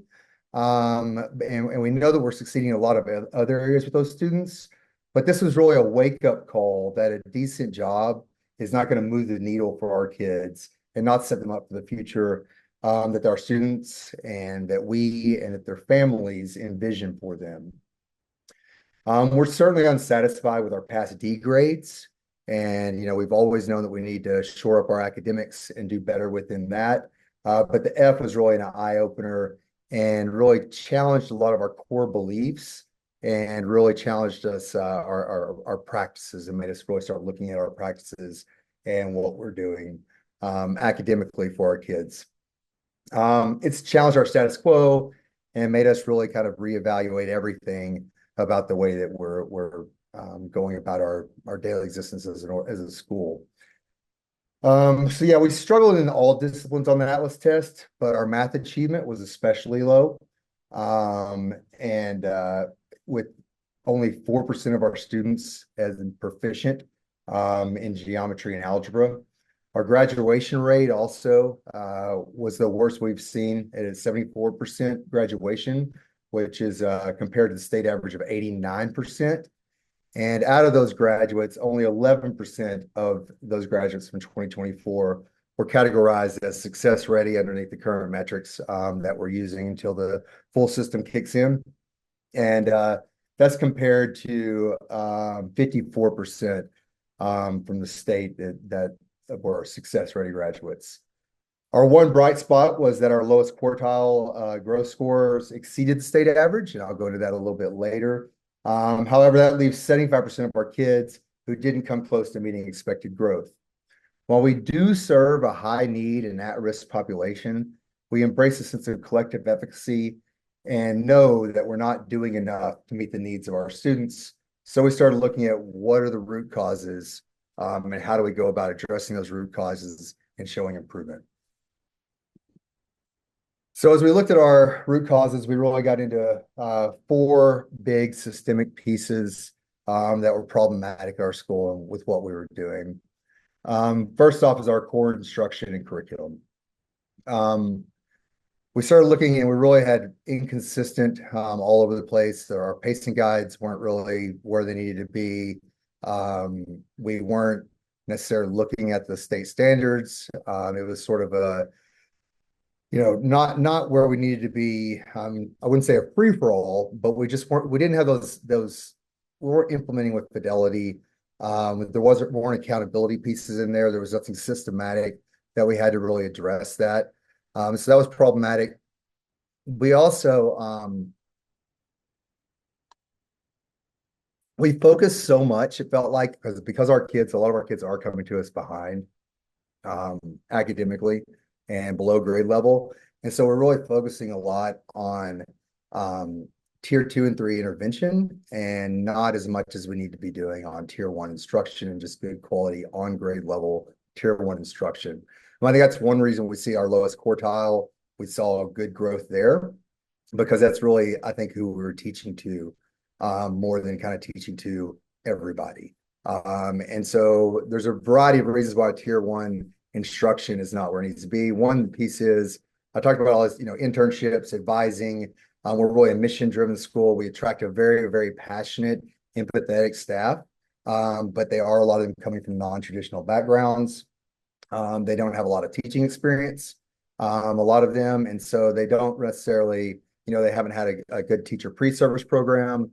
And so whenever they're coming to us, they may be really passionate about helping kids. They may be really passionate about, inspiring kids, helping them connect into, internships, things of that nature. But they may not just have the instructional chops to succeed in the classroom and really have good tier 1 instruction. So that was a piece. And then also inconsistent implementation of our high quality instructional materials. And really knowing, once again, that kind of goes back to the teacher training of really, making sure that what's happening in the classroom is drawing from that HUIM. So that was one big piece. We also had our data use and progress monitoring, which I kind of touched on just a second ago. We didn't have good systems in place for continuous data monitoring. There wasn't a good MTSS, multi-tiered system support within our intervention pathways. And we also really, as we looked at our students, we know, oh, this kid's behind, but where specifically are they behind at? And really being able to look at that. Another big piece, the letter grade, and I talked about our low graduation rate and our low success ready metrics. And so that was big, and the reason for that, there's a variety of reasons for that. A big piece though is turnover at our registrar as far as the graduation rate. Whenever you're a high school and you have these kids, we're getting, it could be kids that 2 or 3 years ago left our system, and now we're looking at them in 12th grade and we're saying, oh my gosh, where did this kid end up going? And that registrar was kind of the person that was tracking a lot of that. And so then as we try to go back and figure out what happened to these kids, where they go, do they go out of state? Where's our documentation around that? And so that really led to us not being able to get as good of a handle on that as we need to. And we didn't have good systems in place to track that. And so we've really started looking at that and looking at being sure we're tracking that. Also, our coursework being a small school and really having those career pathways built out and having very specific ways for students to achieve that success ready pathways. That we didn't have that built out well, and so that led to that very low number of students that were considered success ready. And there were just a lot of procedural gaps as well as staffing gaps there. And then also we had a lot of it. Our fourth reason that we looked at is really our talent, our systems of support for our teachers. We did have a lot of turnover. We lost both of our math teachers mid-year last year. And that led to us putting kids on Edgenuity with sort of a person in there who's not really a teacher, but more of a tutor to kind of help them along with that. And that was problematic for our students. And so then we've also had, as novice teachers, there's a lot to do at Future School. They are instructors for sure, but they're also advisors, which is a really heavy lift. And they're also overseeing internships in the 11th and 12th grade. And so that's a lot of, things to juggle. And we realized that our onboarding process and our training process to get teachers on board was not what it needed to be there. And then finally, we have our school, we have a lot of students that are coming in that are disenfranchised from their education. And that leads oftentimes to behavioral issues. And so classroom management has been identified as a problem within our school. We have made some really great steps. 2 years ago, it felt like when we really turned the corner and we were getting a lot of these behaviors under control. And then last year, we kind of backslid for whatever reason. And it was not necessarily the environment in the classroom in the school that was conducive for learning. And so we've really looked at that and said, if teachers say I can't teach because there's all these disruptions that are happening, things of that nature. And so that was problematic. And those are really our four sort of root causes. And so what are we going to do about those, or what are we currently doing about those? Our first priority was to address our Tier 1 instructional cycle, as well as our Tier 2 and 3 intervention systems. In meeting with the staff and observing classrooms, realized that there was a lack of clarity and accountability around setting concrete student learning objectives with measurable outcomes and assessments. We were saying things, the objective today, all the students are going to learn about X. Well, that's not really a measurable objective for that day. How do you know if they learned about that? And so that was a big piece that we really realized that, that teachers need to have a very, going back to, we've heard a lot about lesson internalization today. We really need to work on that process around lesson internalization and setting those concrete learning objectives. There was also a wide discrepancy in how assessments and grades were used to track student learning. There was, maybe not grades entered weekly. There were, do the grades actually correspond to student learning, or are the grades just more about, were the students there and they participated? And so we've gone to mandating 2 grades per week, with 1 grade tied to student achievement. And then we've also taken this and we've reassigned a teacher to work as an academic interventionist throughout the day with students to help them address the gaps in their learning. We were able to do some staffing turnover to sort of realign some things and get somebody that's really dedicated to working with those kids and using IXL as well as some other methods to work with students to address gaps in their learning. IXL, which we've begun to really implement. We've had IXL on our campus for a while. It was used really for mainly really struggling students who are far below grade level and trying to get them kind of supplement their skills. We've now rolled out a much broader implementation of IXL, and this is just sort of, it's getting more and more robust as we're picking up steam with it. Teachers are getting a better understanding of how it works. Students are getting more buy-in, seeing their growth on that. Here's some quick, stats that we have.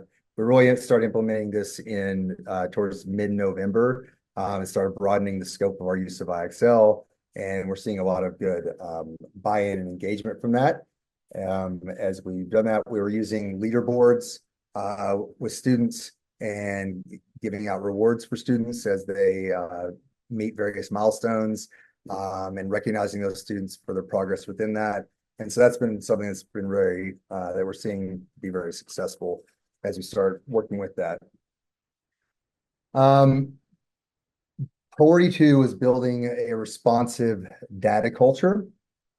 In the past 2 years ago, we had used a data dashboard, and we've been using that for a couple of years. Last year, it fell by the wayside, and that data dashboard would be shared out with the staff.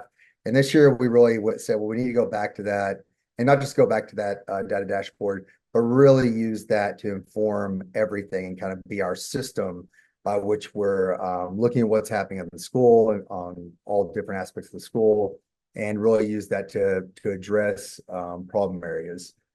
And so we have basically a weekly admin meeting where we as the admin look at the various metrics on our data dashboard and use that to sort of dive down in and have discussions and to go deeper into certain areas, and certain areas we say, okay, well that area is good right now. We're going along where we need to be there. But in other areas, oh well, this is something we're really seeing right now. That's a problem from the data that we're looking at. And so we use that to sort of, we fill out the data dashboard with our various metrics and have those conversations. And that's on Monday morning. And then on Monday afternoon, we meet with the entire staff and go over the data dashboard and use that to talk to them about what the status of the school is, where the problem areas that we may have, where are we doing well. And so we look at that, and then they then have subject team meetings where they take those data, any of the metrics that sort of apply to them within that data dashboard, and those are on Thursdays. And they meet together and they look at not only that data, but also really dive into more of the academic side of it, and look at their CFA results, and start planning those interventions for the next week to happen during our rocket hour, which is our intervention hour that we have. And so that sort of cycle just kind of is continuously going, and trying to keep everything transparent and keep everybody involved as we go through that process. Along with the meetings that teachers hold to look at CFAs and interventions, we are and have always looked at students holistically. That's why we have internships, and that's why we have advising as well. And so we have on Wednesday afternoons, on an alternating schedule, we have two different kinds of meetings for teachers. One of those meetings is a grade level team. And so basically the 10th grade teachers that teach core subjects in the 10th grade will meet together, 11th grade teachers, and those are multidisciplinary teams. And they'll meet and really talk about what they're seeing from students, maybe what behavioral supports need to be in place. Are there kids that, maybe they perform well in one class and a teacher really has figured something out of how to get the student academically to perform in their class, but then another teacher's really struggling with that. So they can have discussions around how to better support that student, what's leading to their success. And that's always really illuminating, I think, because it's kind of shocking to see, one teacher says, oh, that kid's great for me. And another teacher says, well, they're, off my class. Well, have you tried this? They really like this thing. So, maybe try to work that in, they really like sports or whatever. If you talk to them about sports, then that can help kind of re-engage them. And so that's one team meeting we have. And our advisors, which that group of advisors, they stay with kids, a group of kids from 9th through 12th grade. And every grade sort of has a focus with their advisory of what they're trying to support the students around. And so one week we'll have those previous meetings I was talking about, and the other week, all the 9th grade advisors that advise the 9th graders will meet to talk about things around parent engagement, college career planning. If they're 11th or 12th grade, they're talking about internship tracking, internship sites, what's happening in internships, how are we supporting students through internships, what are the outcomes that we're seeing around that. And then if they're 9th and 10th grade, they're talking more about community service tracking, because we have a big community service push in 9th and 10th grade to make sure our students are getting their community service hours, and working with that. And so looking at sort of providing these supports and these times for teachers to collaborate around these issues, have really, and codifying that and systematizing that has really been beneficial so far as well. The next piece is looking at our, priority 3, our graduation rate, and then, are our students set up for success or not? And this was something that's really troubling for us because it's so central to our mission. A lot of our kids are coming to us. We're a last chance school for a lot of kids. They're on the verge of dropping out sometimes when they come to us. And so we may be, their last chance to receive a traditional diploma. And so if these kids are still dropping out, that's really or and we're losing those kids, or we don't know what their outcomes are going to be in the future. So that's really, a big piece for us, is to address this and look at that. And, I talked a little bit about our issues at turnover at registrar and turnovers at counselor that could contribute to that low performance. But we need proactive steps to strengthen these areas and make sure students are on track to graduate, and they aren't getting discouraged as they sort of start to lose hope in their path towards graduation. And so our counselor and our family community support team, they work diligently to address these areas. As far as our reporting on our graduates, we know we have 100% accuracy and where our students actually ended up for the 24-25 cohort. We've been, one of the things that leads to student disengagement and students getting behind is attendance.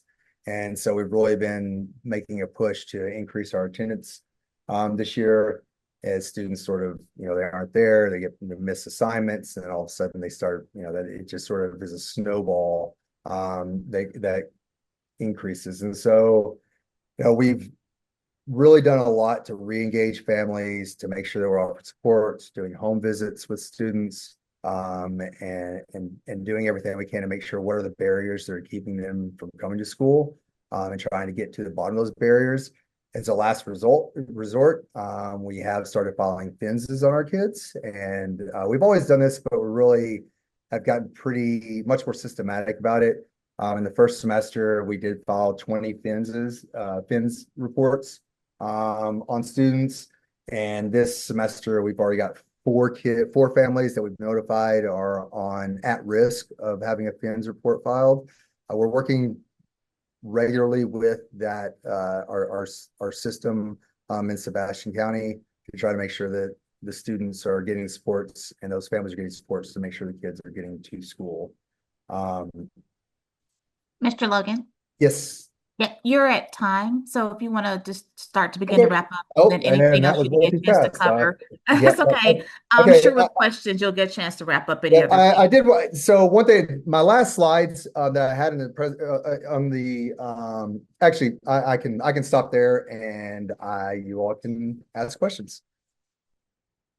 Yep. I'm sure after we begin to ask questions, you'll be able to refer to pieces Yep, I've you got maybe haven't had a chance to cover yet. for sure. Okay. So I will start with Dr. Moore. Hello, thank you for your presentation. Thank you for owning the results. That's always an important first step, and for looking at ways to address the shortfall. I did want to point out, and if you were on earlier, you heard me ask somewhat similar questions of previous presenters that were in your same situation. But when I compare your results to that of the other high schools in your area, and I understand that you said you have a challenging population.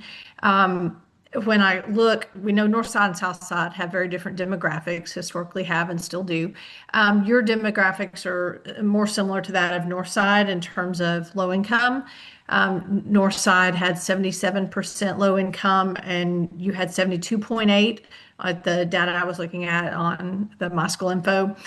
SPED, they have 11.5%, you have 15%. English learners, they had 26%, and you had 10.8%. Yet their letter grade was a B. They had strong growth. So could you speak more to why you think, because you said that you had challenging students. How are your students more challenging than what students Northside is serving? So we are getting a lot of ALE students. So that's actually from Bell Point. And that's a little bit, that's, I don't believe that their Point students don't figure into the Northside grades. But that's not, it's hard to talk about this without sounding like I'm making excuses, because I don't want to make excuses, because we have to have a sense of collective efficacy. We know that our kids can grow. We know that our kids, that we can make a difference, and that we can get them where we need to be. I think in the past, and really we talk about collective efficacy all the time because it's so easy to say like, oh, well, we get these kids and therefore it's just, oh, it's out of our control. And that's, the only thing we can control is what we're doing with students in school. As far as what, how they ended up with a B and we ended up with the F, that's, a great question. I feel like we were behind this last year. I hope was a little bit of an anomaly, but we still are, in the past they've had D's and we've had D's, and we've kind of been similar with us in Northside. But this last year there was such a huge gap.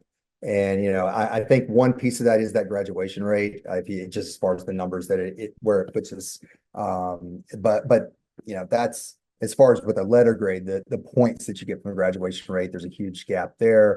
The success ready metrics, that's also another huge point gap that they did much better on there. But really what it comes down to is achievement and growth. And that's stuff that, that's things that we've got to address from an instructional level. And we just didn't do it last year. And, I wish I had the answer for, all the different things that we didn't do. I went into a little bit with turnover and things of that nature, but I'm confident this year and sort of looking at where we're at in the results that we're seeing in student growth, and that we're going to, have a better outcome this year. But once again, I mean, I will just say that I don't want to make excuses. I don't want to say, and I don't want to relinquish us of the responsibility to own it and to own the growth and progress of our kids. But we do have a lot of ALE students. Our school, because it's not sort of as restrictive in the way that we work with students that may have behavioral problems or may and because they have a little more freedom because of internships and things of that nature. I think we got a lot of students that choose to come over to future school and that would have traditionally been in an ALE, or they may be coming straight from the ALE. Okay, and I did want to commend you because as I was looking at your scores, while everything was like the lowest category, except for one, but that was the growth of your lowest students, and you were performing above the state in that area. So maybe your most challenging students were actually the ones that sort of help with your ratings in some ways, because that's a very difficult area to grow, is your most challenging students. And with your focus, of course, I'm very much for workforce focus in schools, and merit distinction can include that, and work-based learning and internships. But we also have seen over the years, not just now, that merit distinction are opportunities, but we've seen sometimes when schools focus so much on work-based learning and internships that sometimes the academic side suffers, and finding that sweet spot where we're making sure we're getting all the academic instruction and not sacrificing any of that at the altar of work-based learning. Just finding it's hard to do both and do it well. And I certainly haven't personally done it. I can only speak to the research and seeing what I see out there. So I just encourage you to be cautionary as you pursue the increased internship opportunities to make sure that that's not taking away from core instruction and tier one instruction time that those students need. Yeah, I think that's something we've definitely, seen in it's, because you get this big, heavy push on that, and also the push on social emotional learning, and really helping our students deal with whatever issues that they may be coming with us on a daily basis. And so it can all of a sudden, it's that high cost of low expectations time. Oh, well, they've got all this stuff going on outside of the class, and then at home, when they go home, and at least when they're here, they have a safe place to be where they feel, that's safe and secure, and they have food and all that. But that doesn't mean we can't keep pushing for academic growth as well.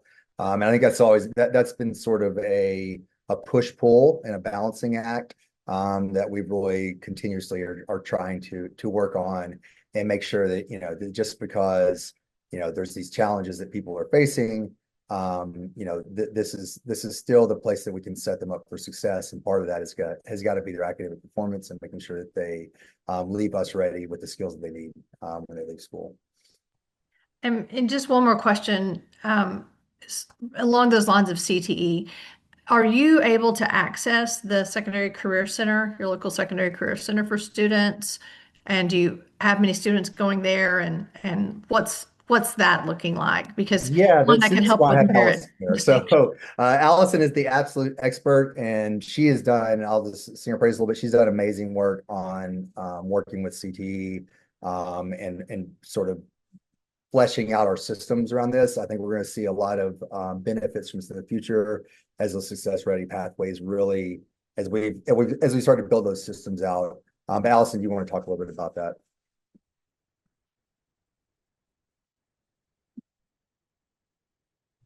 Sure. Thank you. Dr. Moore, thank you for your question. It's a really, really good one. Dying on the altar of work-based learning is certainly something we've been very mindful of over the years.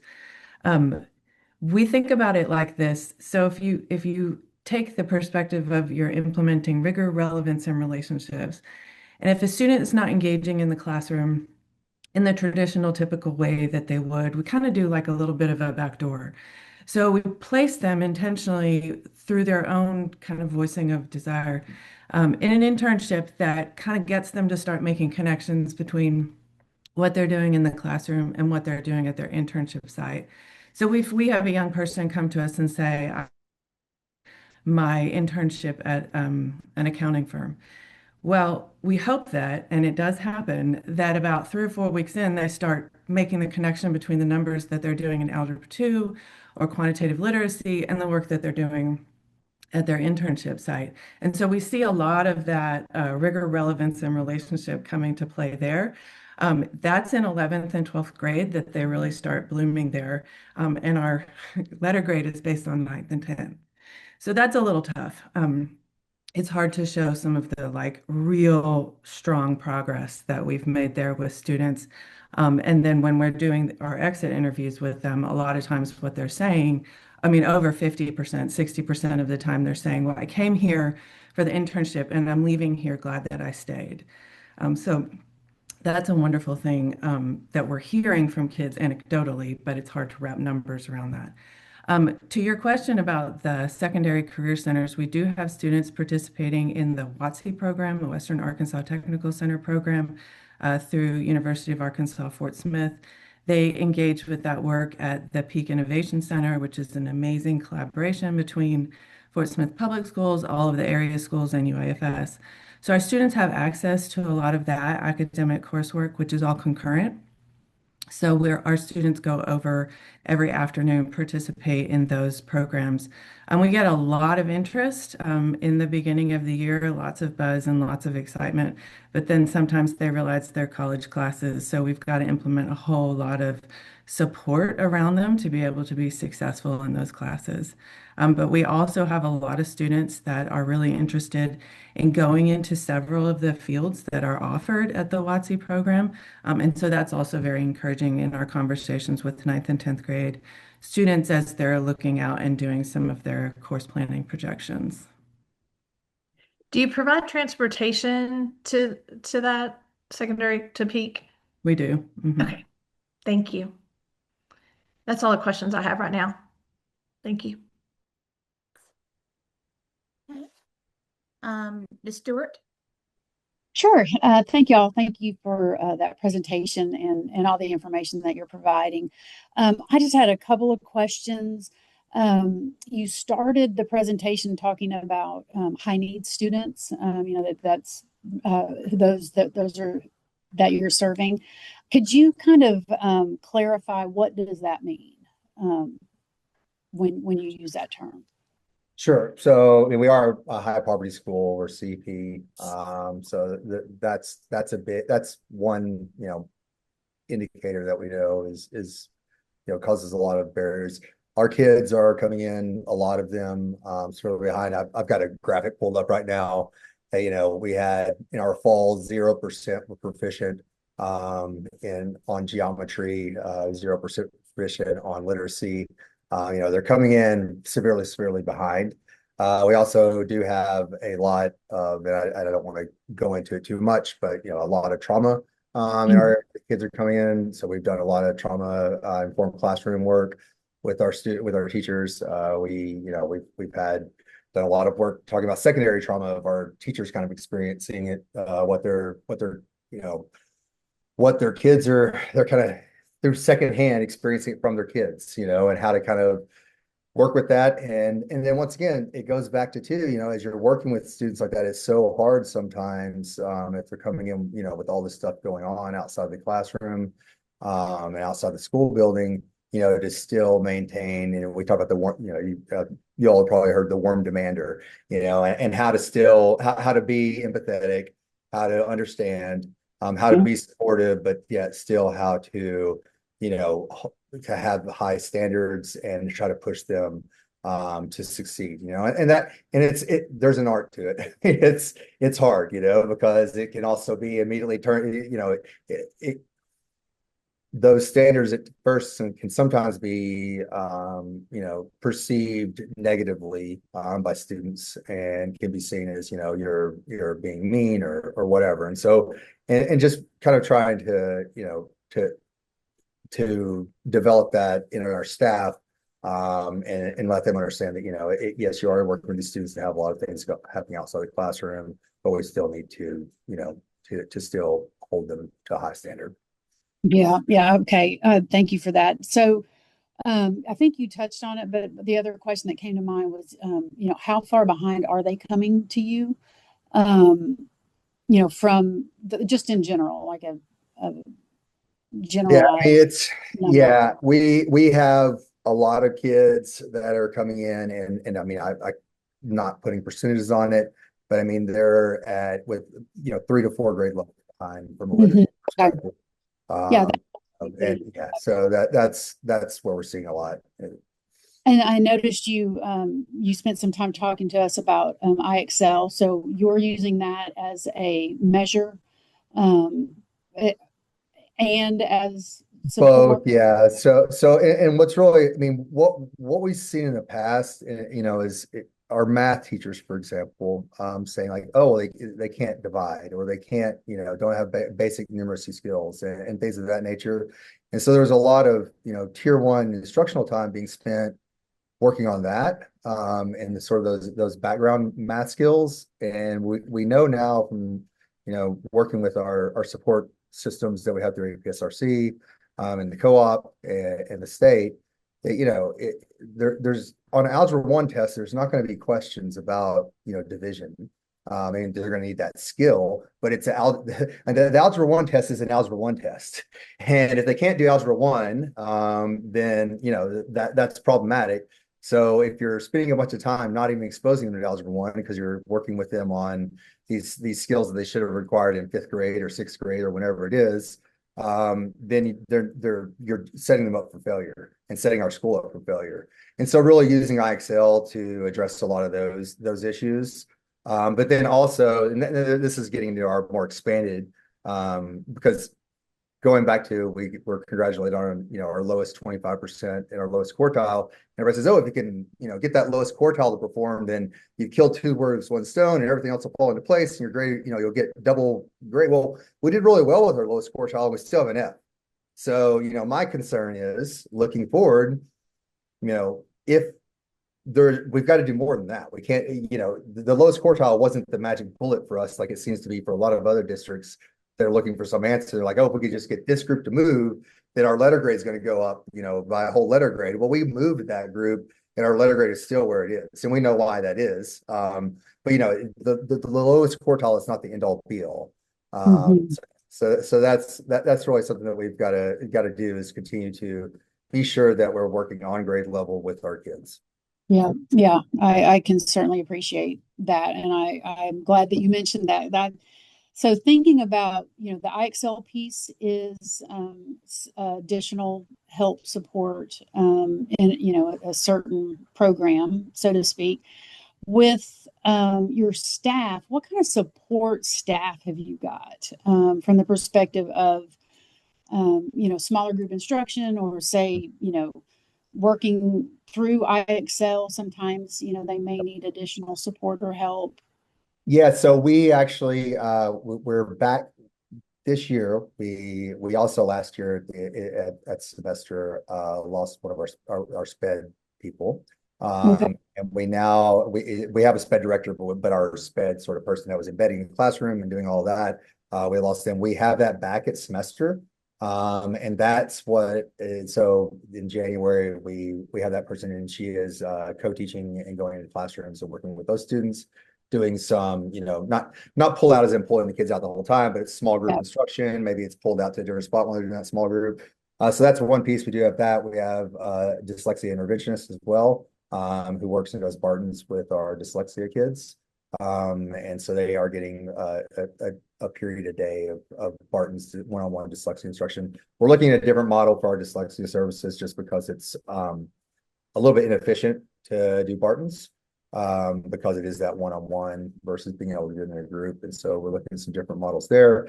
And then what that then freed up, in January, that then allowed us to take a person and create a position for them, and where they are basically full-time, all like one of the tutors that all the districts are using now, basically. And she's able to pull out from elective classes. There one elective a week, so they don't get pulled out of their elective every day, and pull some kids out to identify either reteaching, and luckily they're very good at both math and English. This person is, but they either reteaching, but also working with IXL on very specific identified skills. And I talked a little bit about our expansion of IXL, not just looking at our lowest 25%, not just looking at it as an intervention, but also looking at it as a practice tool, to just get more automaticity for a lot of our kids. But yeah, also as they're looking at common formative CFAs and saying like, oh, this kid, this specific skill, this group of 5 kids are struggling in, and being able to pull those kids out either during our rocket hour or if they're in one of those tutoring groups, being able to pull them out during the tutoring group and be able to get them support within that skill. Mm-hmm. Well, and I noticed you mentioned it earlier, APSRC, the co-op, ADE, other DESE supports. What can you give us some specific examples of what you're doing to Sure. bring either into the building to support staff or? Yeah, and that was one of my slides that I have a tendency to overtalk, but I didn't get to. Okay, great. I apologize for that. My 20 minutes that I went over. Yeah, so we have and let me I can kind of give you the full list of all the different pieces that we're doing. But APSRC, we have 3 different things that they're doing for us. One is we're part of the Charter Impact group. And that's really almost pretty high level, where that support's coming in, and it's looking at leadership, academics, and finance. And so that's one piece they're coming in with, and that's more meeting on the admin side. Although the academics piece, they did come in that semester and really help us with pacing guides and looking at what have we done so far, what's the data indicating that students still don't know that they need to know prior to April when the test comes. What are the real, what are the standards, our power standards that are identified within the blueprints, that our kids are still deficient in, and really making sure that we've got a good blueprint leading up to the testing time, to make sure that those are getting hit on. So that's one piece. We have a support team that comes in, academic support team. One of them meets on Thursdays with our teachers whenever they're doing their subject area meetings of PLCs, whenever they're doing that, and works with them around HQIM, around their CFAs, and around planning interventions for the next week, as a result of those. And then we have another one that's providing more support for teachers that are in need of support. And so that's the same program as 2 different people that come in. They're in the building weekly, both of them, once a week each. And then they're also providing novice teacher support as well, for us. And so that's been great. We also have our algebra and geometry teacher is participating, and this just started. We just did the meeting earlier this week, and we signed the MOU around the Algebra 1 cohort that DESE is putting together. And so that's good. That's exciting. Although our math teacher this year is absolutely amazing, and so we're already seeing really, really good results from that, but giving her that additional support there.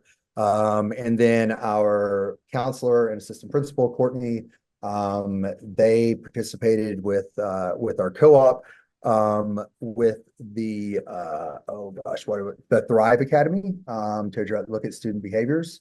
And so they did that as well. And then of course we have Ginger is helping us with dyslexia from DESE. So we have a lot of different support systems that are coming into place there, which is really great. And I will say the charter impact for me personally, from a leadership perspective, and just being able to think through things and be strategic. And there were some earlier mentions of making sure you're prioritizing that you don't have 100 cooks in the kitchen, and that you're really being kind of direct and focused in what you're doing. And that's been really helpful for me from the charter impact thing of really thinking through like what are the big pushes that we need to make here. Great. Well, that I appreciate that very thorough accounting. That's terrific, and I would certainly encourage you to continue down that road of support, because there are so many groups and so many just tremendous assets in the state, whether it be APSRC or DESE, that can help support you in that way. So, and then, well, it was my last thing I was going to ask you about was novice teacher support, and you mentioned that already. So thank you for that, and that's all I have right now.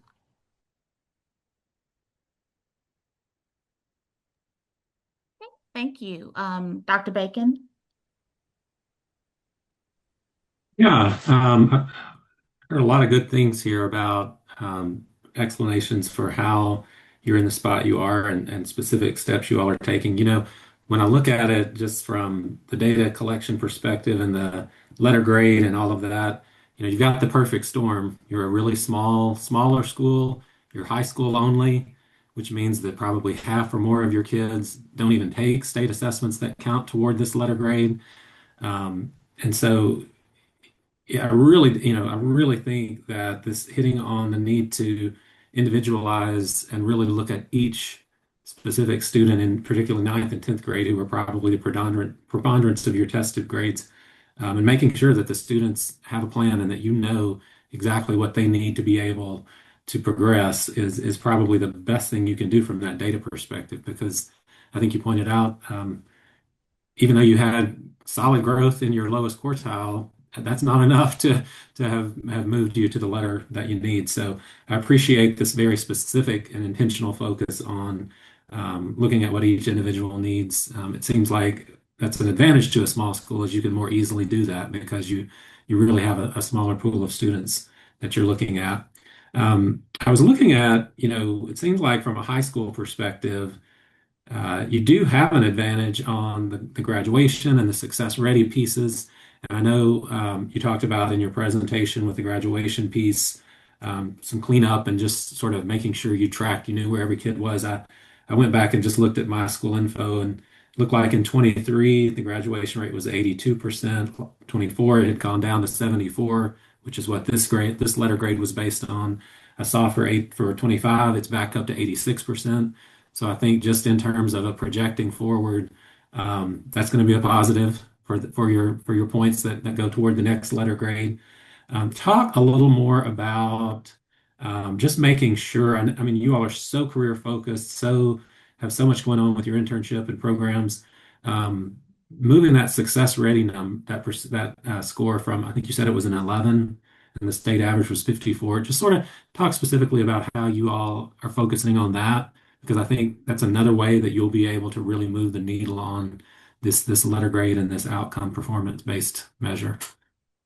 Allison, do you want to talk? I can talk a little bit about it, or if you want to talk about sort of our success rating pathways and how we're looking at those. And this is something we've been really, I've had a lot of conversations with about getting really strategic about, because as you look at, we originally, we'll build a lot of AP courses because the success rating pathway involves AP. But then we look at how many of our kids get 4 and 5, and in a couple of years they have to have 4s and 5s in the APs in order to get, they have to be an AP scholar, which means 3 or more scores of 4, I believe, or maybe scores of 3. But yeah, so is that right for our students? Is it right to look at the concurrent class, the number of concurrent classes they're taking? Is that our best pathways? Should we look at implementing JROTC? for a success ready pathway. What should we look at? And really, I think that as we look at it, and because we are so CTE focused, for us, it's going to be building out those H2 pathways within the success ready, and using those internships to count as the practicum levels, the 3s and 4s within those pathways. The problem for us is, as a small school, is building those level 1 and 2s, and having the course offerings within that, and making sure that when our kid comes into us in 9th grade, that they have those options, and they have pretty clear ideas of which way they're going within that, and that we can continue to guide them along that path, so that they do at the end up with 3 to 4 years within a success rate pathway. Allison, do you have anything to add around that?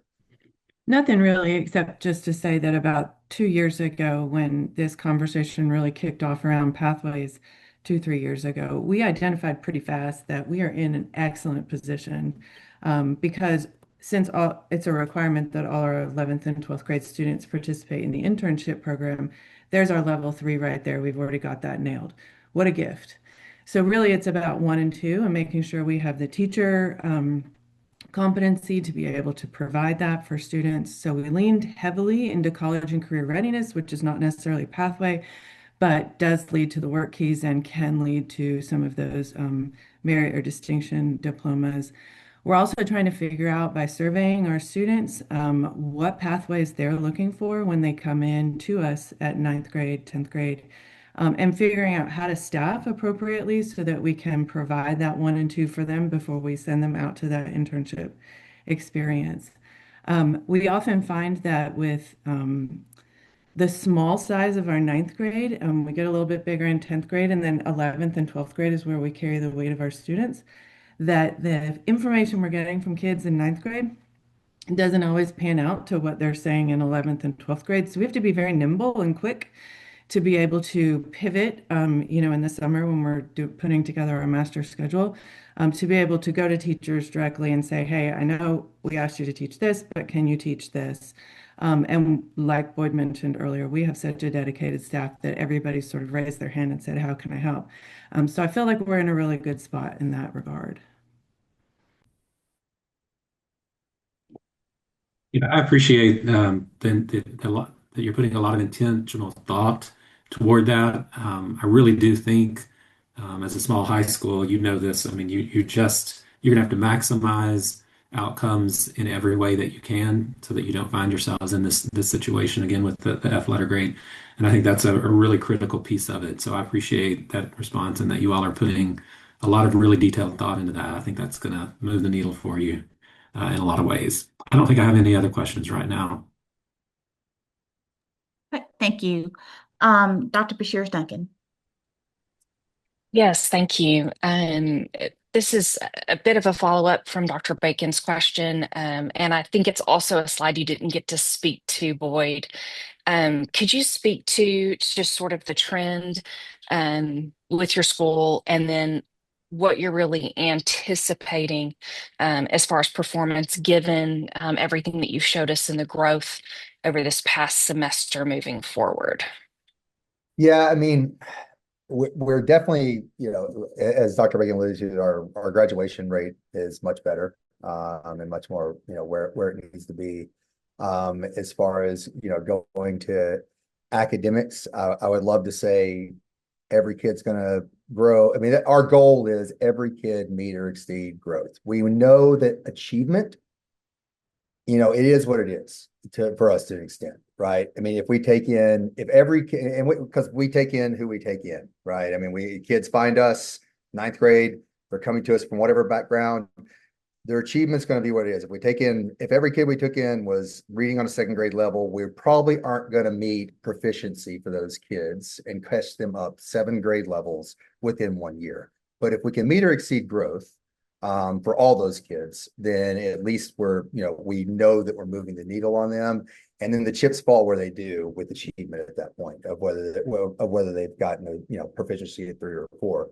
We are seeing really encouraging signs this year. And really, I'll boil that down to our staff. I think that we've talked about, I alluded to collective efficacy earlier, and we've talked about it in the past, but we didn't have good systems for really judging whether, and getting really frequent looks at whether kids really are growing or not. And I feel like, or I know this year, with those, being very specific about daily student student learning objectives, and whether students, and breaking learning down, those daily objectives down into, mastering the standard, the components of the standard. And all of a sudden, our teachers saying like, oh my God, I did this and I had this high expectation. I wrote a really great objective, or I had the standard I wanted them to do. I wrote all these different pieces along the way to get there, and they responded and they got there. And so really all of a sudden, and it's great to say, all these things of, oh, we can move the needle on all these kids. But once you experience it and you actually see it work, then it's awesome, Whenever it gets a little tricky because of the October 1st, and we do have a highly mobile population, as we start, and we're trying to get the Atlas engine to kind of jump through hoops for us and really look at, where are the kids, because with a small population, 2 to 3 kids makes a big difference. We look at where we're at right now and where proficiency is. Well, we've grown in proficiency, which is, and all of a sudden we went from 1 kid was proficient to 5 kids proficient. Okay, those 5 kids, 2 of those kids actually came to us after October 1st, that were proficient. And so all of a sudden, then we're back to like, okay, where are we really going to be?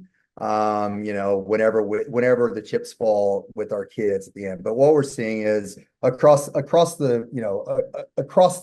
we're trying to focus and get too strategic about, well, these are the kids that are actually going to be our letter grade kids, right? Because then all of a sudden you're doing a disservice to these other kids who happen to come to you after October 1.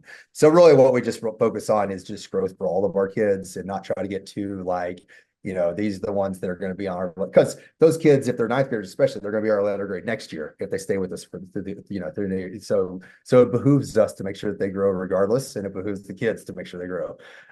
So that's really, I am encouraged where we're at, with the, I'm not going to say it with confidence. What I can say with confidence is I will be very, very pleased if every kid meets or exceeds growth, and that's the direction that we're headed. Thank you so much.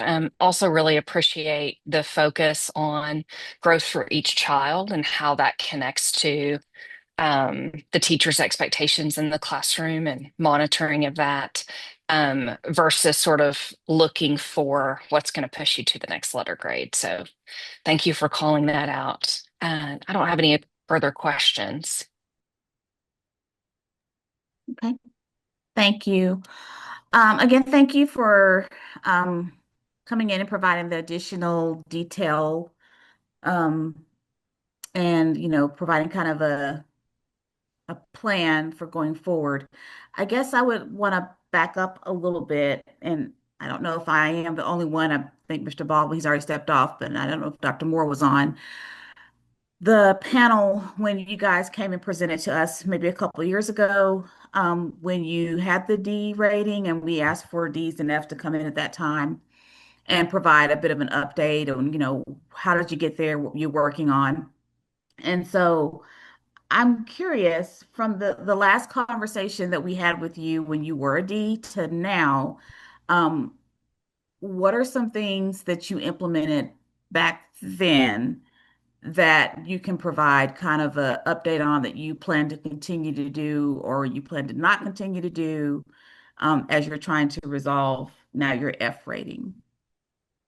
Yeah, I mean, gosh, we were such, I would say we're different. We were such a different organization, I guess, is in some ways, then. And even though, it's similar academic performance. I mean, I feel like looking back then, what we did, and I'll own this. I feel like, and this has always been an issue for us, is just accountability around things. And so we make great plans. We create good, what we feel like is we know intellectually, where we need to go and what we need to do. And the problem has been follow through and accountability whenever it's that those things aren't happening. I feel like that falls on leadership. and I feel like that falls on, our systems around leadership. This year, I think one of the things that we've done that we haven't done in the past is creating more shared accountability, things to hold both, our admin accountable, but also our teachers accountable. So for example, I recognize that teacher observations, I was handling all the teacher observations. And I've handled all the teacher observations for quite a while. And just looking at the fact that living within my soul silo was not, I feel like, making it as productive as it needs to be. It wasn't making it as systematic as it should be. And so that's one of the things that we did this year is we really created a system of four of us that are all going in. And we have kind of a rotation where we do different people each week. And we have a tiered system of some teachers need more support. And so they're getting a little bit longer observations, full periods. Other ones we know are doing it great, so they may not need as much. And then us as a team meeting together as part of our dashboard look and looking at what we're seeing within those observations. That also holds me accountable because it's not just living in my head, right? And it's not just living, and if somebody's not doing their observations that week, well, why, you had these people where the observations, whether it's me or another administrator that's not, or our instructional leader. And so, I mean, I feel like that's one of the things that we've learned is building in a system and within the design itself, creating accountability. And I think that's a lesson we've learned as we've gone, forward, is that, just because we put it kind of down on paper, if it's not making it into practice. And I feel like that in the past is something we've done is we get a system, we get a plan, but then we don't execute on that plan. And I feel like this has been one of our, I think that's one of the not refreshing, because I don't like having an F and I don't like having D's either. But this has really put us into a point where we don't have a choice, and everybody on the staff feels that sense of urgency. And I think it's pushing us to be better. I don't know if that answers your question or not, but so I guess this is where my concern lingers.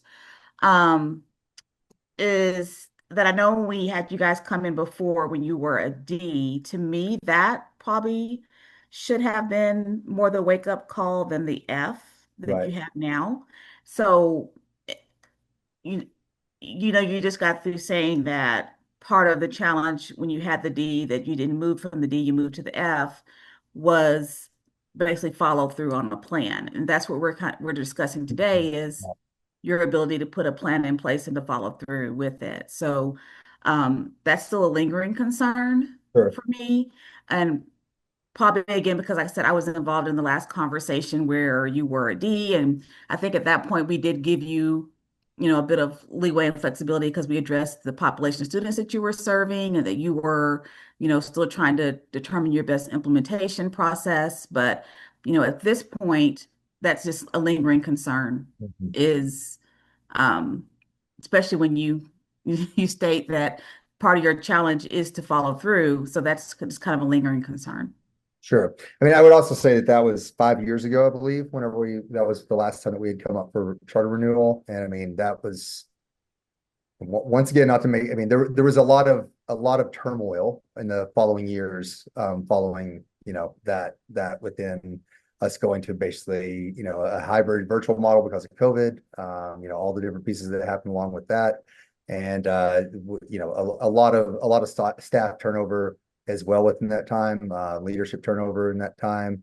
And so there were a lot of different extenuating factors, I think, that made our implementation, not what it needed to be to improve. But yeah, I mean, we did grow every year from that D. I believe that our scores went up every year. In our simulated score, which I thought we were originally going to get to keep, we were 5 points away from a C in 2024. And then this 2025, we received the F. But we did show growth, as we went through all those years. Yeah, we still did have Ds, but we were still showing growth. So I mean, I may have overplayed our lack of execution on a plan because I think we did have a plan. We did execute to an extent, not as well as what I would like to. I have a tendency to, kind of whenever I don't get to where we want to get, then to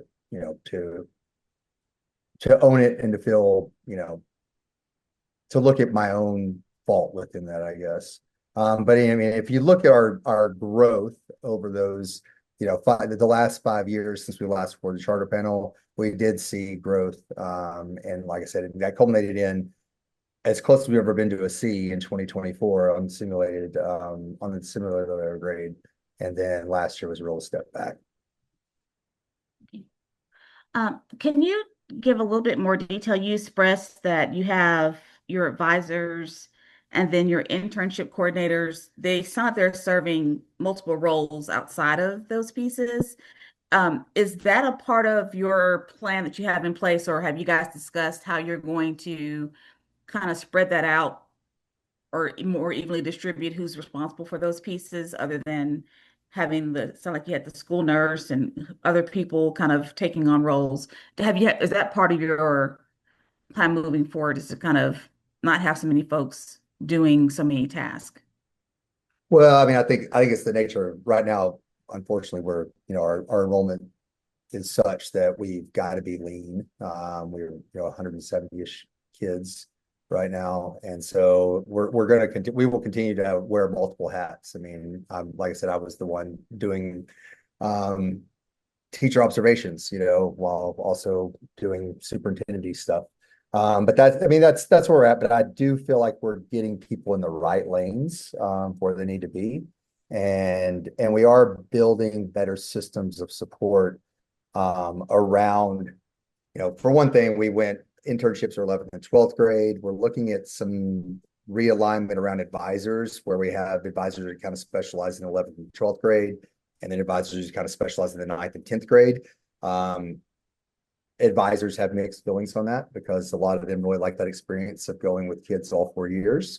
But it also, the skills of a 9th and 10th grade advisor are very different because that's about culture building, behavioral supports, social emotional learning, all that kind of stuff. And then when we get into 11th and 12th grade, it's more about I'm off campus working with various stakeholders that are internship sites and things like that.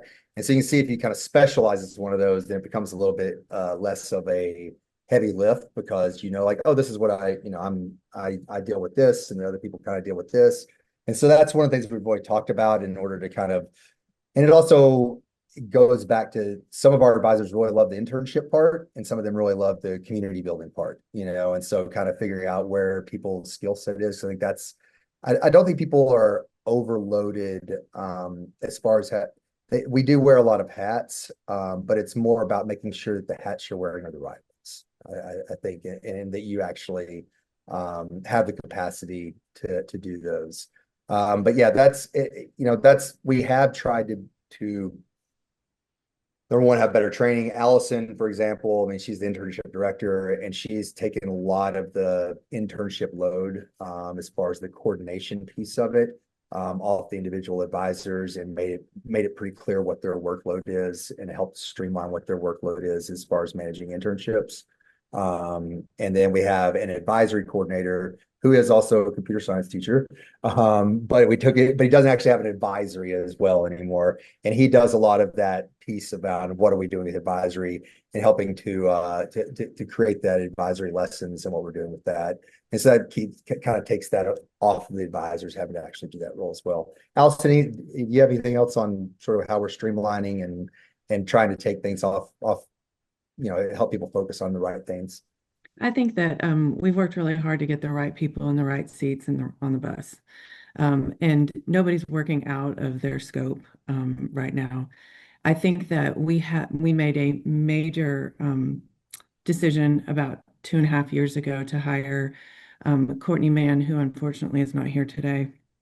She is unbelievably just a crackerjack in regards to instructional excellence, teacher feedback.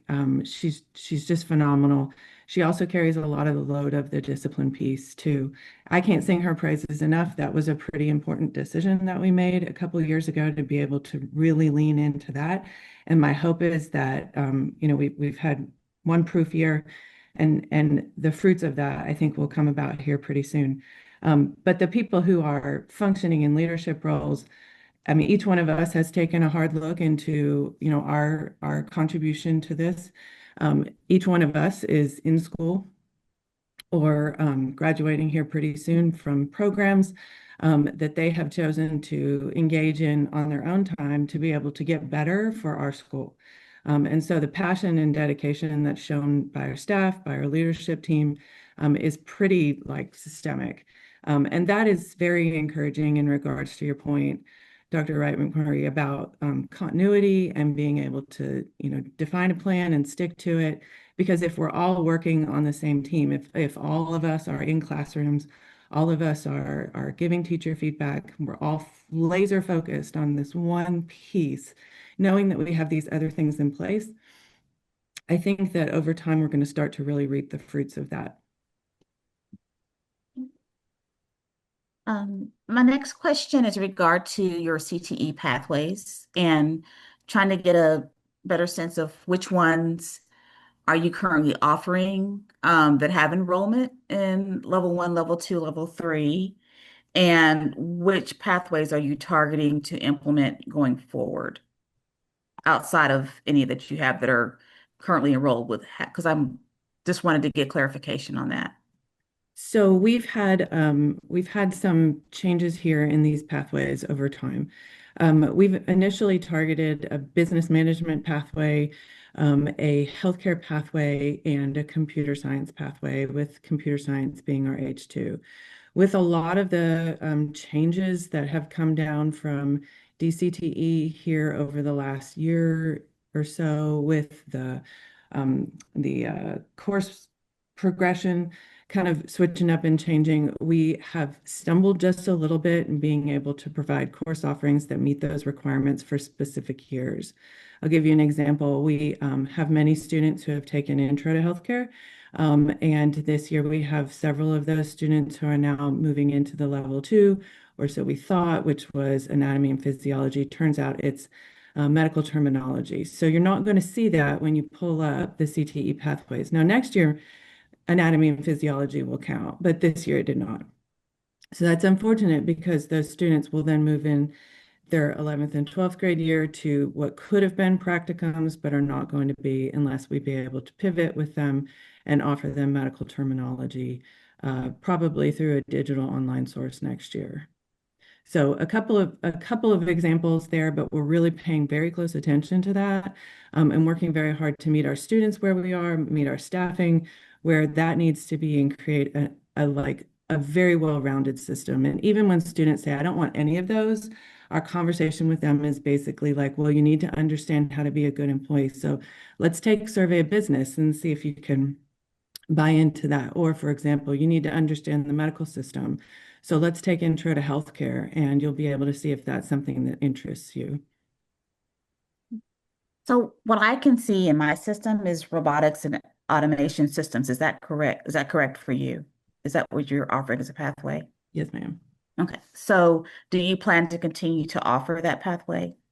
We're going to pivot with that, because that's not going to be an H2 pathway next year. So we're working with our computer science teacher to get him on board with being able to pivot to what will be the H2 pathway.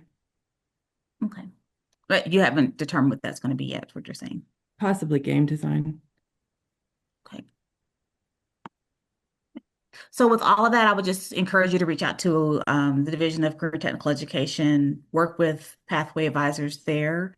If you have questions about who the appropriate person would be, feel free to reach out to me or Director White, and we can definitely get you going in the right direction on that.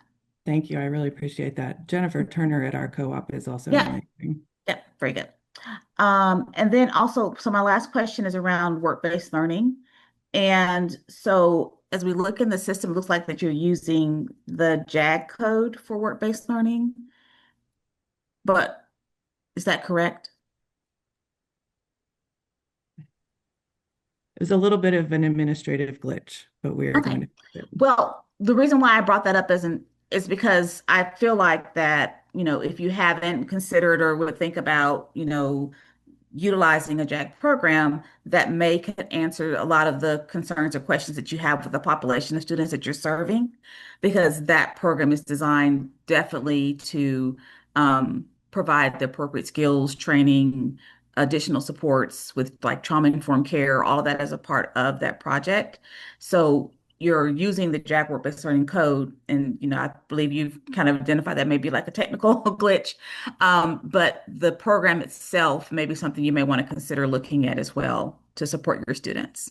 You're honing in on the reason that happened, as well as the conversations that we're having around that.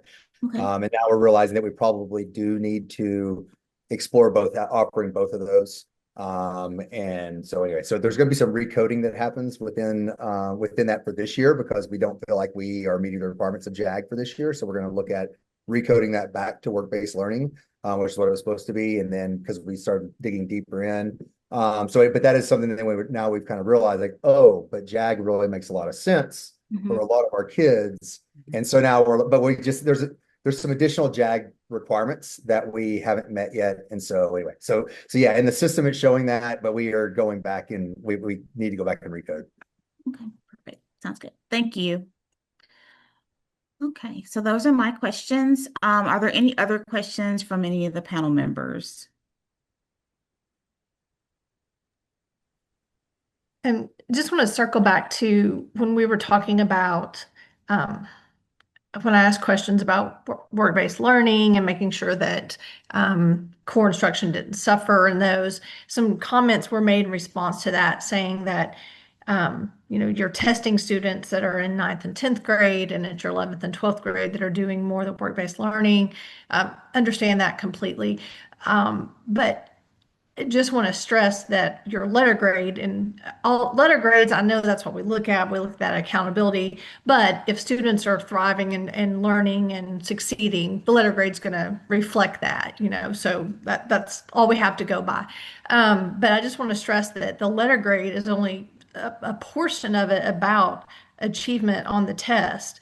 And your 11th and 12th graders are a huge piece of that, even though they're not testing, because your graduation rate being 74%, which is well below the state average, and then your merit and distinction being 11% of students when the state average is 54. And we are still under transitional rules. That's going to be even more challenging in a couple of years to get, because right now you're getting credit if they're just having 3 concurrent credit courses or completing 3 CT pathways. Like, we're not even doing all the things that really require merit distinction for the student.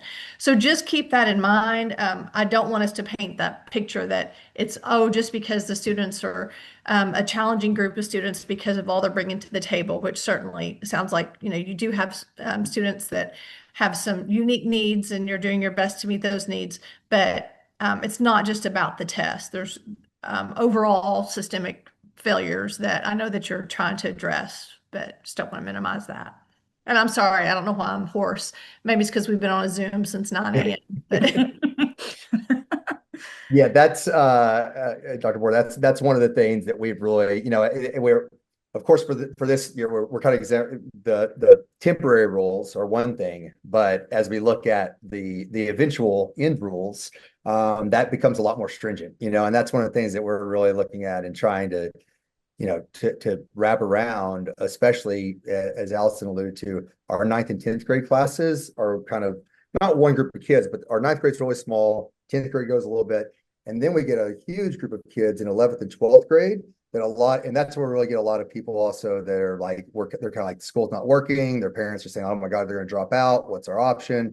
And so all of a sudden those kids come to us, and we haven't had that 9th and 10th grade ability to build the pathways, and so we're going to have a way, a systemic way to address that and look at how are we going to get these kids to graduate with merit whenever, and our hope is that because this is happening statewide, that they will have come to us and that they will have had a 9th and a 10th grade already. And then we can either slot them into some, a course offering, or even better, a practicum experience that would, through our internship, that would slot into whatever they've already had in ninth and 10th grade. But that's something that we've definitely been, looking at and going like, oh my gosh, in a couple of years, this is where we're going to be, and we need to be ready for it.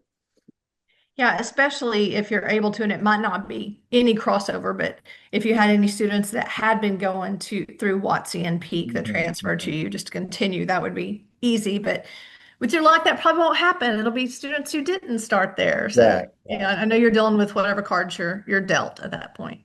But it is, yeah, I think that's something we're really trying to, to lean into, is with getting those kids there, because I think that's your highest. I mean, internships are awesome, but that obviously is your highest return, is if they're both doing, it's a career, it's a pathway, but it's also concurrent classes, and that's huge. Well, also they can, if they're going to the secondary career center, even if they don't start till 11th grade, they can get in the 3 classes. Right. Because of the semester model. So you can cram it in a lot quicker than you can in a regular year-long CTE course. And that's one of the things that we've been looking at, is what are our level 1 and 2s that we need to offer, so that we're setting kids up for success as they go to that, as they go to Peak, or to WotC.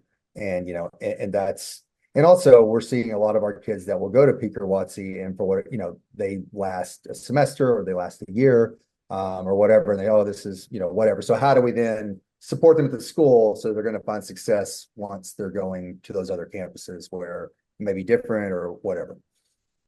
Yeah.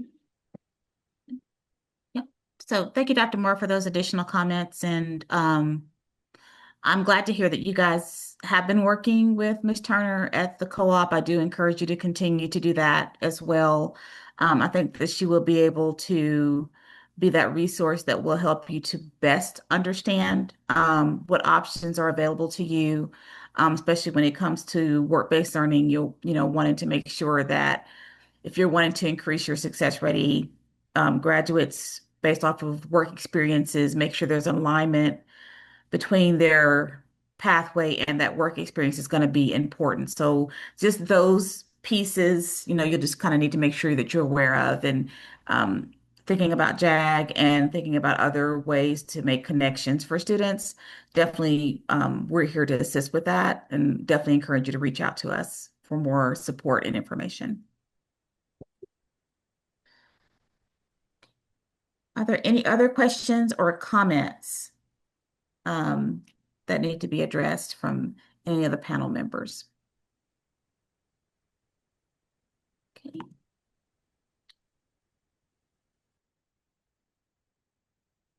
Yeah.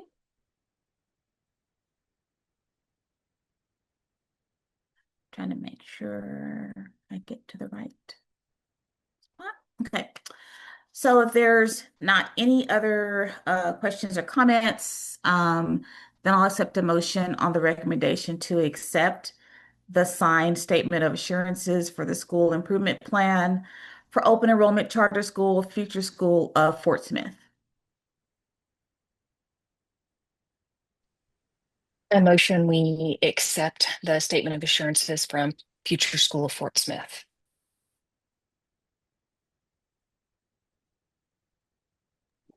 Second. Okay. We have a motion by Dr. Bashirs Duncan and a second by Dr. Bacon that we accept the signed statement of assurances for the school improvement plan for the open enrollment charter school of future school of Fort Smith. All in favor? Oh, sorry. Is there any discussion on the motion? Okay. All in favor say aye. Aye. Aye. Aye. Okay. Any against? Any abstentions? Okay. Okay, motion carries. Thank you for joining us today. We appreciate your presentation and look forward to hearing about updates and outcomes in regards to moving through your plan. Thank you all so much. I appreciate you. Thank you all. Thank you. Okay. Next on the agenda, item 3C, is Garfield Scholars Academy. And Mr. Freddie Scott is going to provide an overview of the next item. Thank you, Madam Chair. Freddie Scott, Office of School Choice and Parent Empowerment. Today, Garfield Scholars Academy Open Enrollment Charter is here to present to you the root cause analysis for the F letter grade they received, also their school improvement plan and associated signed statement of assurance before you today. And representing Garfield Scholars Academy is Cheryl Harrison, the director, as well as Dr. Melanie Kinnan, CEO and board member, board president. Good. All right, thank you, Mr. Scott. Okay, so before we get started, can I have everyone that is going to be speaking on behalf of Garfield Scholars Academy, please stand, turn on your cameras, and unmute yourself and raise your right hand.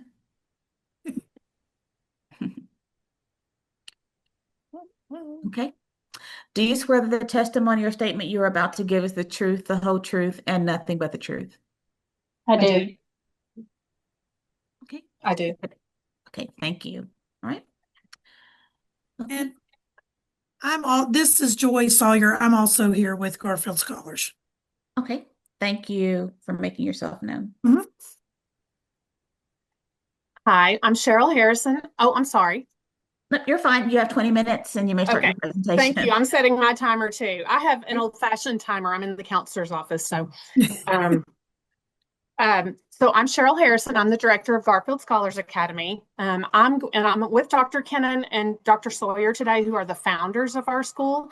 This is we are in the middle of our second year, and I'm going to go ahead and share our presentation, and I'm going to hit that running. And then if you all have any questions.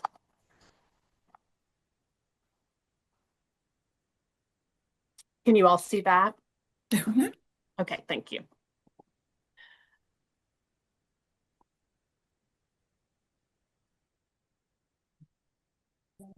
Well, it's not wanting to move forward. I'm not sure why it's not moving forward. I'm just going to go ahead and start talking. And then maybe I can play with it in just a minute. I just, want to introduce my team and let you know our school has 92 students this year. We're up almost 20% from last year. We have 5 classroom teachers. And yeah, Joy's going to come in and see if she can get this working. We have 5 classroom teachers currently this year, and we have 10 support staff. And we all wear lots of hats in running this school. Sorry about the presentation. Yeah, maybe stop and then. So we do have a vision for this year, and I don't want to, I want to stay focused, but Garfield Scholars Academy, we want to strengthen our personnel quality, improve Tier 1 instruction, intensify targeted interventions to meet the needs of underperforming students, and increase enrollment to ensure long-term fiscal sustainability. There we go. So you can just see some of our staff names. I'm not going to stay there too long. Sorry. So where we came from, and I just want to hit the high points, but last year we were located in a church in the city of Garfield, and they were very generous and allowed us to lease that from them. It was not a permanent situation. It was not ideal, but this year we were able, with the support of the community, to move into a school. It's a real school location, and so we feel like that was one major hurdle that we overcame last year. Another issue that we had last year was teacher efficacy. And I attribute that's kind of a broad statement, but we had 2 first-year novice teachers that were not traditional students that went to a university. They had a different major, and they went to an alternate, RPEP plan, and they just didn't have the efficacy. They didn't have the background. They didn't have the training, and we realized that. And so, that was something that we had to work toward to improve. Sorry, I'm going to reduce this. We did have instructional challenges. With teacher efficacy comes instructional challenges. We had students come to us from all different walks of life. We had homeschool students. We had students from other school districts. We had students that had gone to virtual schools and had decided to come back. And so those instructional challenges paired with inexperienced teachers, they were a struggle last year. We had attendance issues. When you have students that come, sometimes when they come from homeschool environments, they like the flexibility of homeschool, but they also realize their students need the improved instruction and the structure, but they also enjoy having their time off. So that was an issue last year. We do have improved attendance this year. Our culture and climate, they weren't where we wanted them to be. We were all wearing multiple hats last year, and it was stressful. We worked in a building where we had to set up our classrooms and break our classroom down every week so they could have church. And so that was really stressful on the teachers. But we worked to build a culture and climate, and aside from having a new building, but our parents and our students and our community and opening our new building, it's ours now. We don't have to set up and break down. And I can tell that has improved our climate and our culture with families and with teachers. I talked a little bit about our student preparedness. They came to us from all different educational readiness levels. And we weren't prepared for that. And this year, we are using our state screeners. We can, find out within the first 2 days where they are in reading and math, especially our lower grade students. In our upper grade students, we can use classroom assessments. So we are using the Atlas system. We also didn't focus on technology use last year. We really wanted it to be a pencil paper system for our students. And we didn't want to put them on a computer and let the computer do the instruction. And that's just not what they were used to. They were used to going to classrooms where the teacher would present a lesson and then put them on a device. And they weren't used to that. So we had to do a lot of reteaching. This year, we've got a good balance. Students are still doing paper and pencil work, but now they're getting more practice with their technology. They're more digitally literate, using the Atlas that platform and the testing platform. They really had never, experienced that before. Our enrollment numbers, we were down last year. We ended the year at 75, and we're at 92 now, 93 as of October 1. And we had a lot of oversight improvements. We expanded our board. We had a lot of training, things that we didn't know that helped us a lot this year. And I did link challenges and progress, and I can address those more specifically if you have questions. But overall, we know what we were doing last year was not working. And so we have some goals that we have written this year. And we didn't wait until we got state data to start moving forward. We knew that we had growing to do.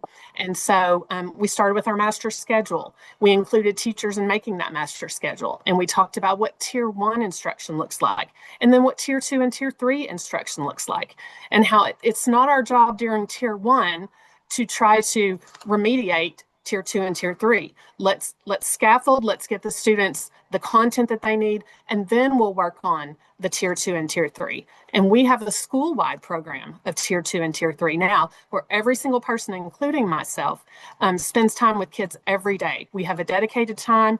Every child goes where they need to go. And we spent the first semester on English language arts. So here's our goals. That we had for our strategic plan. We're going to demonstrate effective and highly effective tier 1 instructional strategies as measured by tests. We did not, with one of our waivers was not to have teacher evaluations last year. We wanted to build culture. Well, that was definitely a mistake. And I realized that.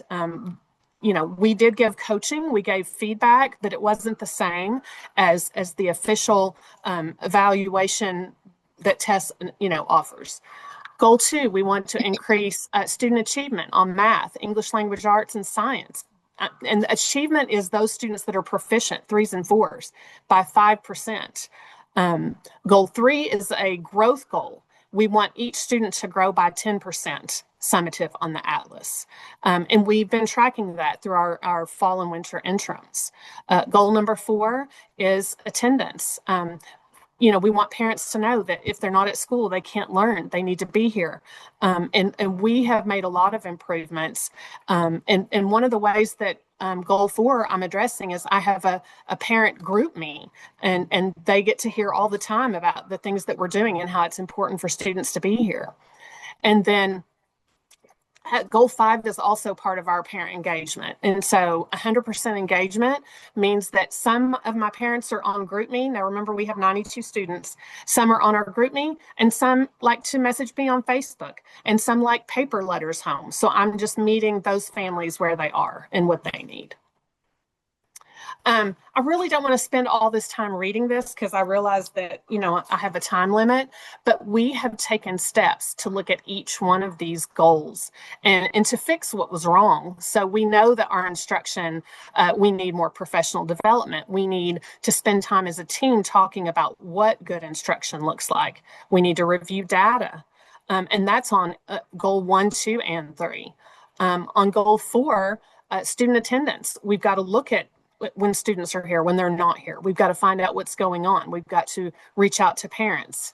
And then parent engagement, just so they know what's going on, what the curriculum looks like, when testing is.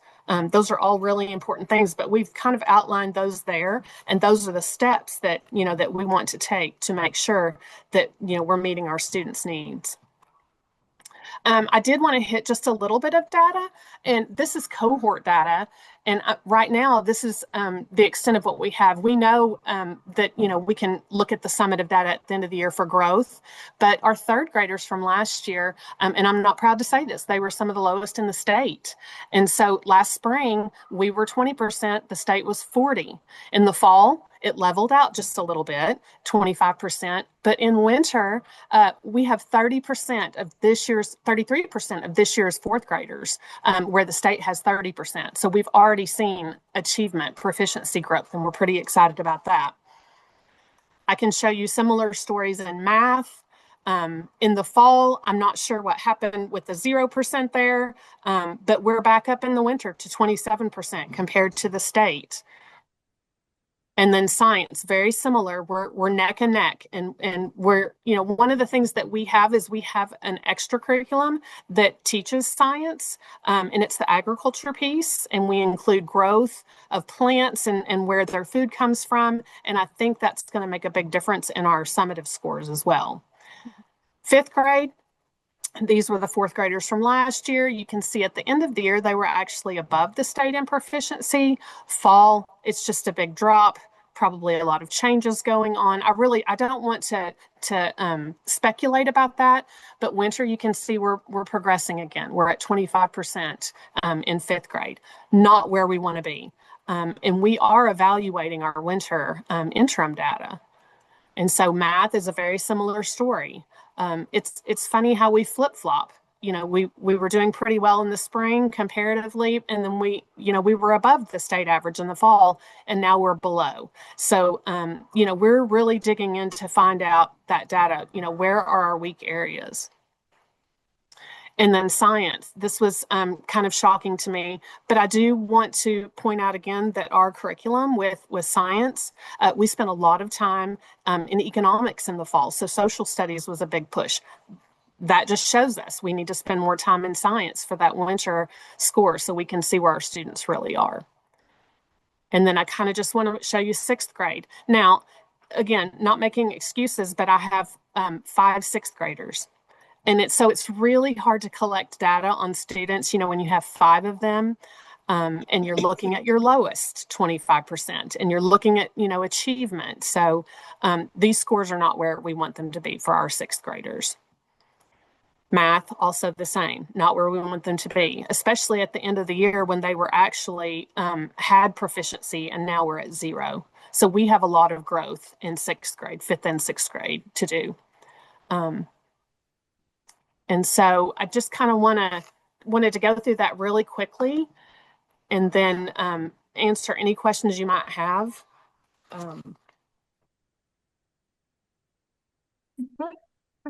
Thank you for your presentation. So let's start with Ms. Stewart. Hey, thank y'all. Thank you for that presentation and all the information. I think for me, I'd like to start with student supports based on the graphs that you just shared with us and where you are. Uh, for each of those areas, what are some of the supports that you're looking at to support students, but then, kind of parallel to that question, how are you supporting teachers?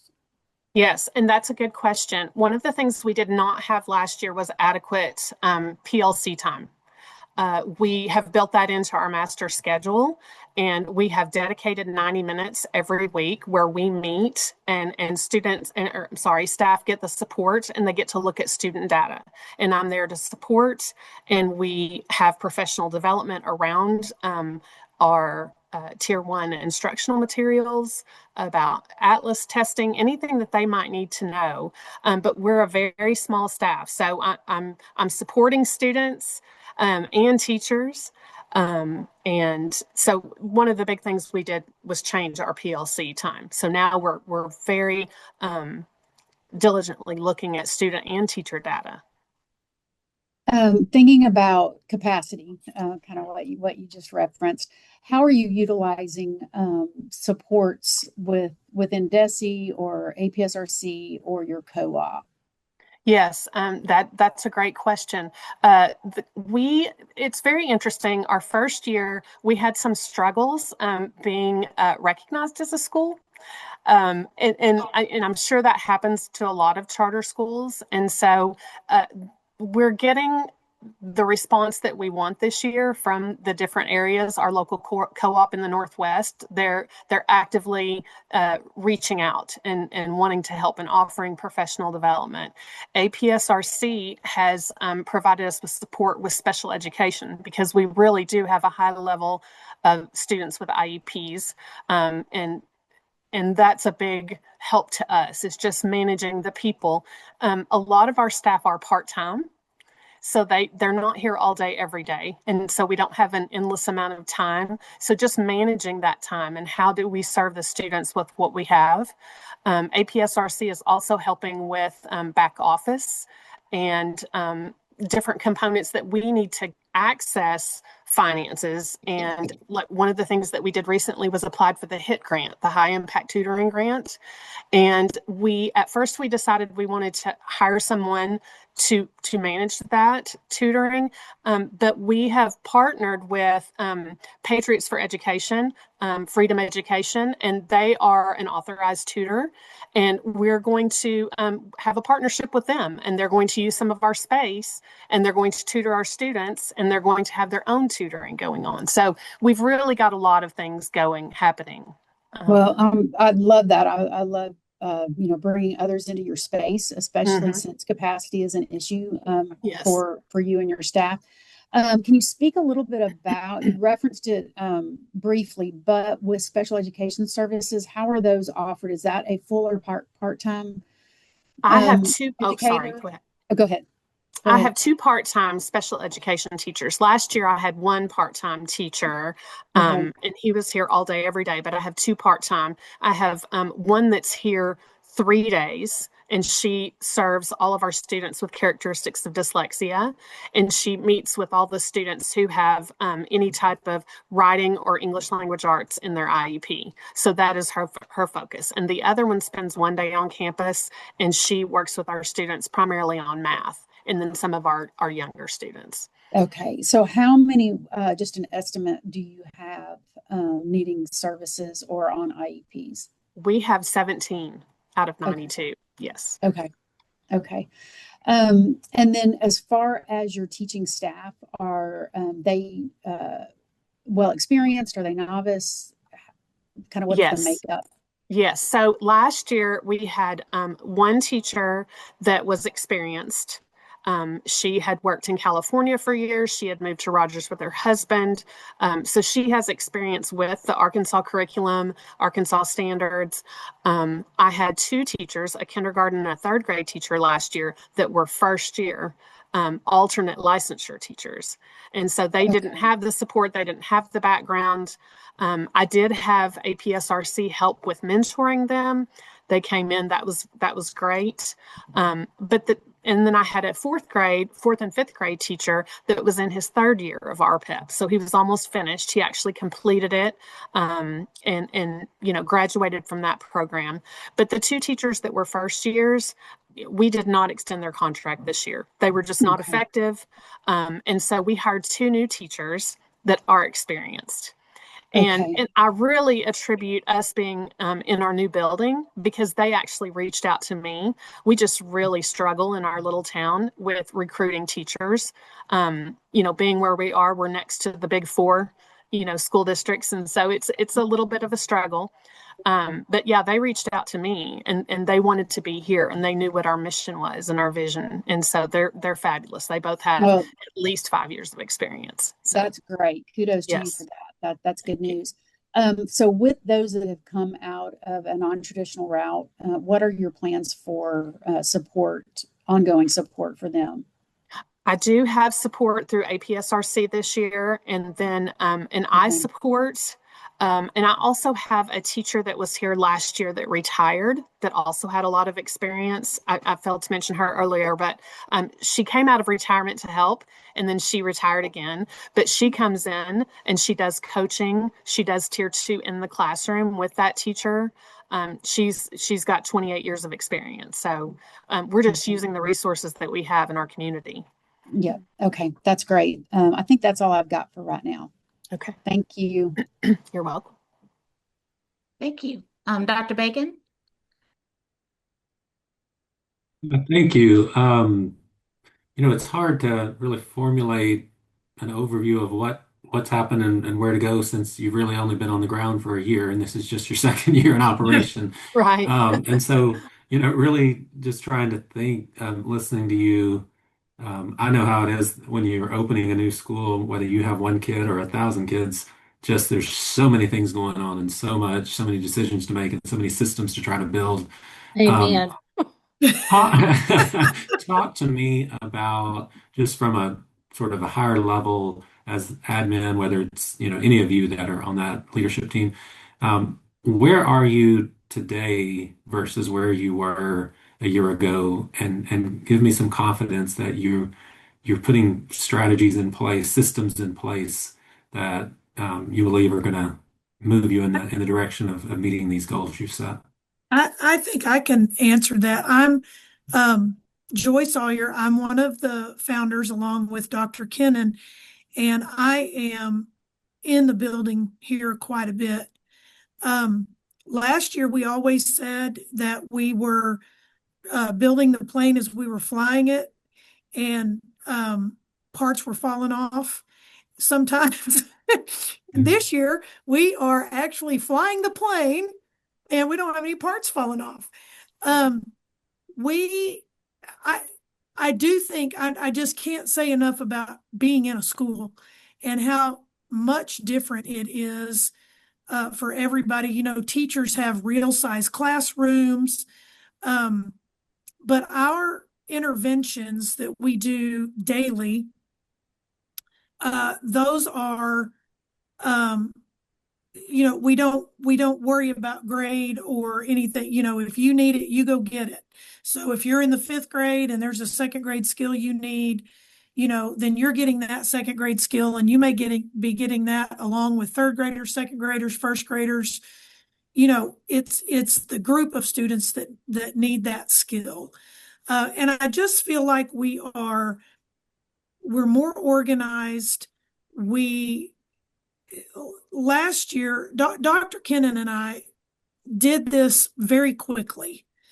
And, in retrospect, we probably should have waited 1 year or started 1 year earlier,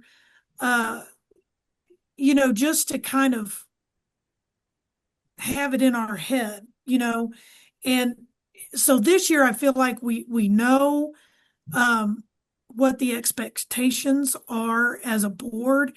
We have added people to our board, local business, people and parents that are very very invested in this community and in this school. And I just feel like we are moving. We have our PLCs. We're partnering. We feel like we're partnering with the right people. Um, you know, and we feel like now we have our feet on the ground. And if I may, Melanie Kennan, Yeah. we finally have been assigned a literacy coach from DESE, so we're excited about that. We have some. Our board has gone through additional training, and so we know more of what the expectation is for oversight.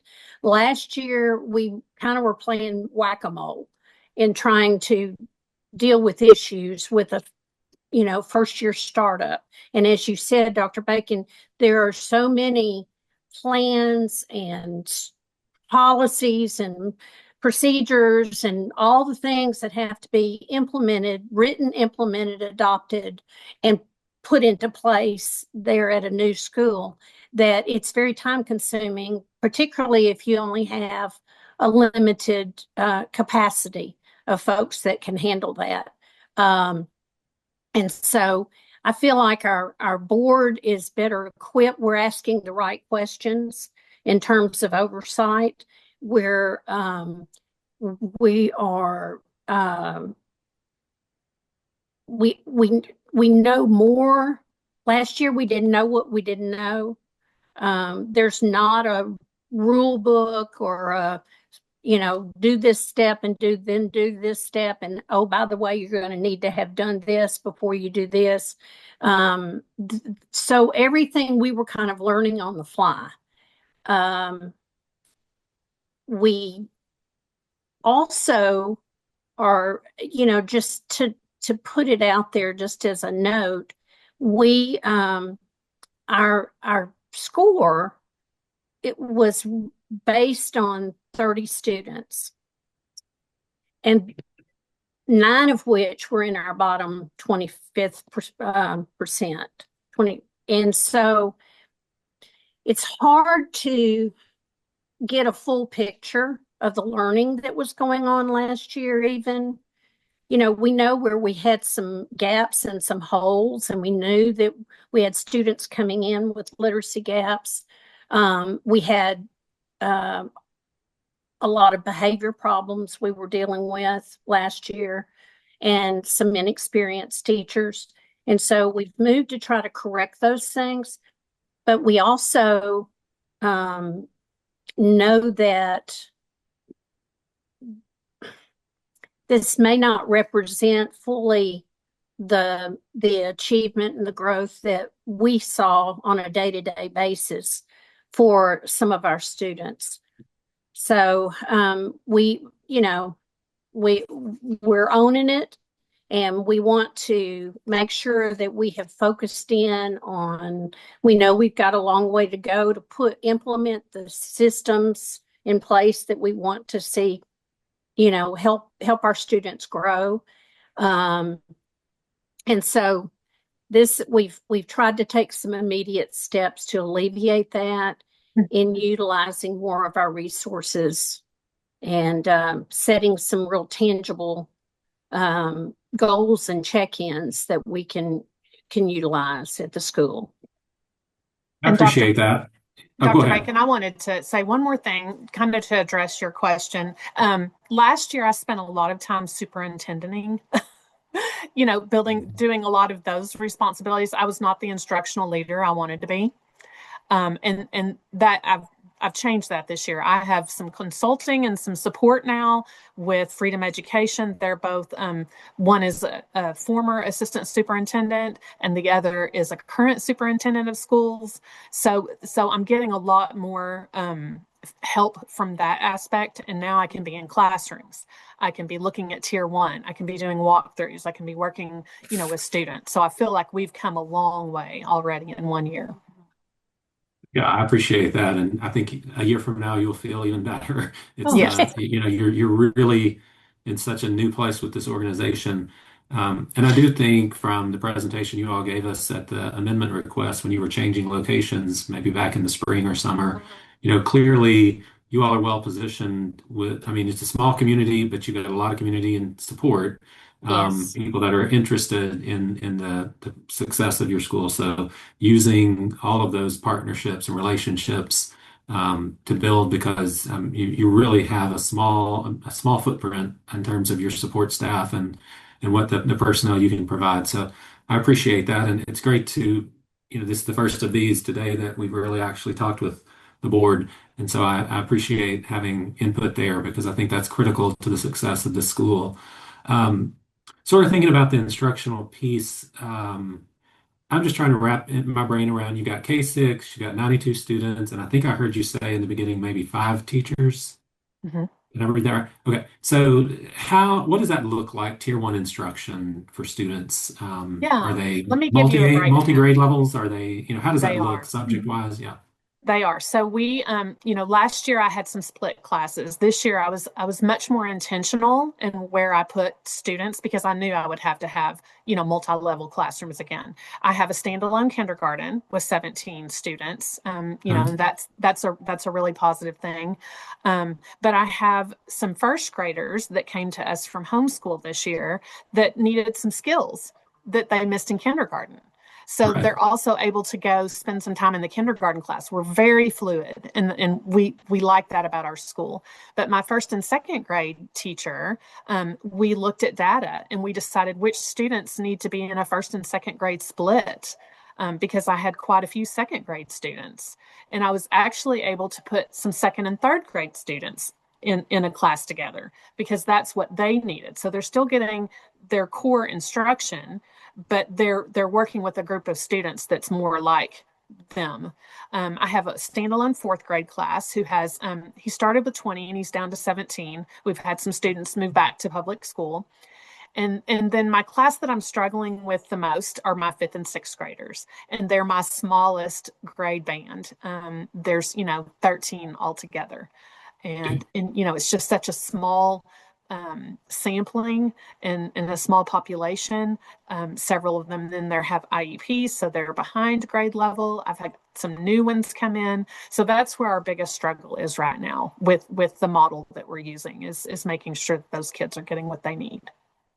Yeah, you said something that I think is critical for the future moving forward. If you have 17 kindergartners and you're a K6 school, what is 17 times 7 is like 119. If you can Mm-hmm. hold on to those students and progress through and build on that, you Yeah. just continue to have more resources to provide more support. So Yes. I think that's awesome that your kindergarten is that size. Talk to me about, I know you talked about some tier two and tier three interventions. What specifically are you all using? Any specific programs, supports? What does that look like? So if you looked at English language arts, we use for our phonics program, we use foundations, and we also use benchmark reading, which that was kind of another wrench thrown into our plan. Benchmark will not be allowed to be used after this year. It's not on the approved list anymore. Mhm. So we did have training in that for my teachers, and that's on the comprehension. Part of the science of reading. And so we'll have to see what that looks like again. But, within class time, every student is getting tier one instruction on their grade level. And then when teachers transition to small groups, they're working, with tier two and tier three. And we also have a school-wide time where we look at data and every child gets to go to a group with an adult that works on a skill that they need. And I was with the kindergarten group this year, and we started, and some of them were first graders. We started at the very basic of phonemic awareness and letter naming and letter identification. And I think we started with about 20 kids, and now we're down to 3. Okay. And so we're moving kids, we're taking data. We see that they're ready to move to the next level. We're not going to keep them, in a tier 2 or tier 3 intervention when they clearly don't need it. We have the data to support moving them around. And we've moved a lot of students. Do you all use any specific programs, or is it mostly you're dependent on your teacher driven for intervention? Yes, and what we're doing is we're looking at their current tier 1 instruction, and we're doing reteach where and with the science of reading, there's a lot of things available to us. We use the Wilson program for dyslexia, and so that's a tier 3 group in the morning. We have students that go to that, specifically. So yeah, we use phonics first. So we're using all approved programs to meet the needs of the kids.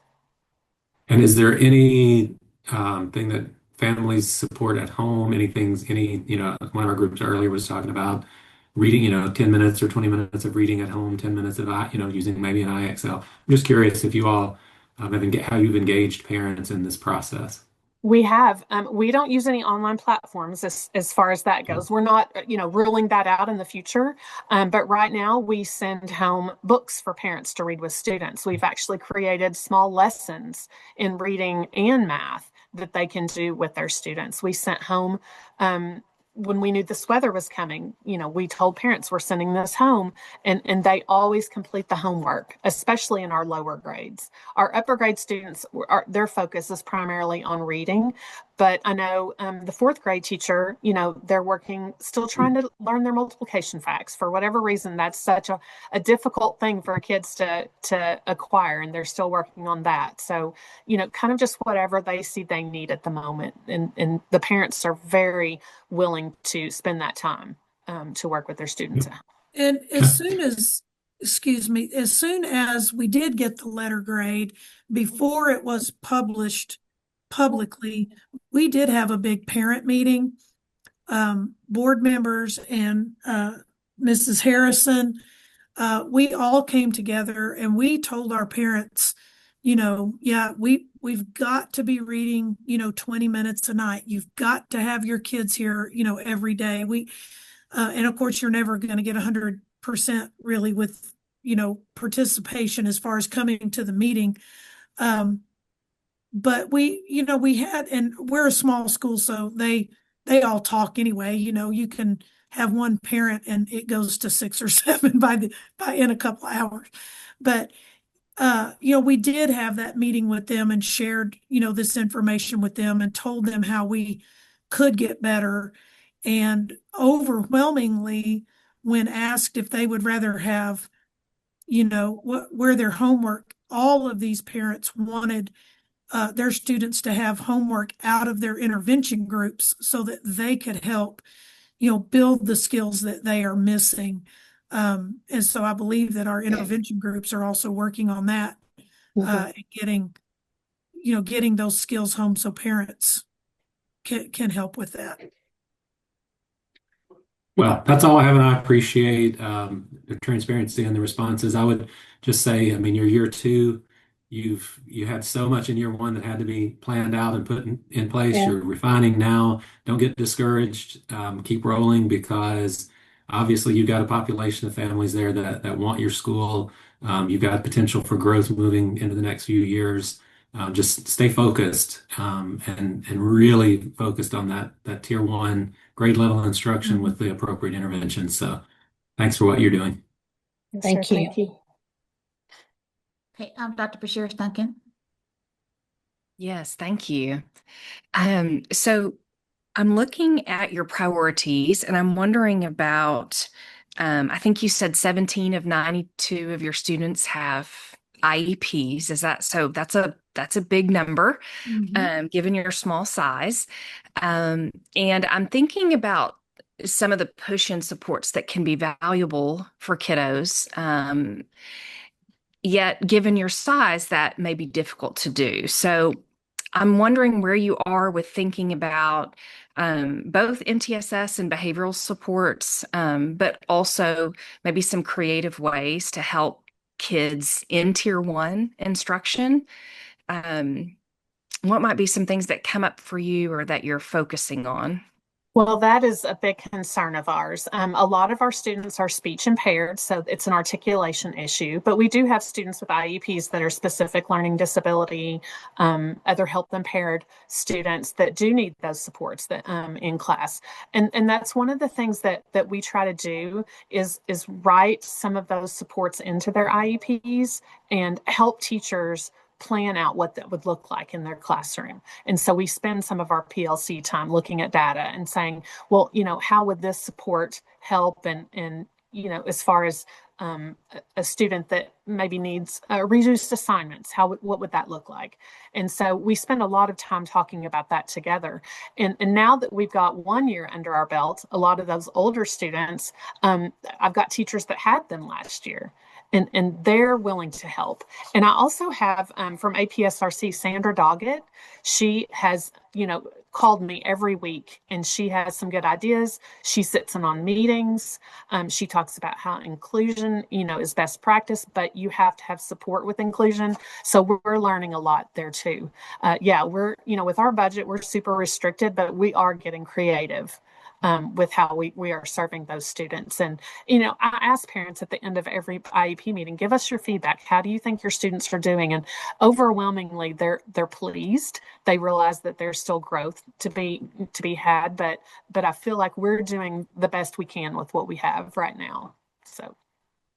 Thank you. I'm thinking about the last time we were able to hear from you all and how engaged your community is, and I feel confident that there are some creative solutions to help with kiddos.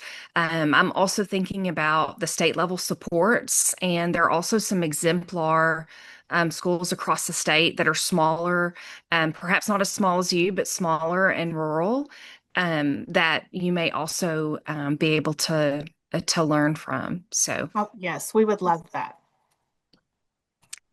no further questions. Thank you all. Thank you. Thank you. Dr. Moore? Thank you for your presentation and for your thoughtful evaluation of your situation. I did want to ask you, mentioned homeschool students a lot, former homeschool, and you may have mentioned this and I just didn't catch it. What percentage of your students come from a homeschool background? Last year, and I don't have a percentage, but last year I know I had 6 upper grade students that came from homeschool, and their parents were, we had, hard conversations, but they would admit that homeschool didn't look like, what they thought school should look like. And that's why they ended up coming to our school. They wanted the supports and they wanted it to be a small school. So we had several students last year that struggled academically. And some of those kids, I'm sorry, some of those kids came from homeschool and they were part of also the attendance, issue. And I said, it seems like people think school choice means it's a choice whether or not they come once you enroll them.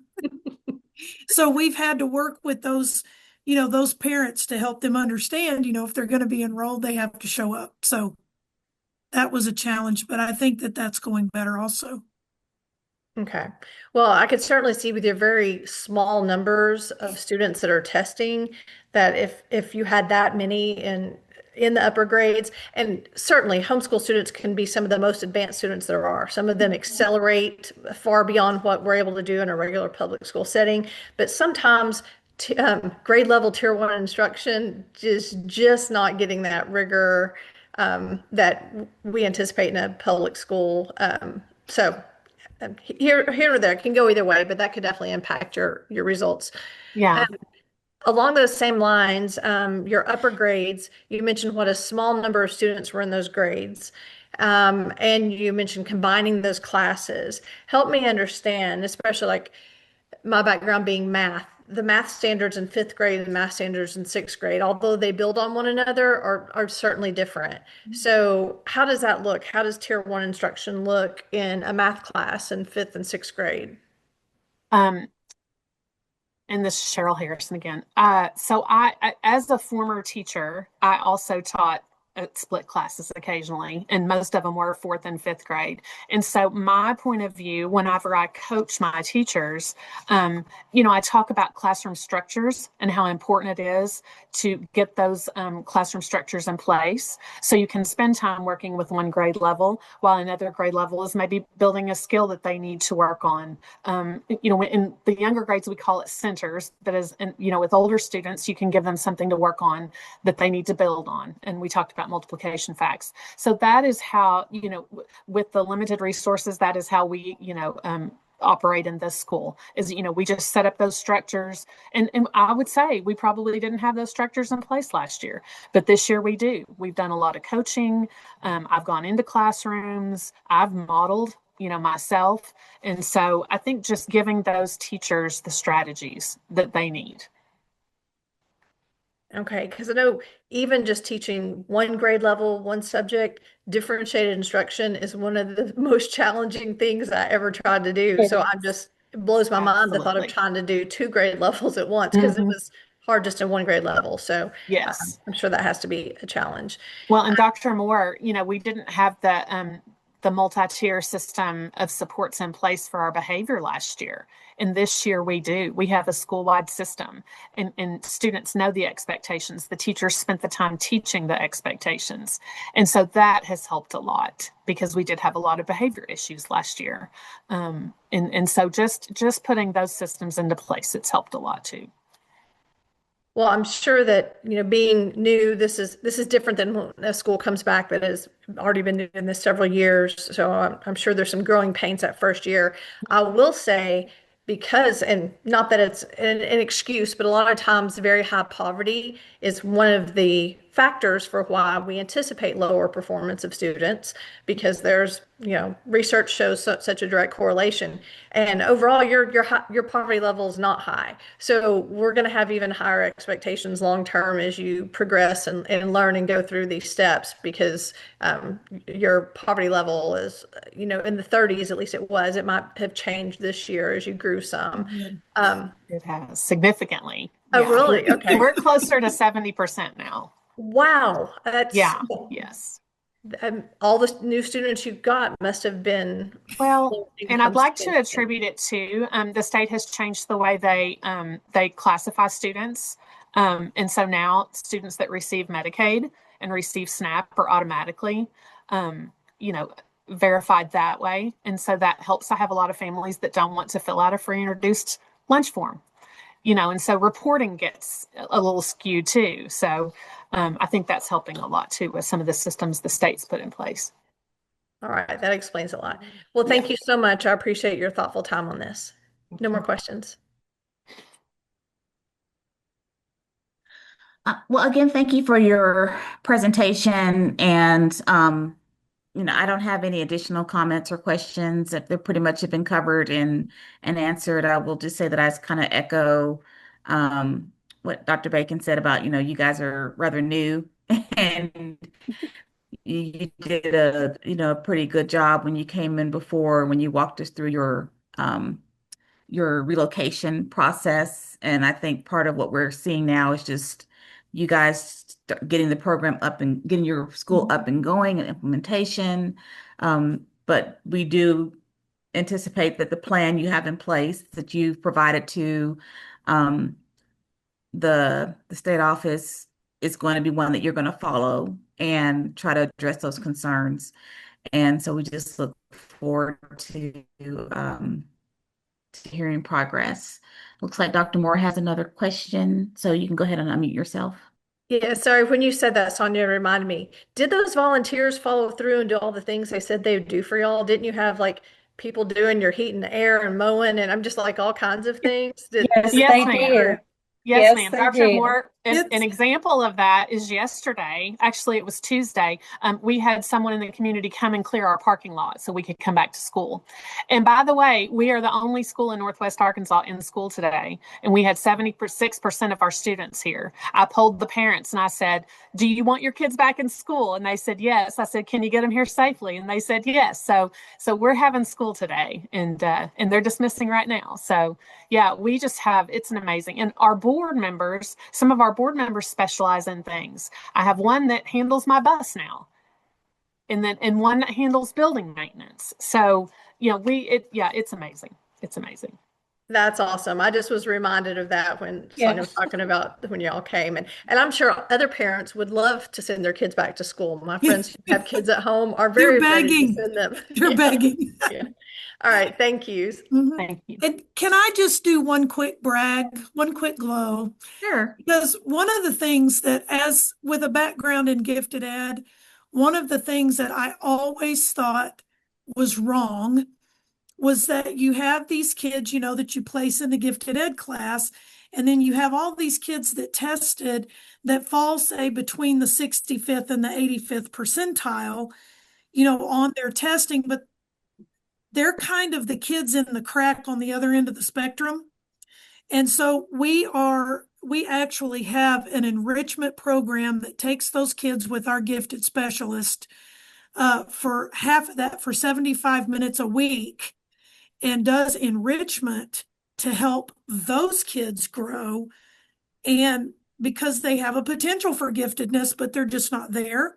And so that's very exciting to me, because that's missed in big public schools, just coming from that environment. So those kids are getting some extra attention too. And I just kind of want to brag on us a little bit for that, because that's not something, and we think that's a value add to our curriculum. So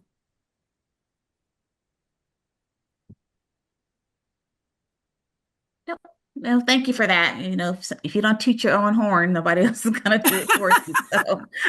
So no, thank you for that. And again, thank you for your presentation and your thoughtful process and coming up with a plan on how you're going to address your letter grade. So, are there any other questions or comments from panel members that need to be addressed at this time?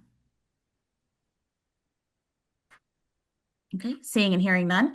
So if there are no further questions, then I'll accept a motion on the recommendation to accept the signed statement of assurances for the school improvement plan for open enrollment charter school, Garfield Scholars Academy. I so move.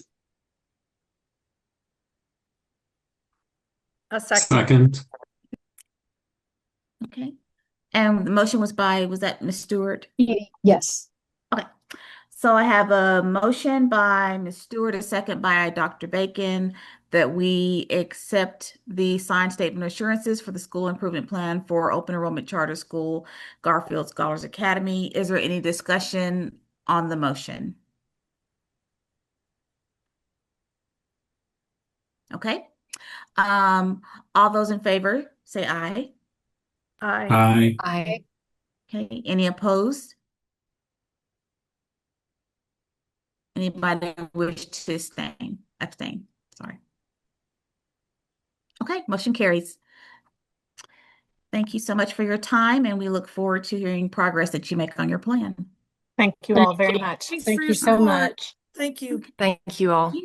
Okay. So panel, we do have one more charter, and then we have consent agenda. Do we want to keep plowing forward, or do we need to take a 5-minute break? What is the wishes? Could we do a quick 5-minute break? Okay, we can. Okay, so it's 3:51. So you want to say 4 to make it even, or how do you want to do that? Sounds good. Thank you. Okay, so let's say we'll be back on at 4 o'clock. Yep. Okay, thanks.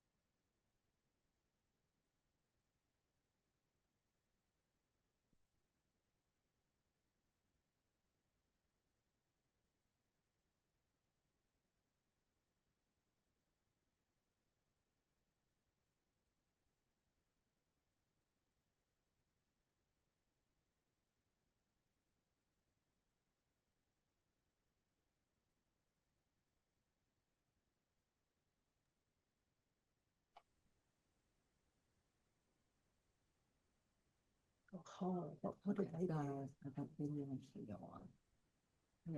High school rock. Okay, so they did. I think they wanted to go charter conversion. Oh, I think. Okay, welcome back. Our next item on the agenda is the Institute for the Creative Arts, and Mr. Freddie Scott is going to provide an overview of this next agenda item. Thank you, Madam Chair and panel members. Freddie Scott, Office of School Choice and Parent Empowerment. Before I introduce the last group on the agenda, I was just want to share a flashback. And that was when I was playing football. It was a long game. It was fourth quarter, and I had to remind myself to upgrade my concentration. And that was important. I found it now as we upgrade our concentrations throughout this process. And so thankful for this opportunity. Today we'll have representatives from the Institute for the Creative Arts. They appear to present their root cause analysis for the F letter grade and their school improvement plan and associated signed statement of assurances. With us today from the Institute for the Creative Arts is Dr. Rosalie Russell, President, Mr. Michael Johnson, Dean, Ms. Kelly Lucero, Academic Coordinator, Ms. Kathy Carty, CPA, and Mr. Chad Hull, number. Okay. All right. Thank you. Okay, so before we get started, all that are going to speak on behalf of the Institute for the Creative Arts, if you could please stand and raise your right hand, turn on your camera, and unmute your microphone. Okay. All right. Perfect. Okay. Do you swear that the testimony or statement you are about to give is the truth, the whole truth, and nothing but the truth? I do. Okay. Okay. Is that everybody? That's everyone.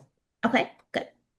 All right. You have 20 minutes for your presentation, and I am starting the timer once you get your presentation pulled up.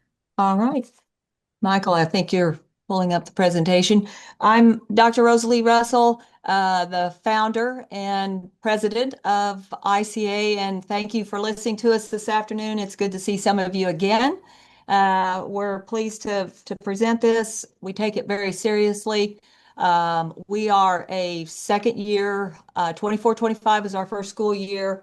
One of the good things is that we have more than doubled in enrollment. So as Michael talks with you about the academic portion, I'm sure you'll be hearing more about that. One thing I should mention about Ms. Kelly Lucero, she is our academic coordinator. She is also in charge of special ed and our math instructor. Mr. Johnson first served as our science instructor and now serves as our dean, and he's going to talk with you about the academic portion of this. In the accountability profile, there were 3 sections: the academic recommendations, financial, and operational. And we chose in our PowerPoint presentation to answer or to provide you with information on each of those areas. But considering the time constraint, we're going to focus on academic. And then if we need to move to operational or financial, we're happy to present that to you. You have all of that in front of you, and you also have the appendices that discuss that. But I know the pressing point today is about the academic side. So we're gonna go there, and I'm gonna let Mr. Johnson take over, and we'll go from there. All right. Sorry, I had the wrong presentation pulled up. As stated, my name is Michael Johnson. I'm the dean here at the Institute for Creative Arts. And we are going to see if I can get this presentation to work. As Dr. Russell said, that's all the people. We're missing our CPA on there. So we're going to start with the first of the issues, the academic recommendations that were presented to us, and what we've done and the steps we've taken to deal with these. So when you talk about where we were last year as a school, us being first year, the tracking of Atlas scores was something that we were new to. None of us having really a background in administration or anything. we're new to that system as far as how do you get the data, how do you collect the data, how do you know what the data means.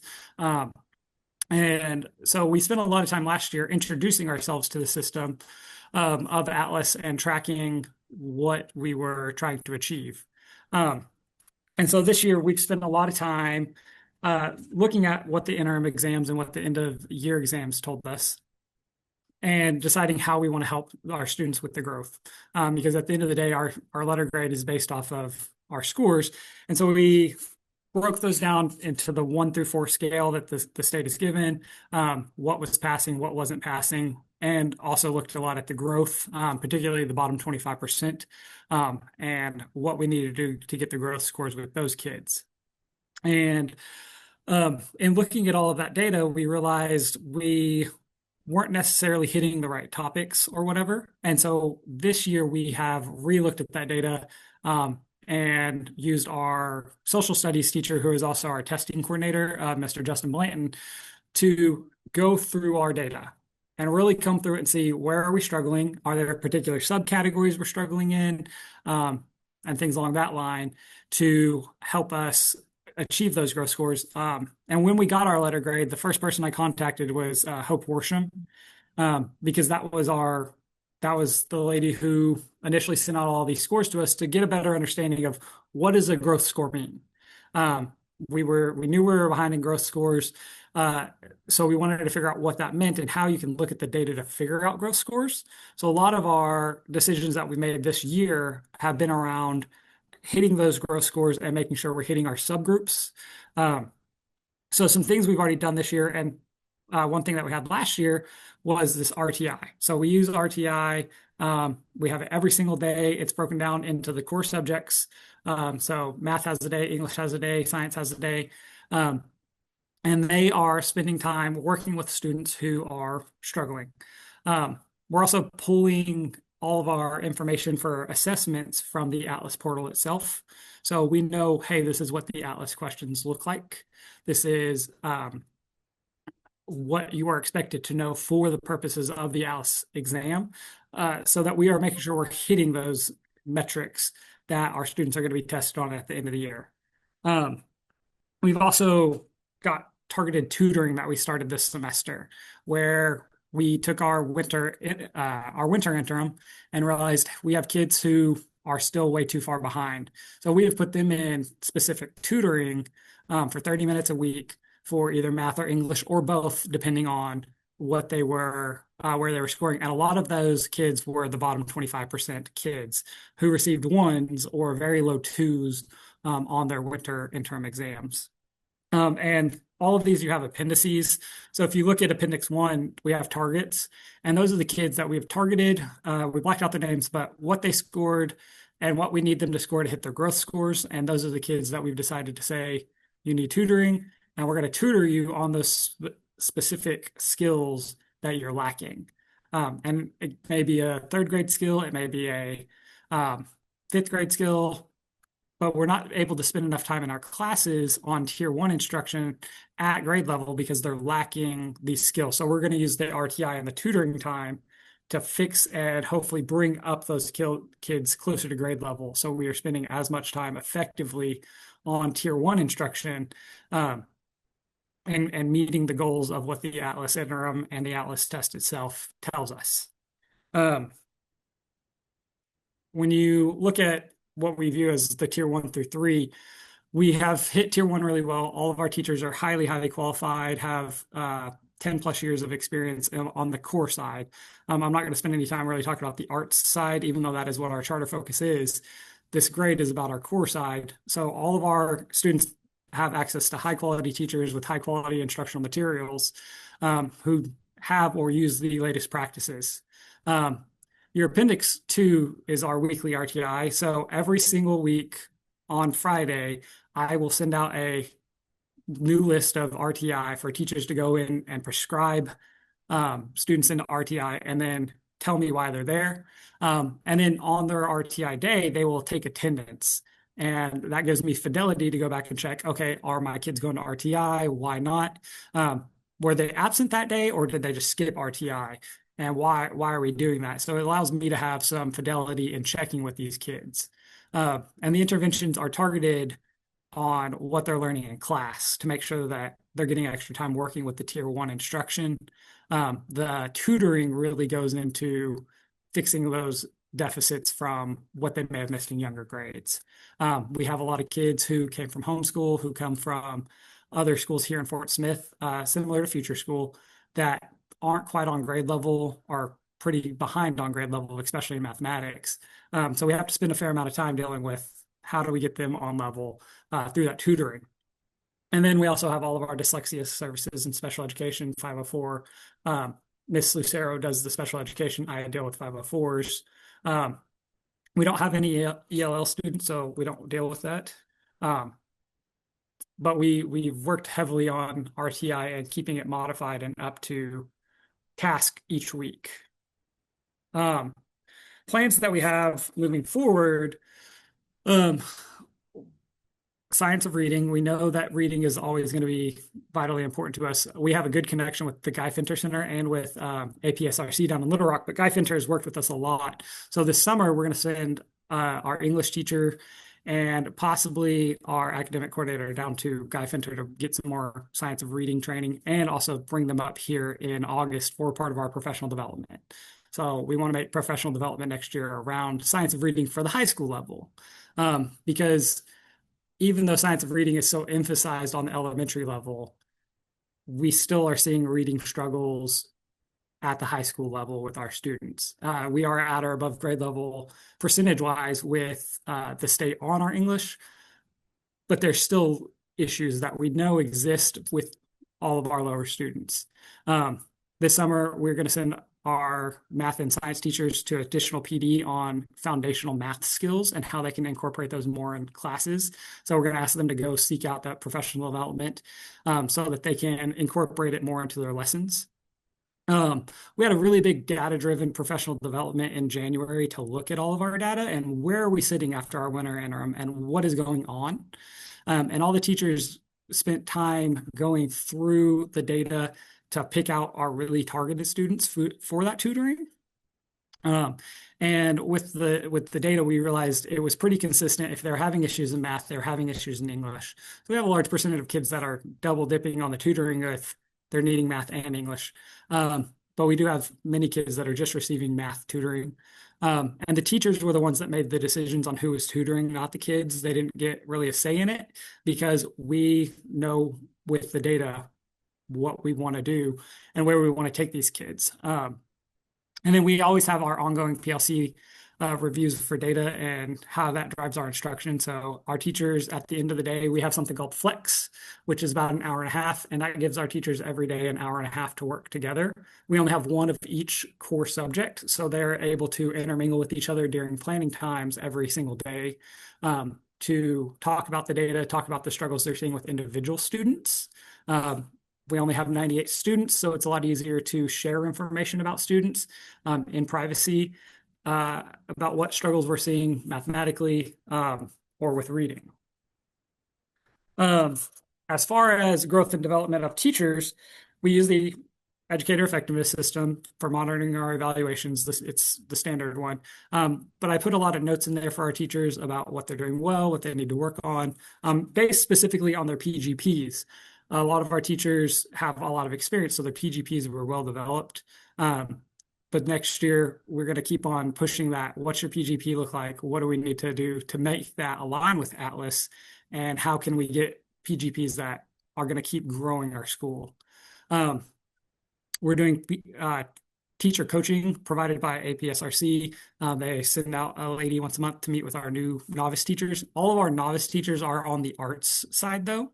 We don't have any teacher that's on the academic side involved in that because they're all so experienced. We have in-house coaching where somebody like Miss Lucero is meeting with one of those new teachers and helping coach along what's going on in your class, how are you incorporating things, and that's occurring. And then we were planning on implementing more in-depth coaching cycles. I am the only one that has attended what coaching cycles look like. And I plan on bringing Miss Lucero into that process next year so we can both sit down with especially our core teachers, and go through more coaching cycles on PGPs and how we can use those more effectively with our students, to make sure our data is constantly progressing and we're looking at the right levels of data. And we know where our data is sitting based off of each thing that's being tested by Atlas. The financials we're going to skip through because that is, if you have questions about that, we can get back to that.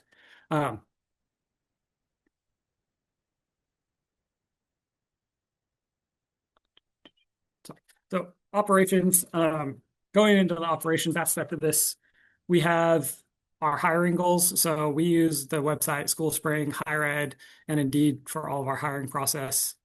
We have a big search committee. So anytime we hire somebody, there's a lot of fidelity in that hiring process to make sure that we're getting the best quality teachers. Whenever we hired all of the core teachers, we spent a lot of time going through them having experience and then having their license and it being an up-to-date license. So none of our teachers are in a weird licensure situation or new or anything like that. We will often have multiple people meet and we'll bring them up here for full day interviews to really get a feel for the school, because we're not the traditional school, and our school days are a bit longer than a traditional school. So how they can handle that process is very important to us whenever we're hiring somebody. Our teacher retention rate was really good. Our goal is to have a 90% retention rate. We were at 85 last year. We had one teacher resign due to medical issues, and that was our only core teacher that resigned was due to medical issues. And then we hired a new English teacher with significantly more experience. He actually has 27 years of experience, including working at universities. I'm not going to go through all the recruitment and retention, but we spend a fair amount of time making sure that our teachers have what they need to succeed, both salary-wise and benefits-wise, so that they know that they are supported. We also have our monthly faculty meetings to keep track of data and to keep track of what's going on in the school so that everybody knows that this is what our goal is and this is where we're going. We have a very active teacher a PTO that comes in and serves the teachers and helps the teachers as well, so that they can continue to keep engaging with the school. We don't have school buses, so we are 100% dependent on parents getting their kids to school. So keeping the parents involved in school is also vital. We actually only had 8% absenteeism issue last year, which was well below the state average. So we didn't have an issue with absenteeism. We really had an issue with a lack of data on students and what we needed to do to make them grow, because we've done such a good job of keeping the parents and the kids involved in school. We use APSRC, we use Guy Finter Co-op for our professional development helps. We know it's best to bring in outside people. Something that's been brought to my attention that isn't even on here that I would love to start doing next year is also sending our teachers to other districts to observe, hey, this was the best math teacher in the state. Let's send them there and let them spend a couple days watching and learning how to be a better math or English or science teacher. We have our on-site professional development twice a year, along with outside of school professional development that we request the teachers go to. We specialize all of our professional development for the instruction of the teachers so that they are teaching the right material to our students. Not only do we do the test system for evaluations, but we also do a yearly survey of our teachers of what they think is going well and what they think we need to work on in professional development to help them continue growing.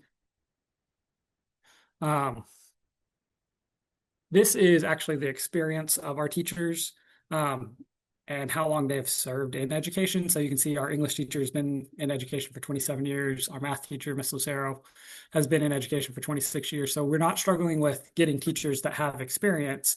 Was a struggle last year of figuring out what the Atlas was needing of us. And we've completed most everything that the charter panel had asked of us. I feel like the professional development and science of reading is an ongoing thing that you're never going to complete. because those are the things that are going to keep our school growing through these times. Even though we received an F, a lot of that F was, in my opinion, due to low data and low amounts of kids being able to be in that data. For example, we did give the science test, but since we're high school, that means we only tested biology, so only 10 kids got to test. Their numbers did not account for our letter grade. And we had many kids that came in from homeschooling situations or other schools that were just behind. So we have met all of the recommendations this year that the charter panel had set before us, minus the professional development, just because that's an ongoing task, in my opinion. Dr. Russell, is there anything you want to add before I end the presentation? Sorry, I had turned my audio off. Rosalie here. A couple of things, Michael, that you talked about. The tutoring for us is extremely important. And that is something we've implemented this year, that we're going to be very strict about that. Miss Lucero is the one that coordinates that with the teachers and the students, and there are consequences if the students miss tutoring. I think tutoring is probably one of the most effective ways because it's one-on-one or very small groups with very experienced teachers who can help walk them through whatever they're behind on. The other thing is, because we don't have data at times on students coming from outside of the state, private schools, and homeschools, we're implementing a placement type of test. It's not an entrance test to get in the school, but it is a placement test to allow us to figure out where we're starting with some of these students. And then I think also something Michael didn't mention is we did start, if you look at our enrollment growth, we went from 43 students that we started with last year. I think today, as of today, we're at 99, back in October at 95. So the enrollment growth itself will help us in this growth score as we start reporting. Science was not able to report last year. We'll be able to do that this year. There are some factors that will, I think, moving forward, we'll be able to show some significant growth and do well, especially with the RTI and the tutoring and the things that we've put in place. Kelly, you may want to jump in on all of this. Hi, I'm Kelly Lucero, the academic coordinator and SPED coordinator. I would just reiterate what Michael and Rosalie both have said. The numbers were really against us last year with a starting enrollment of 43 students. And we didn't have a graduation score because we were just 9th through 11th last year. We do have seniors this year. We are looking at 100% graduation this year, 100% college acceptance this year. We know a lot more now than we knew then. And we have a lot more kids to work with. And we feel like we're on track to fix what we didn't know needed fixed. We were kind of in shock with the F score. We'd never been through that process before. But I really think that we have a good handle on it now and a good understanding of the growth scores and what we're looking at with these kids and trying to get them up to proficient. Mm-hmm. Dr. Wright, you were on the committee back when we got our charter, this is Rosalie again, and back when we requested this charter, I said that this should be a high achieving academic school because of it being an art school, and I still believe that. I know that. And that's our goal, to be a high achieving academic school. It's one of the reasons we have teachers who are experienced in the core area. I'm really big on that, and I'm really proud of our core teachers. We will continue to hire very strong academic teachers. And our goal is to be a high academic achieving school because of it being an art school. The focus and the discipline here is pretty major. So we just have some work to do, and we know it, and we're taking it very seriously. Dr. Michael Johnson here. There is one thing that I want to add in there. Miss Lucero, as all of these charter schools have said, they are wearing many, many hats. And Miss Lucero is one of those that is wearing too many hats, and we know it. She will not be teaching math next year. She will actually be just working with SPED and also on the academic coordinator side. And so when we do hire a new math teacher, they will have the credentials that we feel are necessary. We don't want to bring somebody in who's not certified, especially in one of those core subjects like that. So even this year we have been working with too many roles for too few people. But we feel like we've still seen a massive amount of growth this year compared to even last year. Very good. So can you guys hear me? Yes. Yes. All right, my internet is starting to, I guess, become weary. And so it's kind of going in and out. Thank you for your presentation. We'll start with questions. Hopefully I can stay connected until we get done. You But I will might start want with to turn Dr. your Bacon. you might want to turn your camera off, Dr. Wright McMurray, because on my end you're frozen. So maybe that would give you a little more bandwidth. I know we're supposed to keep them on, but I'd rather have you on without a video than not on at all. Okay. Well, let's see if that works right now. Okay. And now you're frozen. So, um, give me a second. I'm gonna try to see here. While We you're hear you fine. Yeah, I was just say, Dr. McMurray, we can hear you fine. Yes, we can.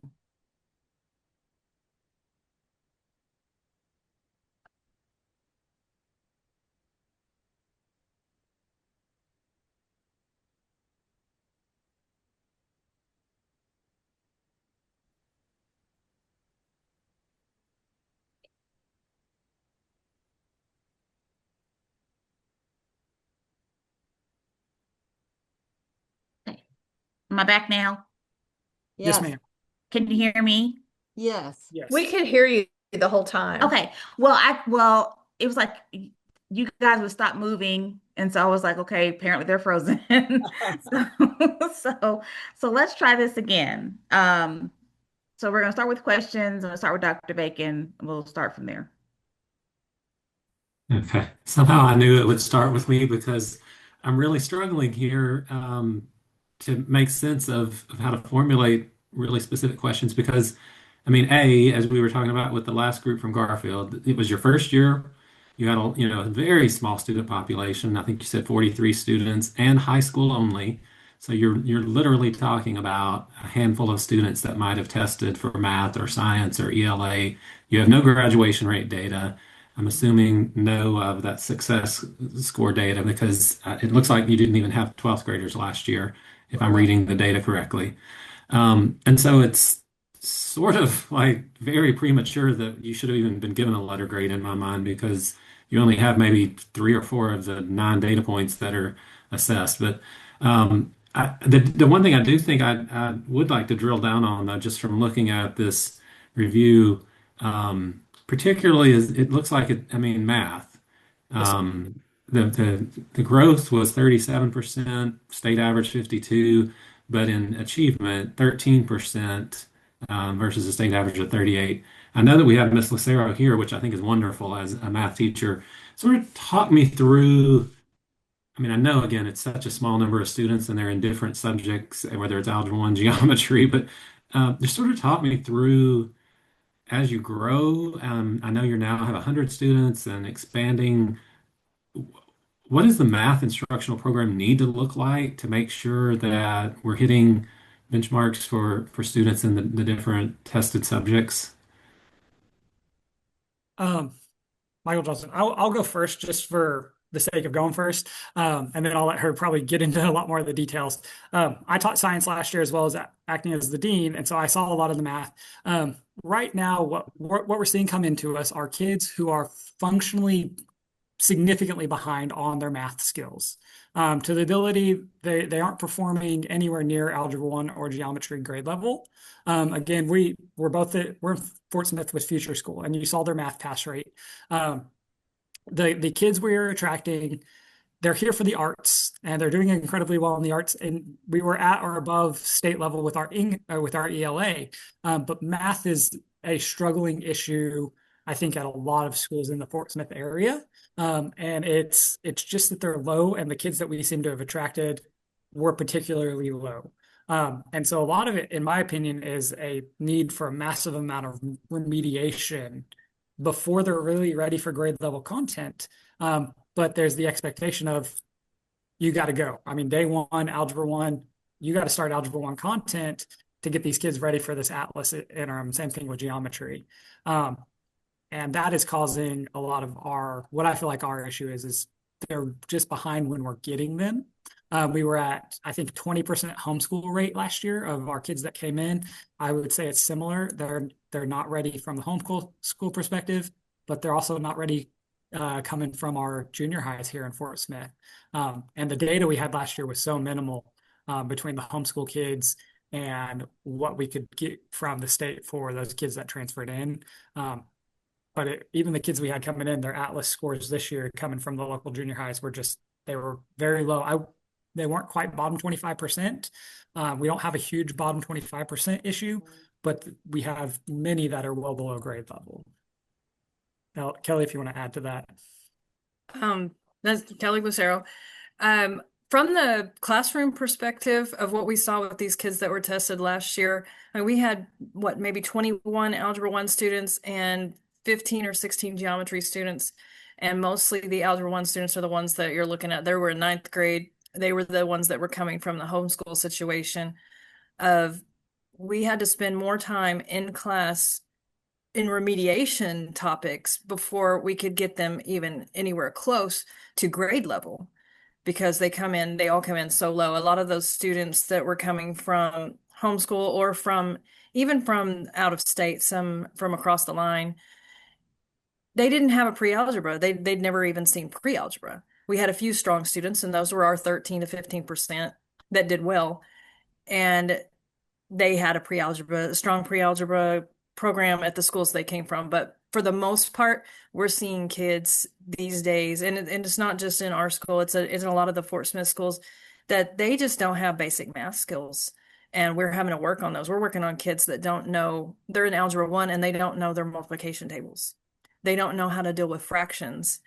Or they can do a simple algorithm of solve for X, but if you put it into a word problem like the Atlas portal does, they don't know what to do with it because they don't have that higher order analysis or synthesis skills. And that's what we've figured out. And that's what we're going to be targeting for this year.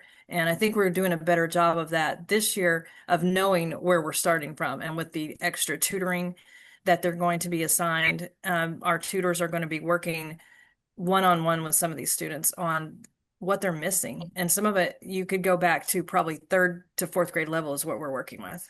And some of our IEP students are coming in with, I know we have several that were at a 5th grade math level, but they're in Algebra 1, and that's the only math we have: Algebra 1, Geometry, Algebra 2, and above. We don't have a remedial offering at the high school level for these kids. Yeah, and I certainly appreciate the struggle. I know exactly what you're talking about, being a high school only where you receive them at ninth grade. You're really trying to do multiple years of instruction and remediation in a very short window of time. But I would be curious, again, acknowledging it's an incredible struggle. With the uniqueness of your environment, focused on the arts, I know there are a lot of studies about the connection between math and the arts, trying to do things across the curriculum.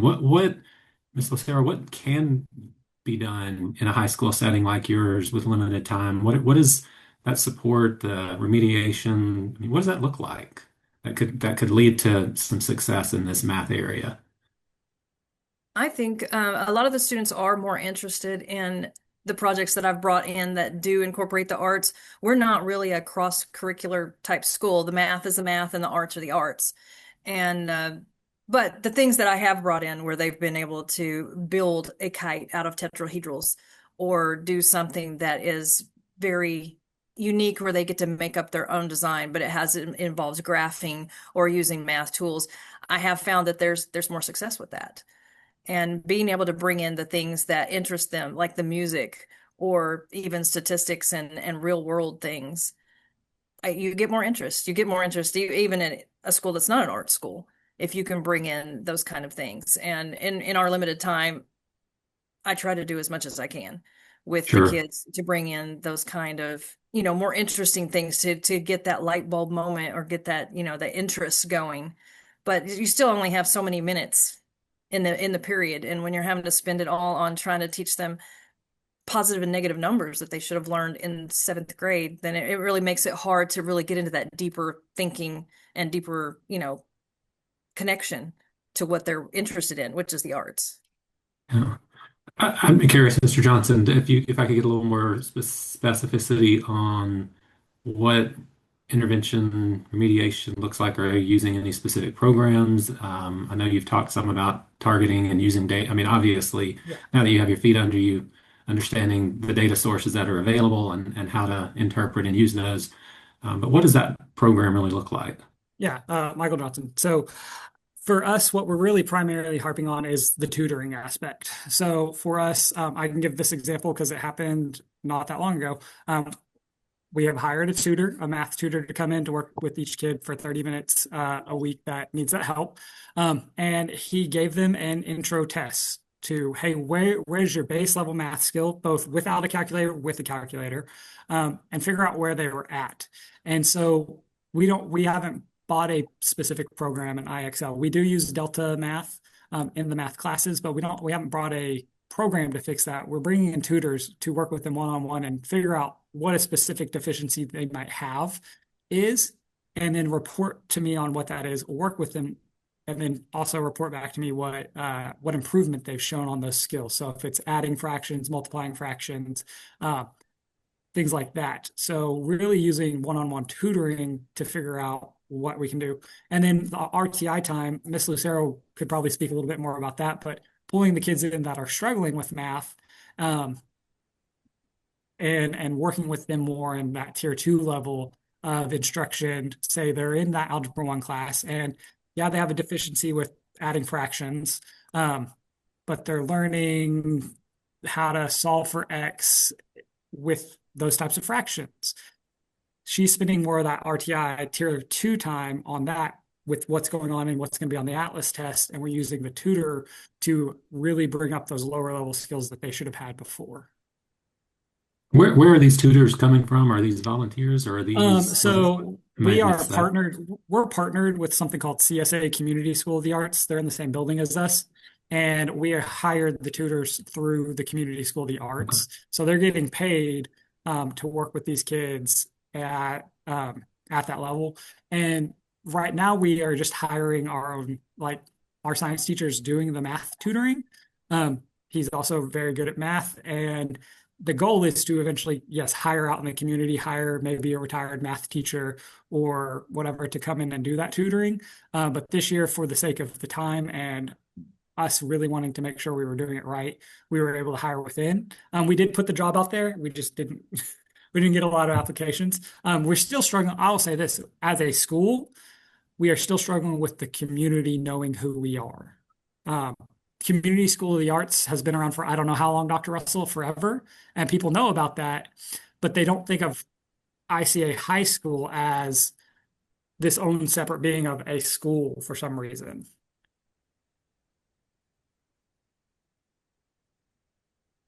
Dr. Russell, were you going to say something? Oh, yeah, CSA has been around since 2016, and that's the piece we didn't discuss earlier. Community School of the Arts is the sponsoring entity to the high school. And on the front of our PowerPoint, you saw the facility. And I've done this before. I would love for you all to come for a visit and visit the school, see what's going on, see this new facility. Because CSA as the sponsoring entity has an after-school arts program, but we've also incorporated tutoring. We have a summer ACT boot camp for all these high school kids and other students in the community that can join that. And so we've hired, so our science teacher who is strong in math works after school through CSA to tutor these kids, and our English teacher who's very strong in English works after school to tutor the students in ELA. Now, we may hire more teachers, but those two really wanted to do this, and they're very good, and the students love them. So it's kind of a win-win situation for us at the moment since we have strong core teachers. They already have a pulse on those kids. Sure. One last thing, and then I'll turn it back so that my colleagues can ask questions. Just thinking about, as Ms. Lucero was describing, and I know Mr. Johnson, you get them at ninth grade and they're behind. Have you considered adding eighth grade, seventh grade, an entry ramp to high school? I see Yes. Mr. Johnson. I just would be curious about any internal thoughts about that. Mr. Johnson, we have a whole other half of the building that needs to be finished out before we can consider anything like that. And that's going to drastically help our growth of our school. And we're being killed by small number statistics in a lot of ways. If we could get our enrollment up to that 250 range, I feel like a lot of those issues would resolve themselves just by attracting more high quality students. But yeah, we've talked about that idea of having a feeder school. It would help the arts side, but it would drastically help the math and science side. Get them in there earlier, figure out what their issues are earlier. Does this kid have dyscalculia? I mean, by the time they get to high school, if they've not been directly diagnosed with this, dyslexia or dyscalculia, most schools just keep on moving them along through and say, well, they just don't know how to learn or whatever. But we would love to get them in here even earlier. And something that we are working on for next year is placement testing. Not in the sense of, well, you're coming in ninth grade, but you really could be in geometry. But what are we looking at for you? Maybe you got a decent Atlas score, but are you deficient in skills in identifying those deficiencies a lot earlier on in the school year, so that we can target that even sooner in the school year? Something that we plan on taking from another local charter school is they gave their Atlas fall interim the first week of school. And I want to do that to where we can really peg things down a lot earlier, so that we know, little Johnny is really good at this one skill. We don't need to focus on that for little Johnny, but he still can't, do basic division, and work on getting them in the tutoring even sooner and even higher quality in that art tier 2 instruction as well. Okay. Well, thank you. I appreciate the thoughtfulness. And, from the beginning, it sounded like sort of last year, even figuring out how to get Atlas data, how to drill down access, and to where you are today discussing it, it's clear that you all have plans in place, and I'll be interested to follow along as those get implemented and see some results. And I definitely will take you up, Dr. Russell, on coming the next time I'm in Fort Smith. I'll look you guys up. Oh, thank you. We would love to have you. We have had charter panel members visit before, and I have to reiterate what Michael said. I would love to have 6th, 7th, 8th grade here, and we have a campus, we have property to add space. We currently have the ability to add more space to our existing building and then add a second building. So I really hope one day we're going to add 6, 7, 8. We need to. That is clearly we need to. We have about 5 million. Michael mentioned we have about 5 million to go on finishing the building. I hope you all look at the financials because we haven't had a chance to discuss that. What's in the accountability profile isn't the full picture, because Community School of the Arts was a recipient of something called New Markets Tax Credits, which netted us about 5 million. And in that process, put 600,000 in an account for ICA for funds to be used for startup. So those are in an account that is not seen in e-finance until they're pulled over. So our funds last year and this year are doing very well, plus the grants we've received. But we do have to continue to fundraise, but we've got a school that the kids love, and it's a matter of continuing to grow it. So our goal is to get that other side finished as quickly as possible, because we all believe the enrollment's going to explode when we get the other side, because there's a theater over there and dance studios and everything you can imagine that kids really want in their arts programs. And by the way, I do appreciate your comment that because we're so new, it's hard to be appearing before a panel yet. I've asked, and I don't know who to ask, but I have asked that these startup charters not receive a grade or not just be monitored for the first 3 years. You have to have a runway of time to build. And so because that letter grade, when parents see that can be a really negative thing, when in fact the school's thriving and we just have to figure out how to get the lower end of students up academically, but the rest of the school, I mean, they're thriving, they want to be here, and the parents love it. And so that grade on the front end, well, like Michael said, it shocked us all. I couldn't believe it. So I don't know who to recommend that to, but it sure would be nice if startups had at least a 3-year runway to build and then show something that's a little more accurate with a larger enrollment. So anyway, you will not get an argument from me on that point. But all right. I'm no one, so but I'll turn it back to Dr. Wright McMurray. Thank you for that. Dr. Bashir Duncan. Yes, thank you. Thank you all for your presentation and your stamina today. Appreciate that.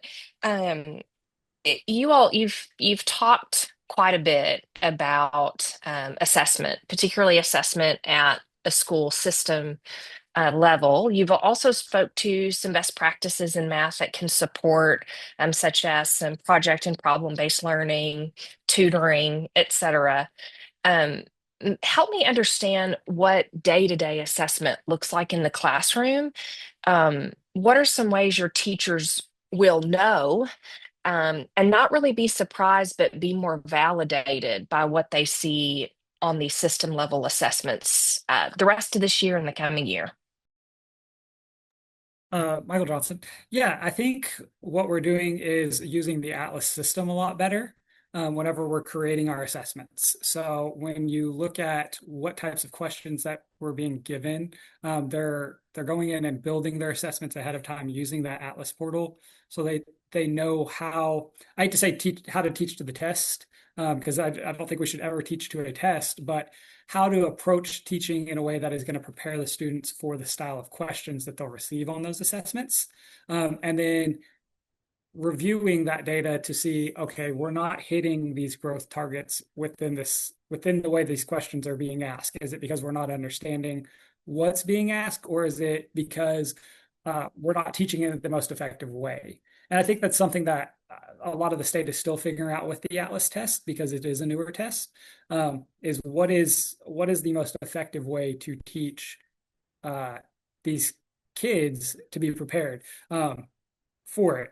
And looking at the way that the Atlas test even breaks down the subject. So, for example, Miss Lucero's geometry class, we take our winter interim, and there are aspects of this that nobody scored well on. Why did nobody score well on it? Well, Miss Lucero hadn't taught, say, circles yet. Well, circles make up 25% of the geometry curriculum, and that's 25% of what's tested, but she hasn't even covered that on the winter assessment. So do we need to worry about the fact that nobody knew circles yet? No. But we already taught some other skill. Let's say it's solving for angles and rectangles or triangles. Well, if our kids did well on that, we know that's stuck. But if they didn't, then we can look back at that data and say, we need to go reteach that. We need to do a mini lesson on it or something like that. So really using what the state has already built and allowed us to have access to in order to continue to monitor ourselves. And like I said, they meet in their PLC teams and talk about the data and talk about what kids are learning. Ms. Lucero, do you want to add to that? Yes, also we have started doing some formative assessments, and we have a fast Friday schedule here. We're on a block schedule where we do Monday, Wednesdays, and then Tuesday, Thursdays are different classes, but we have a fast Friday schedule, and our PLC of the core teachers are implementing some formative assessments using that Atlas portal and pulling the questions from the Atlas portal that connect to the curriculum that we're teaching at that moment, and letting the students get a better feel for using the portal and for doing the problems the way they need to be done. My students have the worst problem with when they see a problem on a screen, they don't think they need to work it out on pencil and paper. They think they can just look at a 4-step algebra problem or something and just do it because it's on the screen. And so we're really trying to push that into our Fast Friday schedules, because we only have a 40-minute class instead of an hour and 25-minute class on Fridays, to get them more experience working with that kind of platform and using the online tools, and really understanding that just because a math problem or a biology problem or even an English problem is on screen, it doesn't mean you can't use your paper pencil skills and try to figure that out. So that's one of the formative things we're working. It's not a test grade, it's not a quiz grade, but it is something important that we feel that they need to do. So you've got some strategies, particularly for the Atlas, both for the adults as learners and the kids as learners. And you'd mentioned the formative assessment. I'm trying to get a sense of the day-to-day formative assessment. So if I was that geometry teacher teaching circles, how might I know that point in time that a kiddo needs help?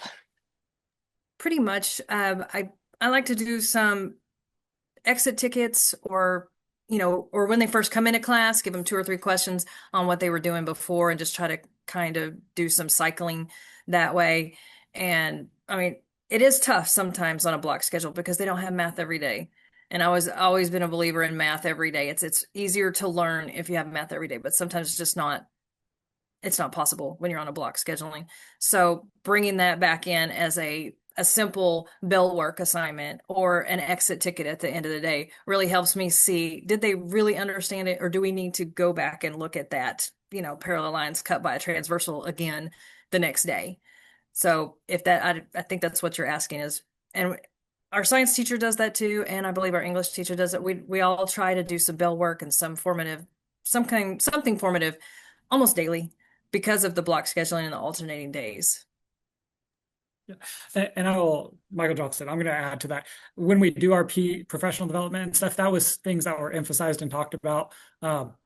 We need to have our goals set up on the board. The kids need to know what they're learning that day, and that we do need to have exit tickets or some way of checking, hey, did we get this, or do we need to spend 20 minutes more tomorrow on it? It's not just that I'm walking in a room to do an observation every single day, but I do walk the hallways a lot to check in on classes and see, hey, are we doing what we're supposed to be doing? What kind of learning is going on? And I do spend a fair amount of time talking to my teachers about what they're seeing in the classroom and what successes they're having and where they feel like they're struggling. And the block schedule is definitely, like you said, they're not seeing the content every single day, but they've gotten a lot better about checking in with the kids about previously learned materials daily. And that I finally understood the question there. So, And thank you all. I really appreciate it. So there are so many variables that are outside of our control, and I'm even thinking about it's your first year, small number of kiddos, the letter grade calculations, et cetera. I'm wondering what's helping you make some decisions for next year when it comes to those things that are within your locus of control, such as your curriculum and your scheduling. I don't have suggestions. That's not my purpose here, but really just to hear your thinking. right. So everything starts with our master schedule. So looking at, did kids pass classes? What do we need to reoffer? Things like that. So starting on just the grand scale of what are we offering? Why are we offering it? Is it going to fit the needs of our students? And really analyzing what we're doing to make sure our kids are successful for the future within the arts. And then we're always discussing, is there a program that you want to buy? Is there something that you think would help you do your job better? I've also been looking a lot at what's going on in Kansas and keeping a particular eye on the school in Kansas, and really looking at the idea of actually pulling back on technologies in classes, and getting back to more pencil and paper because of what we're seeing out of some of these schools that have pulled away from technology, and the growth that they're having. So it's a constant monitoring of, is this working? If not, why are we spending money on it? If it is, then let's keep spending money on it. If it's working, or you think something would work, what are we going to do to get that? And again, that goes back to the professional development for the summer. I want my math and science teacher to go out and seek some math professional development in order to keep themselves growing, and see if there's something like, oh, that's a skill that I didn't know about. Particularly, I include the science in there because you do a lot of math in science class. You really do. That's almost your secondary support for your math. And I'm hearing the same issues from Ms. Lucero as I do our science teacher. These kids are struggling with the same issues in both classes. And so really pushing them for the professional development purposes of, how can we fix this issue?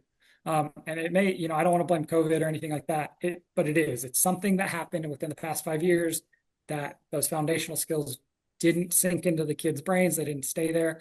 So how can we get them on grade level as fast as possible? And I think removing the screen, is one of those options that I'm leaning strongly into for the idea of the future. And just getting back to pencil and paper, so that, like she said, hey, I've got a problem here on my screen. Oh, I'm just going to ignore everything else and just try and solve it on my little calculator. No, we need you to get back to using your pencil, using your paper, and really working things out before you just type in 12 and move on with your life. I might add also for next year, this year I'm teaching full time all the math classes, every math there is, and I'm also doing all of the special education, all the IEPs. And so all the kids that are on an IEP and for the math, it's considered an integrated classroom because I'm it. I'm the special ed teacher. I'm the co-teacher. I'm the teacher. And next year we have plans in place to hire an additional math teacher so that I would be available to be that co-teacher and to be able to push into the classrooms and help these kids that are at the lower end of the spectrum, especially your IEP kids or just your lower 25% kids. We haven't had that in place, but we do have plans for that for next year. Thank you. I appreciate your responses. And my last question is maybe more of a takeaway question. Um, my assumption is you all have talked about how invested your kids and families are in your school and the option to have this creative connection in their day-to-day life. And as a parent of some highly creative kids, I appreciate that. Um, I'm wondering what they might say. What are some of their preferences? What helps them, particularly when they come in perhaps high in ELA and yet really struggling in math? What might some of those kiddos say about their preferences for learning? I have some students that, I mean, I knew coming here. I was at a big school in Fayetteville for 18 years teaching AP mathematics. I knew coming here to an art school that math wasn't going to be their favorite subject. And I have a lot of students that tell me, Miss Lucero, I don't understand math. I don't like math, but I love you. I love you. You're the best math teacher. You make me understand it. And I hope that that's their takeaway, that they might not ever be math scholars. They might not be your STEM kids, but they're going to remember that they learned something in my class. Yeah, I think Michael Johnson. I think just adding in maybe some more parent surveying. I feel like I hear what you're saying there. Adding in some more parent surveying. Yes, we have a very active parent community, but we have not implemented like parent surveys or student surveys in that sense of what we could do to make it a better job or make it more accessible to them for those things. But I hear the same thing whenever we close down, us being closed down this whole week. I've had kids emailing, "Hey, are we going to get to go back to school tomorrow?" And having to send out the messages, "No, sorry, it's still too dangerous." And something else that I think we're pushing really hard to get is buses. We use our parents bringing the kids to school, and we use the city bus. But I really want to get us some school buses to where we can actually send a school bus out to Greenwood and up to Alma. And I don't know how well you know the area, but and pick a bunch of these kids up. So even though we don't have a chronic absenteeism issue, we can keep that away and keep on offering school even when the weather may be a little iffy. So. Thank you. It sounds like you all that your students and your families would be more than willing to co-design and help you problem solve and just ensure that what you offer for kids in mathematics and beyond will support them. So thank you all so much. I have no further questions. Thank you. Thank you. Dr. Moore? Thank you for your presentation. And I realize it's almost 5 o'clock, so I will try to be brief with my questions and comments. I do understand that it's got to be very challenging starting out, but I got to point out it's almost more comments than it is questions, because you seem to think you're in a unique situation when it comes to getting students that are behind. And as a former teacher in both a struggling school and a high-performing school, that happens everywhere. In our state, I just looked, eighth grade in our state, only 31% of eighth graders in math scored proficient or advanced. So that means 69% of students across the entire state are not ready when they come to Algebra 1 for grade level instruction. So it's like we can't think that we're unique, and it's like a proverbial thing, and I understand it's so hard teaching grade level instruction when students are so far behind. I used to support schools that were on school improvement. They were scoring at third grade level, and we're trying to teach them Algebra 2. Like, I mean, it seemed crazy. But that is the expectation is grade level instruction. So just want to caveat that that's not something that's unique to you, the Fort Smith area, or any of that. That's in our entire state. So it definitely can't be an excuse, even though it's a reason. It can't be an excuse because everyone's dealing with that. And then number two, it troubles me that you seemed so shocked by Atlas when Atlas is grade level standards.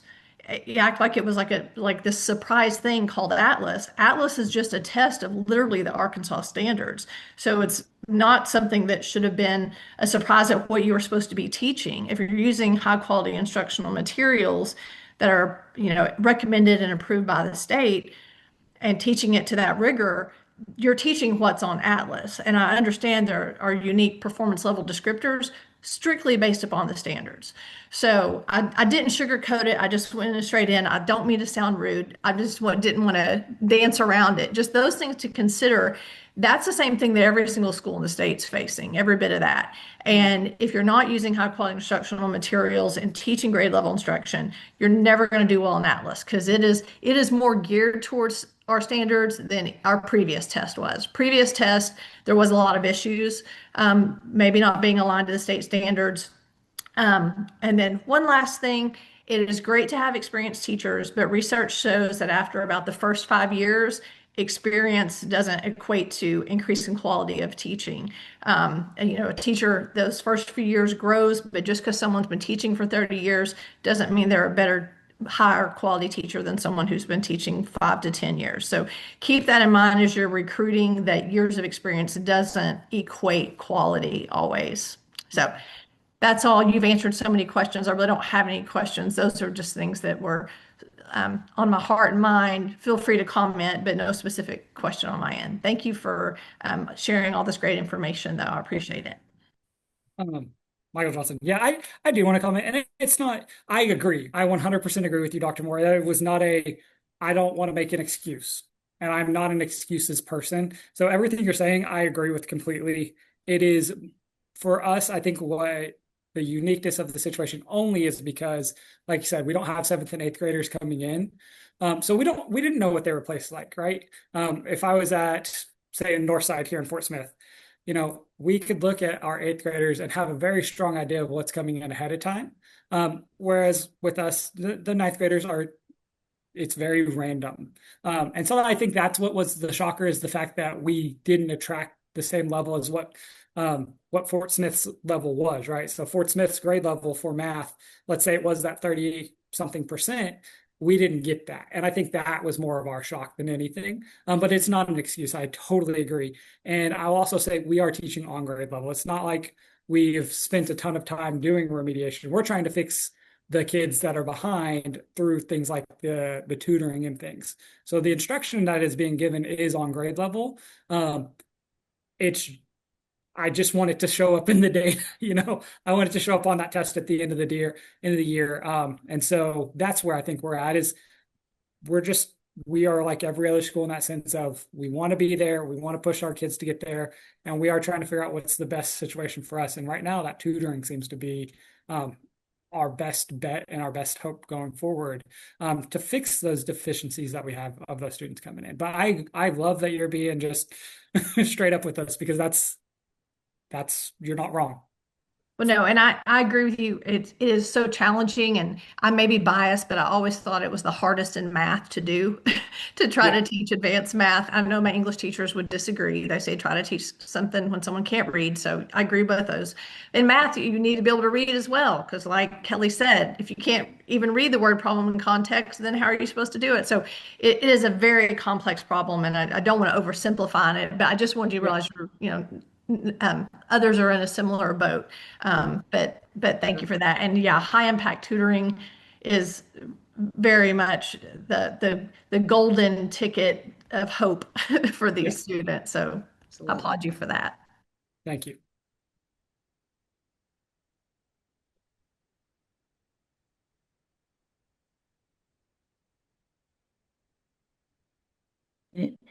Ms. Stewart, do you have questions or comments? Y'all have done a great job answering everything. I know that this has been an exhausting day, and we do appreciate you hanging in there with us.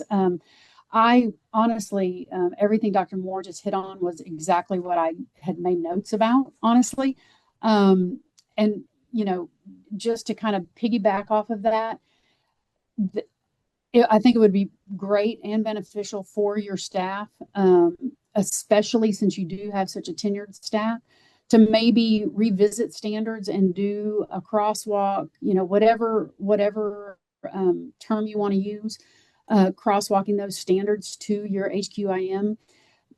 You know, I echo again what Dr. Moore said. Like that is kind of the basic beginning of that. And I feel like with tenured teachers, sometimes you know things you just continue to do what you've always done, and I think that that could be a great way to kind of invigorate things, is to bring out the standards and do that kind of crosswalk. One thing I did want to touch on just super briefly is um, I do appreciate the fact that you all talked about the you know building capacity, the tutoring, all of those things that you're bringing in, and the resources that you are utilizing. I commend you for that for sure, because that's you know, that is something that you already have front and center. So great job with that. I was wondering about options for SPED support, and then the current number that you have on IEPs, just very briefly, as I know that we're at the end of the day. Leave that to you, Kelly. We have Kelly Lucero doing this bed. We have 12 students on IEPs, and I think maybe another 10 to 12 that's also on 504s with modifications. So it's a pretty Okay. significant percentage of our population. Well, and just think about you as you're doing, you know, kind of both roles, that does make it difficult to, you know, make sure that all of that is, you know, the accountability piece there especially is being recognized. So I heard you mention that you are looking to hire another math teacher. So then that means you will be the sole SPED, like you'll be able to devote more time to that. Is that the goal? That is, yes. Okay, perfect. Yeah. Okay. That is all I have. Thank y'all so much. Thank you. Thank you.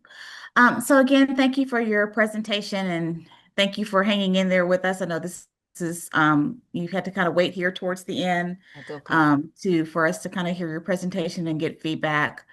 Um, you know, as Dr. Russell mentioned, I was on the charter when this application was presented for approval to get started.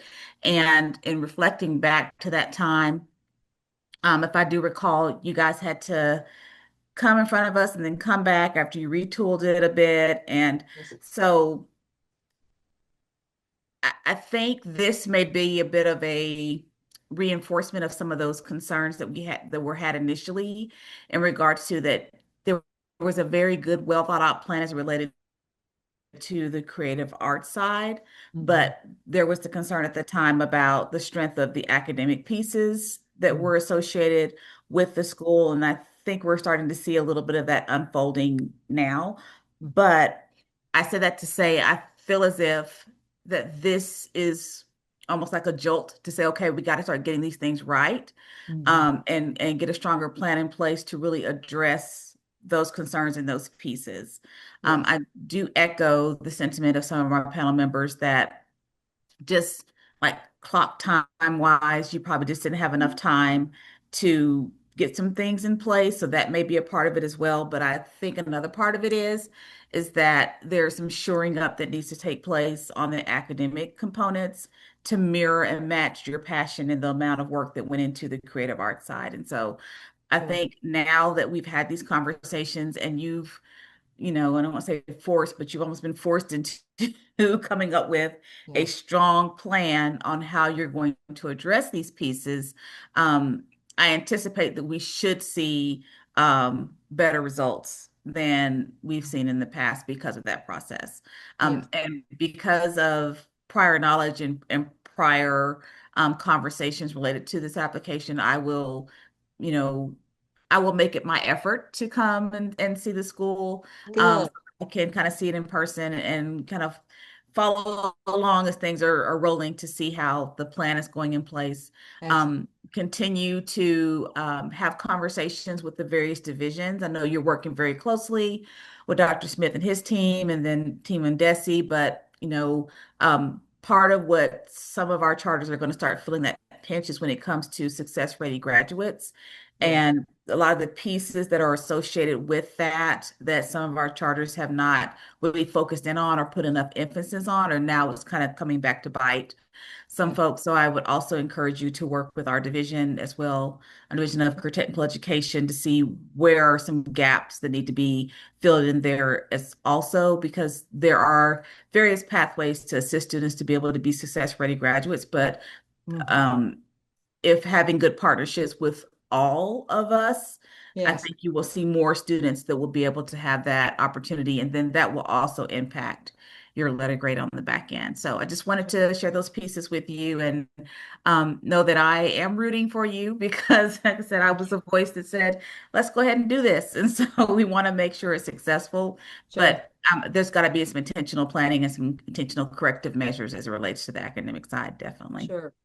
And Dr. Wright McMurray, when we started this, I said all along, we want very strong academics. So I take that very seriously, that we will be one of the top academic schools. We should be, knowing what I know about an arts immersive school like what we have, not an arts integration, but an arts immersive. These kids, as they become more disciplined, more focused, and all of the tutoring and things, we should see a lot of a significant change and a lot of growth. So we will work very hard on that, because I don't like it. I don't like this grade at all. It's not it. We do not want that. We want to be at a very top level, and so I will work on this personally with our teachers, make sure it happens. I know Mr. Johnson and Miss Lucero will as well. Yep. And we would love to have you come visit. Yep, I will. That would be great. I will. Yep, I will. So are there any other questions or comments from any panel members that need to be addressed at this time?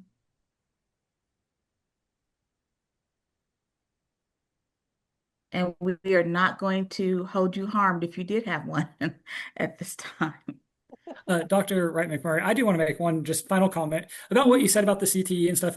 We actually have a counselor that I've been working with a lot closely here recently about our H2 pathway, because we're an art school. There's not a lot of H2 pathways that fit in our curriculum. And so we are actively working on figuring out our H2 pathway to get our kids that qualification within the management, and how we can align those with all of the arts. So that is actually something we are looking at for those success rates, because we know how we are still being graded on that middle school scale, and next year it's going to be the high school scale.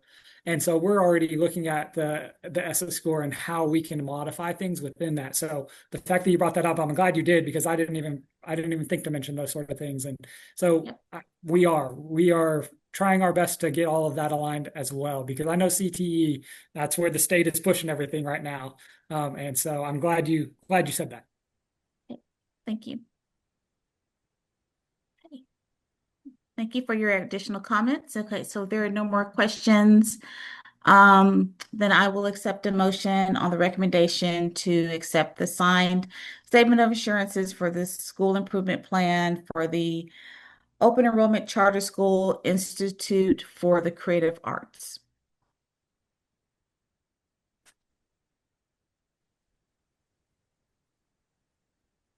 I make the motion that we accept the assurances and forthcoming improvement plans for the Institute for Creative Arts. Okay. I second. Okay.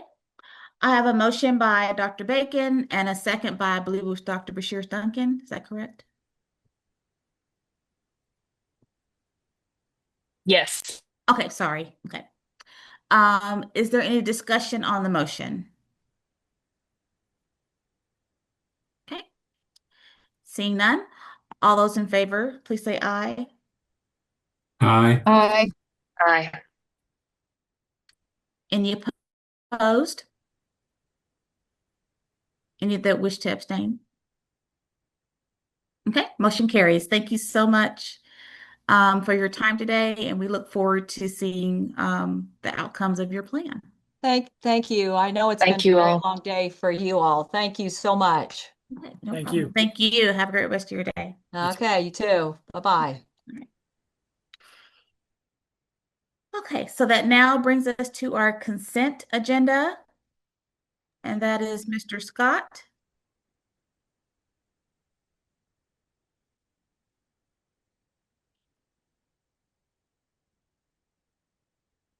Freddie Scott, Office of School Choice and Parent Empowerment. Panel, you have before you the minutes from the December 18th, 2025 CAP meeting for your review and approval. Okay. So we have the presentation from Mr. Scott, which are the minutes from our December 18th, 25 minutes. Sorry. Hopefully you've had a chance to review those, and please let us know if you have any revisions or corrections that need to be made I to had those. one correction. Okay. Just the spelling of my last name is a T, not a D. Okay. And that's it. Okay. We'll certainly make that correction. Thank you. Okay. So that's been noted. Any other corrections or items need to be brought to our attention?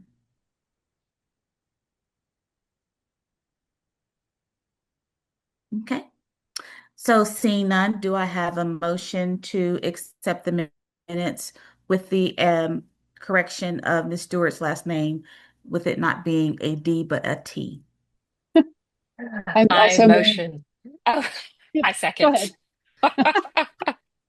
Sorry, who said what? Edie motion, I second. Okay, so we have a motion by Ms. Stewart, a second by Dr. Bashir Duncan. Is there any discussion on the motion? Okay, seeing none. All those in favor, please say aye. Aye. Aye. Any opposed? Any that wish to abstain? I don't see any. Okay, very good. Motion carries. The minutes are accepted with the amendment. Okay, do we have any reports today? And that will be Dr. Smith. Do we have any reports? No, ma'am, but given the day and the time, we are certainly not going to have any reports today. So we will I certainly just wanted to keep give you the those. opportunity. And I appreciate you following the list. And there is no public comment other than I just want to say and express my appreciation for the long day. We will definitely not make this a commonplace, but certainly appreciate all the effort and the attention to detail that you all have provided and the feedback that you provided to the schools today. I think it was very helpful. I think it really does kind of set the tone, set the pace for excellence in our charter sector. And I greatly appreciate all the work and all the time that you put in because according to my timer, we've been doing this for 8 hours and 31 minutes. So a marathon session to say the least, but thank you so much again for just giving everybody the respect and the time during the day. So you did yeoman's work today, and I greatly appreciate it.